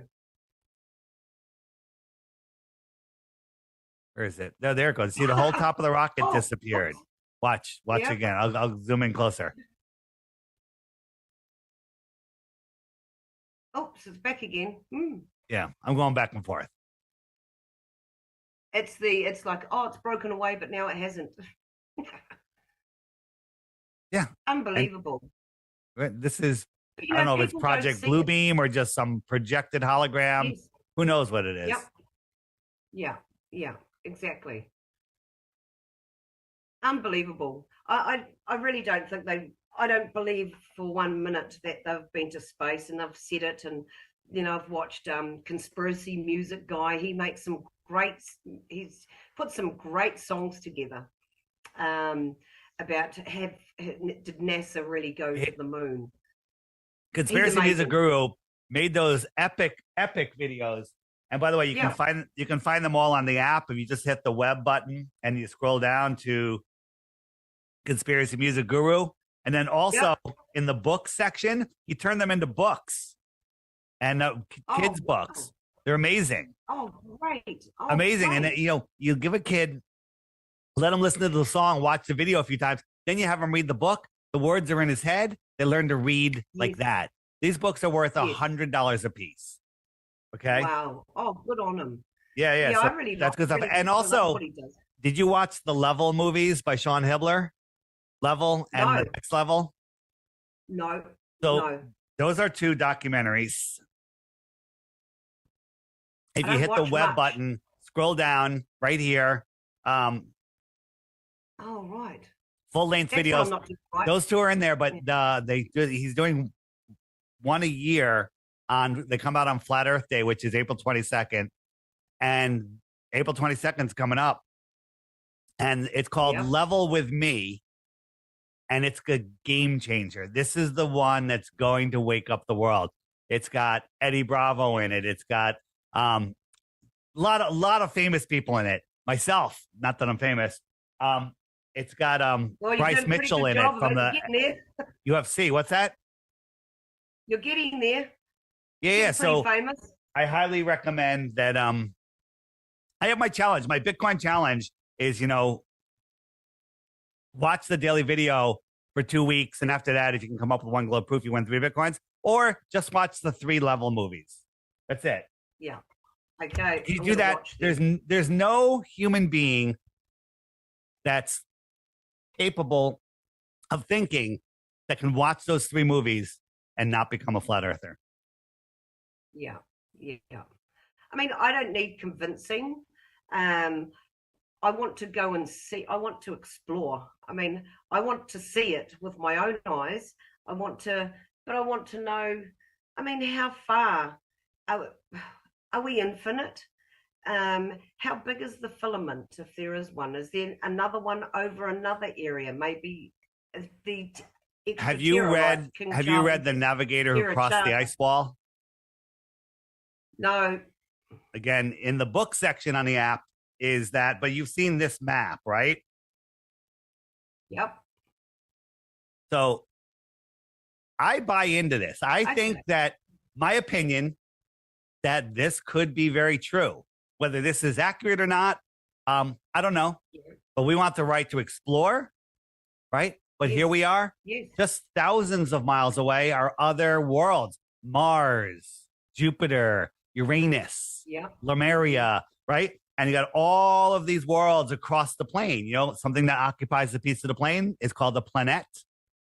That's a piece of the plane, a planet, right? They're always telling us what's going on. So, okay, so that answers one question. Big fan of that. But here's the thing: you want to prove flat Earth? You don't have to speculate beyond the shoreline of Antarctica or 60 degrees south. You don't have to speculate what's above us. You just do measurements here. We can all do it.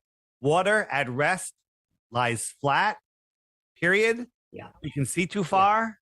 We're not spinning. All the stars reset in their motion, in their space. When people say, well, what about the southern stars? They go in different directions. If you look at the optics of how we see what we call a personal azimuthal grid, that's how we see everything. As the stars go, we will see them rotating in opposite directions. When I'm looking this way, they're going counterclockwise. When I'm looking this way, they're going clockwise.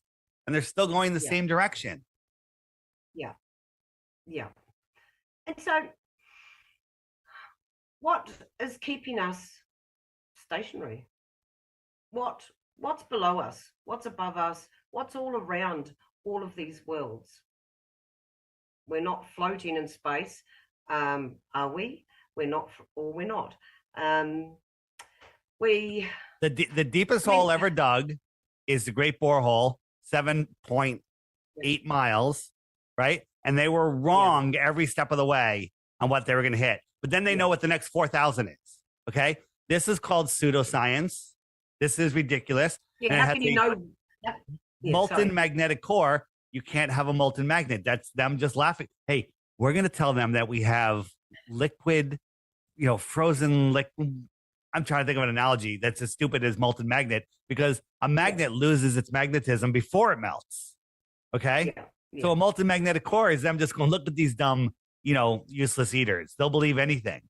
But this is nonsense, but it's brainwashed into us. It's still taught in school as science, and there's absolutely no evidence for it whatsoever. Yeah. I mean, science has gone backwards. It's so backwards. And you're only taught at university, especially in New Zealand, you're only taught what that professor knows from his, this is his language that he's teaching you. So if he is not that self-taught or that experienced, he's passing on something even dumber to the next lot of students, like in the veterinary industry. You only become a professor if you can memorize and regurgitate the nonsense that you were taught. Yeah, exactly. And it doesn't mean it's knowledge. I mean, I look at Carrie Mullis, for instance, and yes, he's one to say science is that you can be proud to say that somebody debunked you, that somebody has come up and proven you wrong, but you're not allowed to do that anymore. You cannot prove, you cannot disprove any of these people. And that's where we stopped becoming scientific. People think peer review is science. Peer review is a gang. A gang that says, we believe this, and if you believe different, we're not going to publish your paper. Yeah, exactly. Exactly. That's it. No, it's our way or the highway. Yeah. Off you go. You're too clever for us. Go on. Yeah. And I had that at school. It was like virology, for instance, and metabolisms and all metabolics with animals, and it's go away. That doesn't, no. You get challenged all the time. And I get that here with the government. Challenged all the time. But I've been busting their balls in court. I haven't lost a case yet. Just standing on my own. I don't enter in their law. I'm just under Magna Carta, and Nice. I use that against them. King Charles swore an oath to uphold it, so here I am. They've made people know, so believe it's that we the- can't win, and the truth is we can win. There are forces here that keep order, keep law. When I say law, I don't mean man-made law. I mean God's law, right? We're born with certain rights, and nobody can take them from us, but they can trick us as long as they tell us into taking them away, right? But you can say no, and you've got to say no. You have to say no, and it's not polite just to say no. So you say no, and you make a counter offer. Hey, would you like this stuck in your arm? I'm like, sure. Once you can show me that every single ingredient has been tested and that you've done it yourself and that it's proven non-toxic, and just give them a whole list of things, and and then it'll never be done. Exactly. But no, they won't do that. They'll just have fake ones. But Yeah, right, I mean, of course. let's give them a whole box, Yeah. Our new prime minister's doing that at the moment. So he's you have like, "Oh, I've got questions 2 from your jabs." listeners? Yes. So we've got, okay, now, where is flat Earth if it is not floating in space? Is it one landmass under one filament? And how big is the filament over flat Earth? Where does it end? Does it have an end? What's that? There are other lands with are there other lands with filaments? Okay, so that's that one. And what's Firmament, keeping you're it trying to stationary? say. And the question is, anything beyond 60 degrees south, we're not allowed to explore there independently. Now, I'm a big believer that there's more land, that there is an extended plane. I don't want to say endless plane because I don't know, but I'll call it extended. There's so many stories. By the way, this is not flat Earth. This is what they want you to think flat Earth is, right? There's so many stories from the 1800s and even before of people going beyond Antarctica, finding more lands, advanced lands. There's one called the Iron Republic. Have you ever heard of that one? Yeah. So the Iron Republic, the Smoky God. These are great books. Where's the Iron Republic? It's in here somewhere. There it is. The Iron Republic story about in the 1800s, a politician got sick of tired of what was going on here. Got a ship, went to Antarctica, found an opening, got sucked through, was lost at sea for a couple months, found land, found a city, and it was an advanced city, flat screens, flying cars, all sorts of stuff, right? Underground, wasn't it? Whether it's It true was or like not. a hole. What's that? Wasn't it in a hole, like under the earth, he thought? Well, no. So at the end, the last chapter, somebody else wrote it. Okay, it was they tried to discredit the whole thing, and okay. But they're talking about whether it's true or not doesn't matter to me. It rings true. They're talking about more lands. They're talking about stuff that we're just getting now in 1901 when it was published. All right, so that and all these other stories leads me to believe there's more land. It's so easy to put humans in a pen if they can't see the pen, right? I don't care. You put humans in a pen that's 50,000 miles around, they want to go on the other side of the fence. Doesn't matter. Yeah. Okay? Doesn't matter how big it is. But if they think they're on a ball, there's nothing left to Can't discover. get off. Truman. Yeah, you're Yeah. stuck. You can't get off. There's nothing for you out there. You can't jump off. You can't go anywhere. Yeah. But that's what they want you to think. And like the prisons, I mean, they're getting smaller and smaller and smaller. Yeah. Yeah, Well, getting we're down in into the a 15 prison. minutes. And wait, and think about Yeah, this. yeah. People say, "What do you mean there's more land? How could they hide more land?" They just found 7,000 new islands around Japan. Did you hear that? Okay. We don't even know what's here in the middle of our world. Okay. Yeah. Yeah. And you Yeah, don't think they could be exactly. hiding more land? Please. Yep. GPS And steers you where they want you in the Southern Oceans, right? And who runs GPS? The liars at NASA. Mm-hmm. Everything, NASA. Yep. So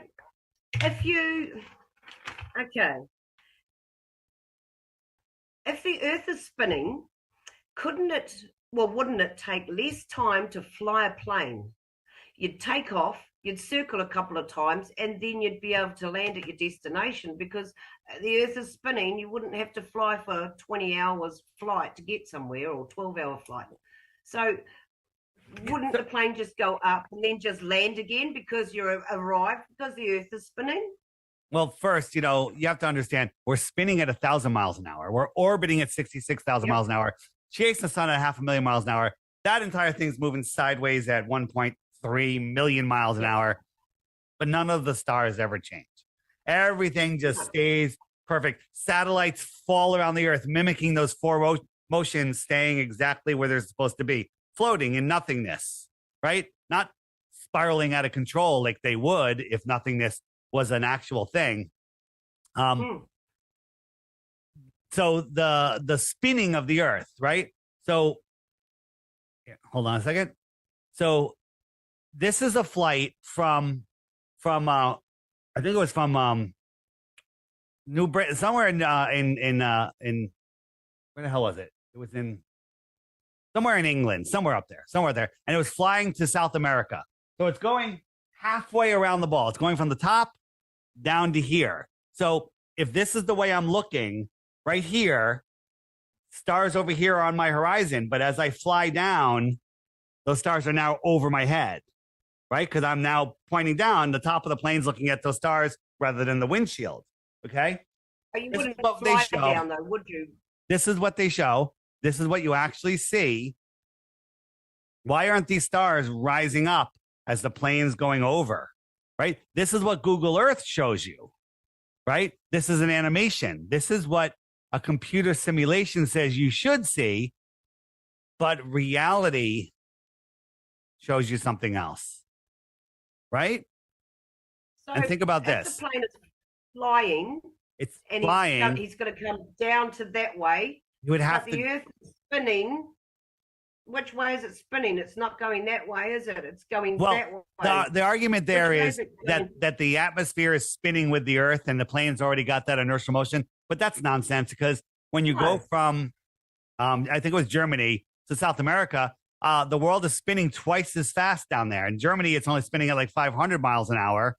And the equator, it's spinning 1,000 miles an hour. So how are you gaining that extra speed to land on a runway that's facing north-south and moving sideways at 1,000 miles an hour? Right? Here's another plane. You have to land sideways. From California to Cleveland. Sideways. Right? This trip, there's 500 miles of curvature. Do you see it? I think it's coming up soon. It's coming soon. 500 miles of curvature. Do you see any curvature? No. Of course not. Unless Airplanes. the Earth is 10 times bigger than what they say it is, unless it's so much bigger, the curvature wouldn't even come into account. We've done calculations with sightings, and the Earth would have to be 1,000 times bigger, and there's still be curvature. It would have to be. Yeah. Yeah. But it would take, you'd have to fly a hell of a long way to see the curvature if it was 10 times bigger than what it actually is, or 1,000 times bigger, maybe even more. But then their calculations, how did the calculations work out then? So think about this, right? To scale. This flight, there should have been 500 miles of curvature. 500 miles, right? This balloon is 20 miles up. Yeah. Is that what it looks like, 20 miles up? This is 20 miles up. So you'd have to go 25 times higher than this to show how much curvature that plane flew over. Okay. This is where people's brains short circuit because they can't fathom anything this stupid. Because guess what? You shouldn't be able to fathom anything this stupid because it's too stupid. Yeah. And that's only 20,000 miles, did you say? This is 20 miles. 20 miles up. 100,000 feet, 20 miles, around 100,000. Is that all it is? It looks like you're in space. Right. And it looks like the sun is right here over Earth for some reason. It's right there, making a hot spot. Like it's close. It is. Like it's close. Yeah, it is close. I mean, how it's so big, it has to be close, doesn't it? I mean, it does. Sometimes I it don't looks think it's like that big at all. And I don't think that this is where we see the sun. Somebody on the ground down here will see the sun much lower because we see it in our azimuthal equidistant dome. Yeah. It's a personal Like- dome of vision. The rays that we're on the highest point, we were like 500 meters above sea level. We're way up high. And the sun set in the west, but it had gone behind the hill, but the rays are still going across to where the sun had risen in the east. So it's still going flat. And I sent you a picture. And it might look like it's going up, but it can't be because the sun is already down behind the hill. When we So see the those rays rays, those are called stay- crepuscular and anti-crepuscular rays. The sun's rays will go out towards you, look like they're going up, and then behind you, they'll go down and they'll converge again. Those are the anti-crepuscular rays, right? Yeah. So you see this curved view.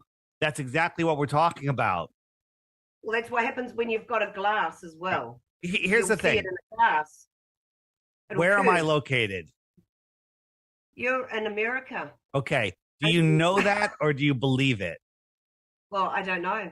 You believe it. You believe it, but you can't prove it. You could prove it, but it would take time and effort. And you know what? I believe him. I don't need to check. I don't really care. And that's how they get away with it because knowing takes time and effort and actual use of your brain, your God-given brain, which they've fluoridated, accidentated, and poisoned so people can't think. Then they poison them with the news, fear, and movies, fantasy, space. People are so lost. Now, if you want to learn about flat Earth, okay, we got the internet. That's pretty useful. However, you can't find anything good on flat Earth. It feeds you garbage. That's why my app bypasses all of that. The daily video every day, that's great. The frequently asked questions, but on the homeschooling button, if you click the house, it's a great app. It's such growing. a good app. And we just added Schooling Globers by Austin Whitsitt. This is a series he's done. Mind-blowing. Mind-blowing stuff. Yeah. This page alone will make you more educated than any college anywhere can. Okay? And most of it's free. Some of it's $8. Highly worth it. Yeah. Yeah. Well, if you want the information, that's the thing. I mean, Google, I wouldn't, anything on the internet. I mean, I've done a few little tricks and gone in there and I've put in something quite easy. And the response you get, you can't find what you really want because everything that's been brought up is just bullshit. It's rubbish every time. A simple question, no, it goes to something that's fear mongering. There's so many.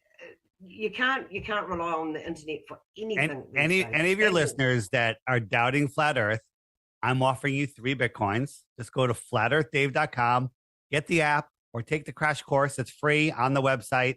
Check it out. Check out a lot of the resources there. And I guarantee you one thing.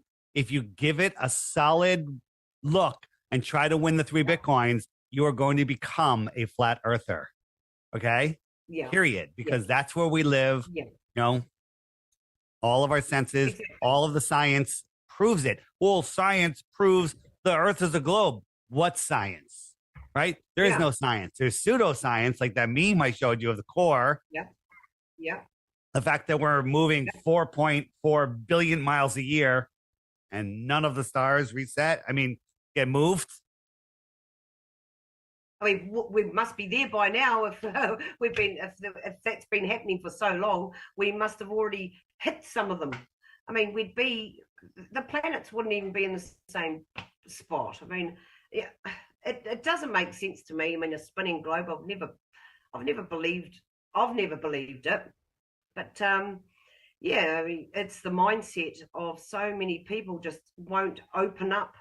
They just won't open it up. Well, we've been programmed not to look. We've been programmed to ridicule it.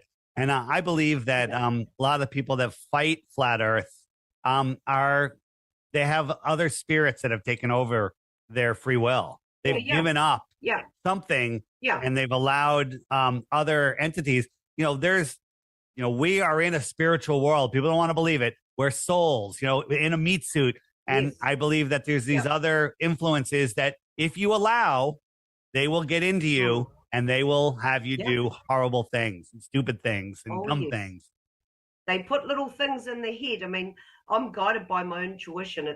I'm so in touch with it. It just, something comes and it just says, you got to do it now. So then bang, I go and do this.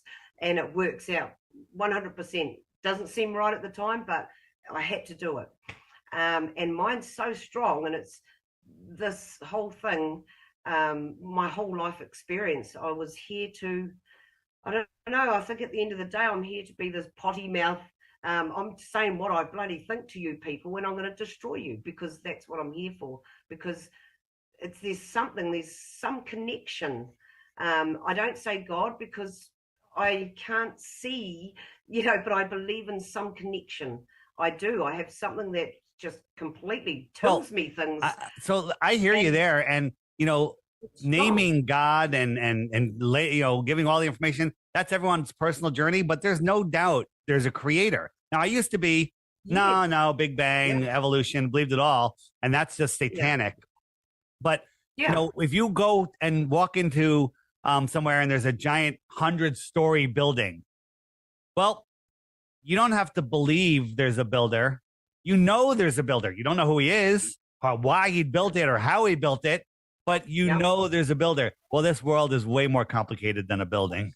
Okay, our human bodies are way more complicated than the most complicated computers. Anything, right? Our human bodies are incredible, right? There's no word to describe this thing that we're inhabiting, and to believe that it came from random mutations is retarded. Okay, I didn't come from a monkey. Okay, I did not come from a monkey. Even if we share DNA, we have more.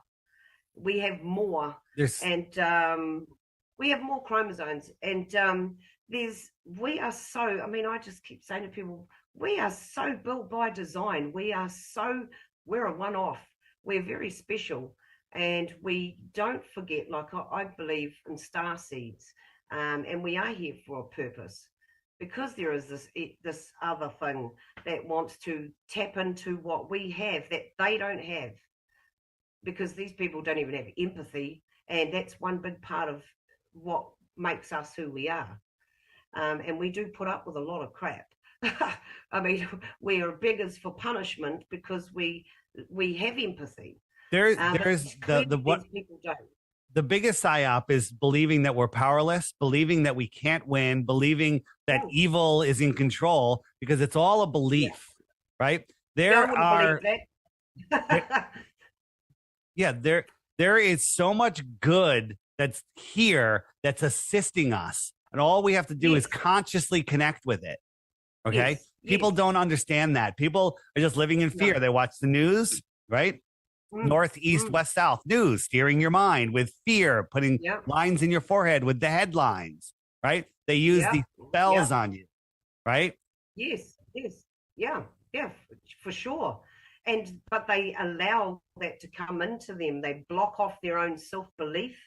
They don't believe in themselves. They don't believe that they're important. And they could just go and commit suicide just like that, from fear, that mass menticide. They shouldn't allow that in there in the first place. They don't believe in themselves, right? Their intuition, their spirit, and it's really sad, but it is a spiritual war. It's negative and positive. And people have to change their mindset and say, no, I'm like I do. I'm going to destroy you, mother suckers. It could change overnight. If everyone, let's say your video goes viral and 8 billion people watch it. Okay. Everyone goes, you know what? That's dumb flat earther. It might not be so dumb. You know what? Screw the government. It's over. It's over right there. Hey, Earth is flat. We're at the center of creation. I'm powerful. I'm special. Exactly. Okay. Oh, you flat earthers just want to be special. You want to be special. No, we are special. No. Okay. We are special. We don't want to be. We are special. Yeah. And they have to feel that themselves, that And- they are special. They're not just somebody in the gutter. They're And- special too. And Everyone is. believing that we're powerless that's a false belief, right? And understanding that all of this goes away as soon as we say so, right? That's why, with all the nonsense going on in the world, why am I talking about flat Earth? Because flat Earth is the one that unplugs you from the heliocentric matrix, right? The soul lure system. They're luring your soul away from you, right? They're trying to get you to give it up. And I used to think that was all hogwash, but that is the way this world works. And if you don't believe it, better for the people that are controlling this place, because they don't want you to believe it. They want you living in your material world, right? And living the American dream, working your ass off, ignoring your family, and then retiring with a few dollars when you're too old to do anything. Okay? Yeah. Now that's been taken away from them anyway. So yeah, as we speak. So and that's that empowerment, and but they have to find it in there. They've got to believe in themselves, And it's getting pretty hard out there to get them to see that, because they're getting beaten down. But any more questions from listeners? Yes. Now I've got one. So just a scenario. So we're in the pond, right? And there's the outer charter, the Terra, the land, King Charles's Terra Carta, outer land in Antarctica. So there's a wall between us, isn't there? So, okay, let's have a look there. Right. I don't like calling it a wall. I call it the shoreline of Antarctica. And I don't know if Antarctica actually goes all the way around us. It might have big openings like here, right? But I reckon there's the miles. What's that? Opening. What's that? Reckon I believe that there's, in my mind, I think we're actually surrounded by ice just in our area, but then there's more on the outer, like here. Yeah. But they say, like Noah and the great floods, they could actually let more water in to flood us to get rid of it, because the experiment's not flooding working. A flat Earth is easier than flooding a spinning ball in an impossible space vacuum. Exactly. Right. And that's how they could do it if it doesn't work. And so there's the Noah Great Floods, there's the Tartaria, they could do it over and over and over again if they haven't got that control. Yeah, just like there. So because we know ice doesn't make more water when it melts, so that's impossible. So it's not from melting ice like they're saying. They could be like a canal. They've been talking about the oceans rising. You'll hear United States, Florida is going to be underwater by the year 2010. And all this stuff. I lived in the same town my entire life on the water, and we have rock walls that haven't moved my entire life, and the water comes up to the exact same spot for almost 60 frigging years. Okay. And before that, and if you look at famous rocks like Plymouth Rock, hundreds of years, every photo shows the water at the same level. Okay. Yeah. Water is level. That's kind of fun. And so it's not changing. Now, that's not to say it's not going to change, because, God, nature, cycles, man, whatever, could literally bury us in water, possibly by, opening the gates of heaven. It's the largest canal. Yeah, well, the largest canal on Earth could flood all of us anyway. I mean, we're 500 meters above sea level, and I find shell rock everywhere on the hills, and I've found fossilized shells and oysters and things like that. So we were underwater, so it has been flushed out, or they create a new continent of slaves to colonize, whatever they've done over this time. They've done something that's been happening over and over and over again, I believe, what we're going through now. It appears that way. Yeah, it does. It seems to be, history repeating. Yeah, but they're building their world outside of where we are. Because all these resources that are going, for instance, from here, from everywhere, where are they going? Because we're not really using them here. Where are they going? Everyone goes to Antarctica all the time. Our government, they're just flying in and out all the time. where are they taking our resources? They're Right. building something else. Right. You know, You've seen this, that's what I right? think. Have you seen this map? Yes. Yeah. So, and then we saw the ships where we tracked the ships and we found ships deep inside of Antarctica, hundreds of miles. Yes. And they all go back to the island of Kiribati, right? Where's Kiribati? Kiribati is in a very strange place. I'm going to show you something new, which I haven't shown yet. Okay. I don't think I've shown it yet. Little. So this little sandbar has, with very little of this little sandbar populated, there's just little areas of population, has this giant ship that's in an impossible place. What's going on? Where's it going? Right. And this little island has a history of nuclear testing, right? Well, if you're down the rabbit hole, you know that nuclear bombs don't exist, right? No, they don't. I mean, just to scare people away. And this guy, this is a military guy, said the blast was so bright, I put my hands over my face and I could see my bones like in an X-ray. I think he's watching too many Bugs Bunny episodes. Terminator. Right? He's watching the Terminator. And if you look at this picture here, nuclear bombs going off, zoom in, these people aren't even looking. They're just walking around like, oh, yeah. Oh, it's a nuclear bomb. Okay. They're not fried. They're not disintegrated. And then just recently, this article came out about nuclear testing. They're in Kiribati, and they're showing this. What are they doing? They don't want people thinking, oh, I want to go to Kiribati. But where is Kiribati? Okay. So check this out. This is all you've seen this time zones, right? Where they put it on a flat map and made the time zone straight. Okay. And then over here on the side, it's hard to see, but the time zone's a little jaggedy, right? And no one has ever explained that to me, right? So it's jaggedy over here. You see this? This is the time zone. I'm like, okay, well, some worlds, and then over here, let me make it a little smaller. There's the edge. Right? There's the edge. Yeah. So over here, it's got this weird little, what the heck is this? Why wouldn't they just run the time zone straight like all the rest of them?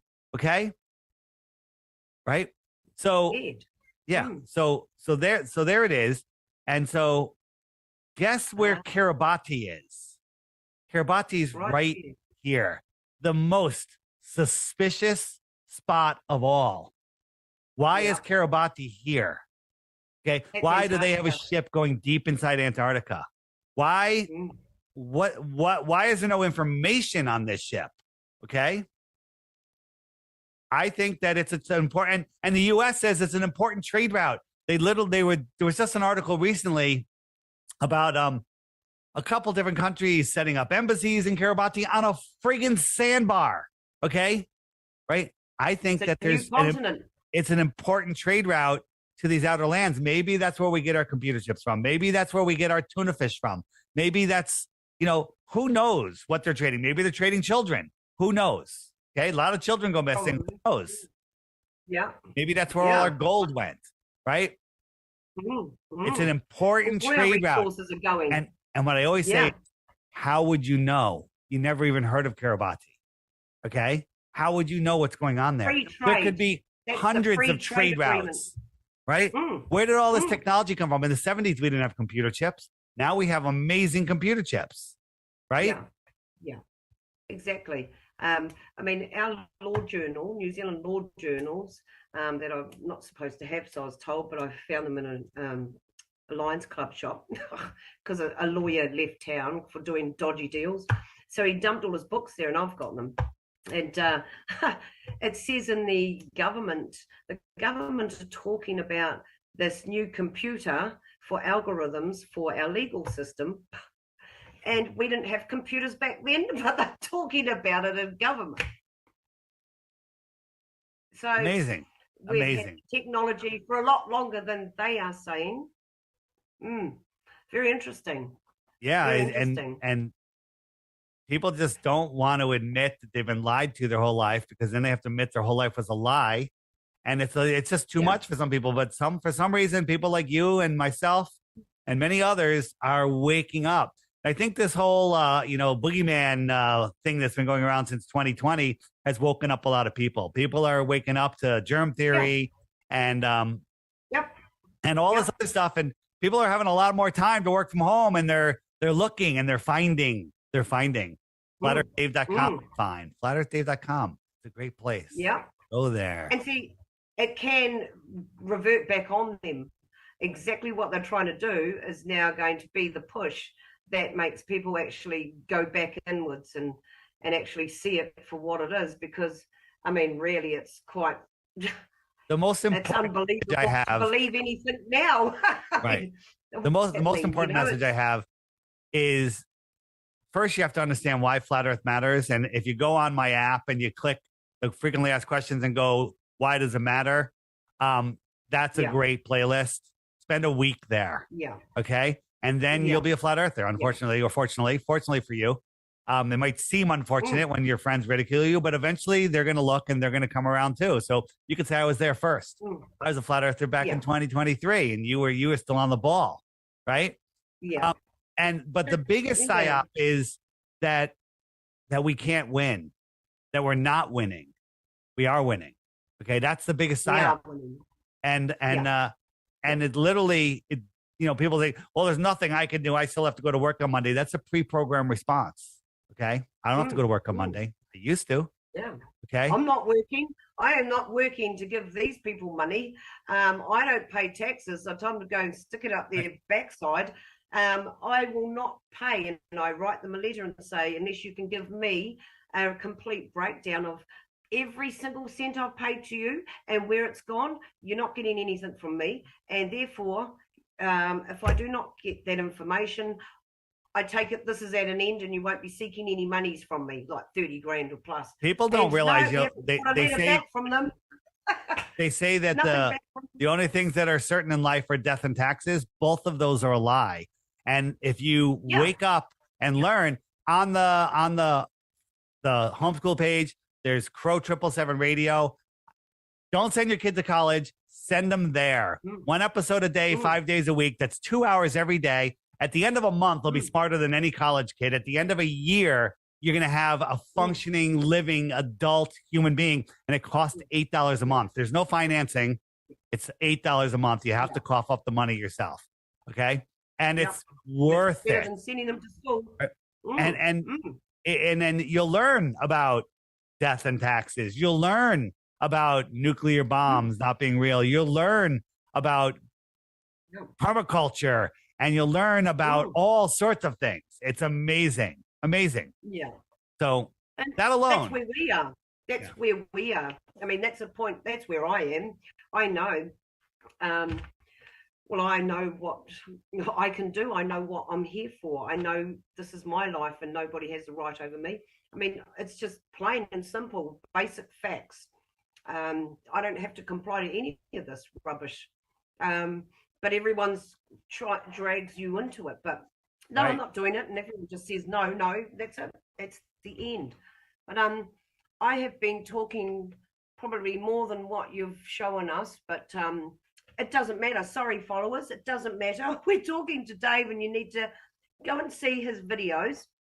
Look at his, you've got his link. I'll leave his link on the FlatEarthDave.com. Everything is there. But I highly recommend getting the app, because you're going to want it when you're stuck in a line, stuck in traffic, walking down the road, doing mindless work and want to listen to something. Because this will feed you. This bypasses the Google algorithm, has everything categorized. And there's also a friend finder on there. So check this out. New Zealand is looking good. That's pretty cool, eh? Yeah. So let's look at New Zealand. Else. What's that? You can find anyone else to talk flat Earth with, because you can't talk to the morons like that. Look, here's New Zealand. Look, this is doing pretty good down there. Out there. Look at all these people. Where are you? Yeah. Where are you on here? I'm actually down. So if you see the Hawke's Bay where it flooded in the North Island, up here, up the coastline, keep going. That's the South Island. Keep going. There. Oh, here. Other side. Down. To the over to the right.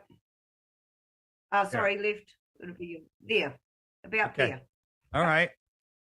So you got a few people out there, but there's 3. Well, you need more, and you can tap a dot. You can message them. You can video call with them. You can start groups, meetups. Yeah.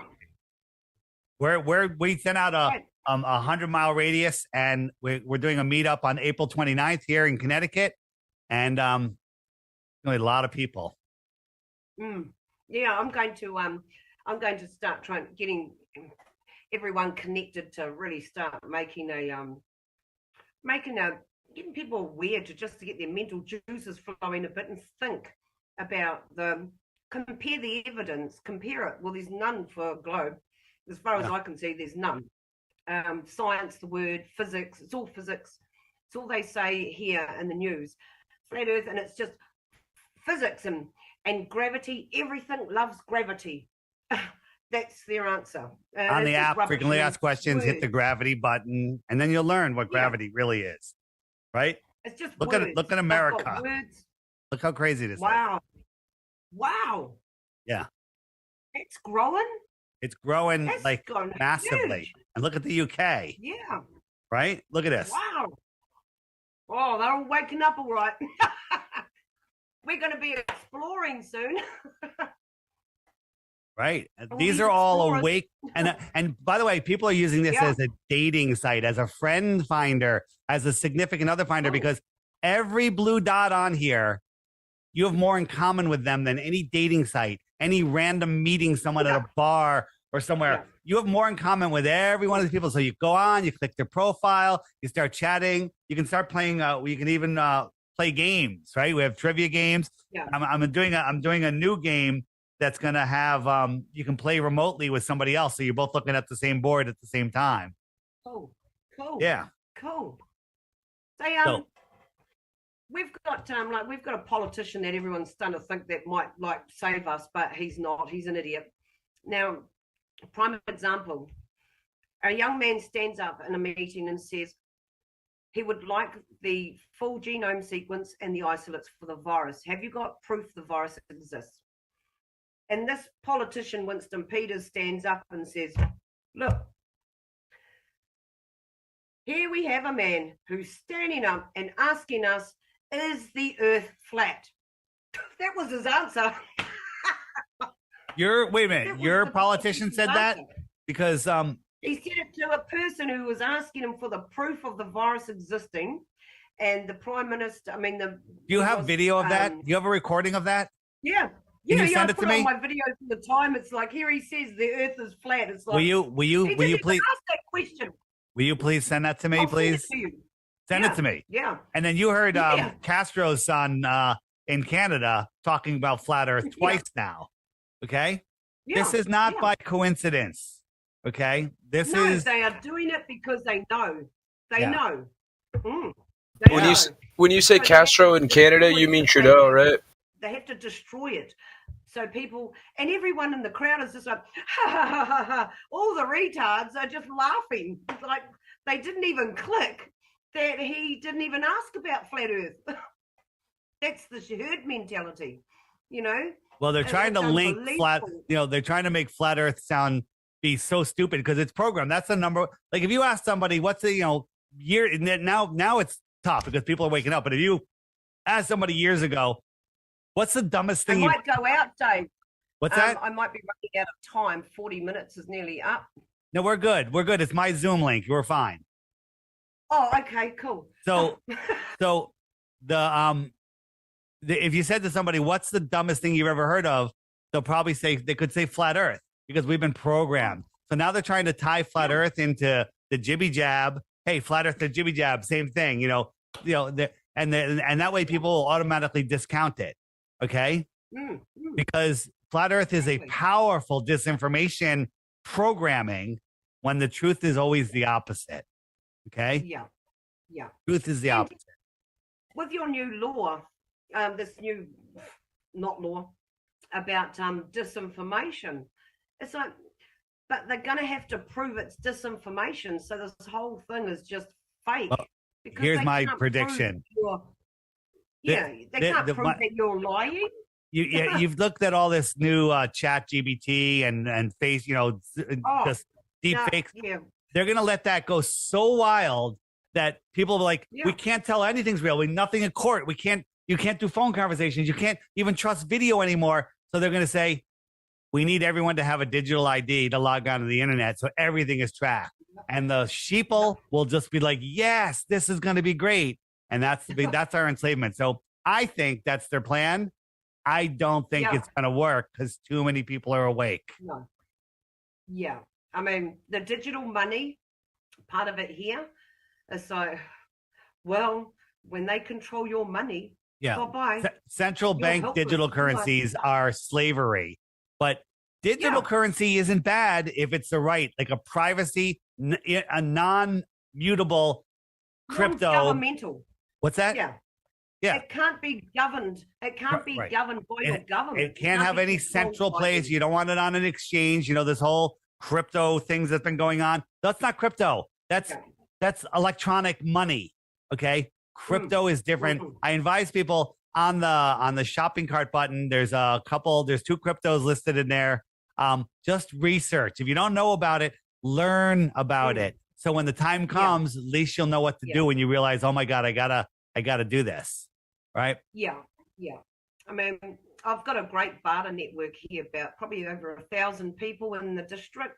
There you go. And we barter already. We're bartering because I'm saying money's just a piece of paper. We can do the same services for each other. You're an electrician, or we can do engineering, or we can do whatever. Food, milk, whatever you need, we can all do it. So we're going back to basics and being able to make those things, you know. I go out and shoot a few possums, and then I've got quite a fair bit of fur. And I know somebody who can weave it into beanies or socks or there you go. Whatever. So, and that is the same as having money. Better than money. Much. The energy exchange is better. Yeah. Way better. Yeah. All right. And it's so relaxed and everyone's so kind, and you know, we're just all, it's so much easier. I agree. It's easy. Any final things you want to discuss before we wrap it up? No, well, too many to go through. But I mean, I want all my followers to just log in, see Dave at flatearthdave.com. Yep. And just go and listen to all of these podcasts. On the website, all my social media, my YouTube, my TikTok, everything. It's all there. My YouTube, the main one is DITRH. That's all short videos. But there's also Dave's latest interviews on the website. But if you just click the web button and you go right here, that's all my current interviews. Are you putting this on YouTube or no? No, I'm not. I haven't been allowed on this since 2017. All right, well. Jacinda got in.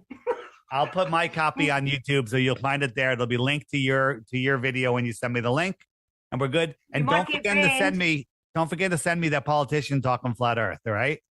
Yes, I'll do that as soon as we've finished, so you can just take the pee out of him too. But all right. There's one thing you might, if you've got me on YouTube or Twitter or anything, you might get cancelled down because that's all right. I'm already shadow banned. Yeah, they're already cancelling us out, so they don't need a digital ID. They can still already do it. I can't even get a fake ID to log into Facebook. They know they know who I am. Yep. I mean, why do you need a digital ID? They can already censor me. Yep. But, all right. Yeah. Thank you. Thank you so much, Dave. Such right. a pleasure. And yeah, we'll get into. It'd be great to have another one day, and you can actually go through everything that probably a bit more clearer, because we didn't do the general podcast like you normally do. We didn't get through anything. So sorry. I asked if you had any more questions, so. Yeah. We don't go too long, but I think if my followers just go along and really investigate your knowledge and everything that you have online, so they can really think for themselves, because I don't like telling honestly, people if anybody that goes to my DITRH channel or watches my interviews, just one day, spend one day, watch my videos. And if you're short attention span, great. DITRH, all my videos are under 5 minutes. Okay. There's 400 videos. Just randomly click on some, and you'll just keep on clicking and keep on clicking and keep on clicking. All right. And your Or answers are there. All your answers are there, people. Just go along and have a look because every single answer will be there. and subscribe to my DITRH. It's been stuck at 96,000 for a year. Oh, well, we've got to boost that up then, eh? All right. Let's get to 100,000 for Dave. Thank you. Thank you so much, Dave. Thank you very much. All right. Thank you. Don't have Bye-bye. a fear on me. All right. Bye. Thanks. Bye-bye. Hello everyone, Strawman Dan here. And before I start, I just want to tell you all about what is by far my favorite app of all time. Yes, you guessed it, it's the Flat Earth Sun, Moon and Zodiac Clock app. I know, for years I have been anti-Flat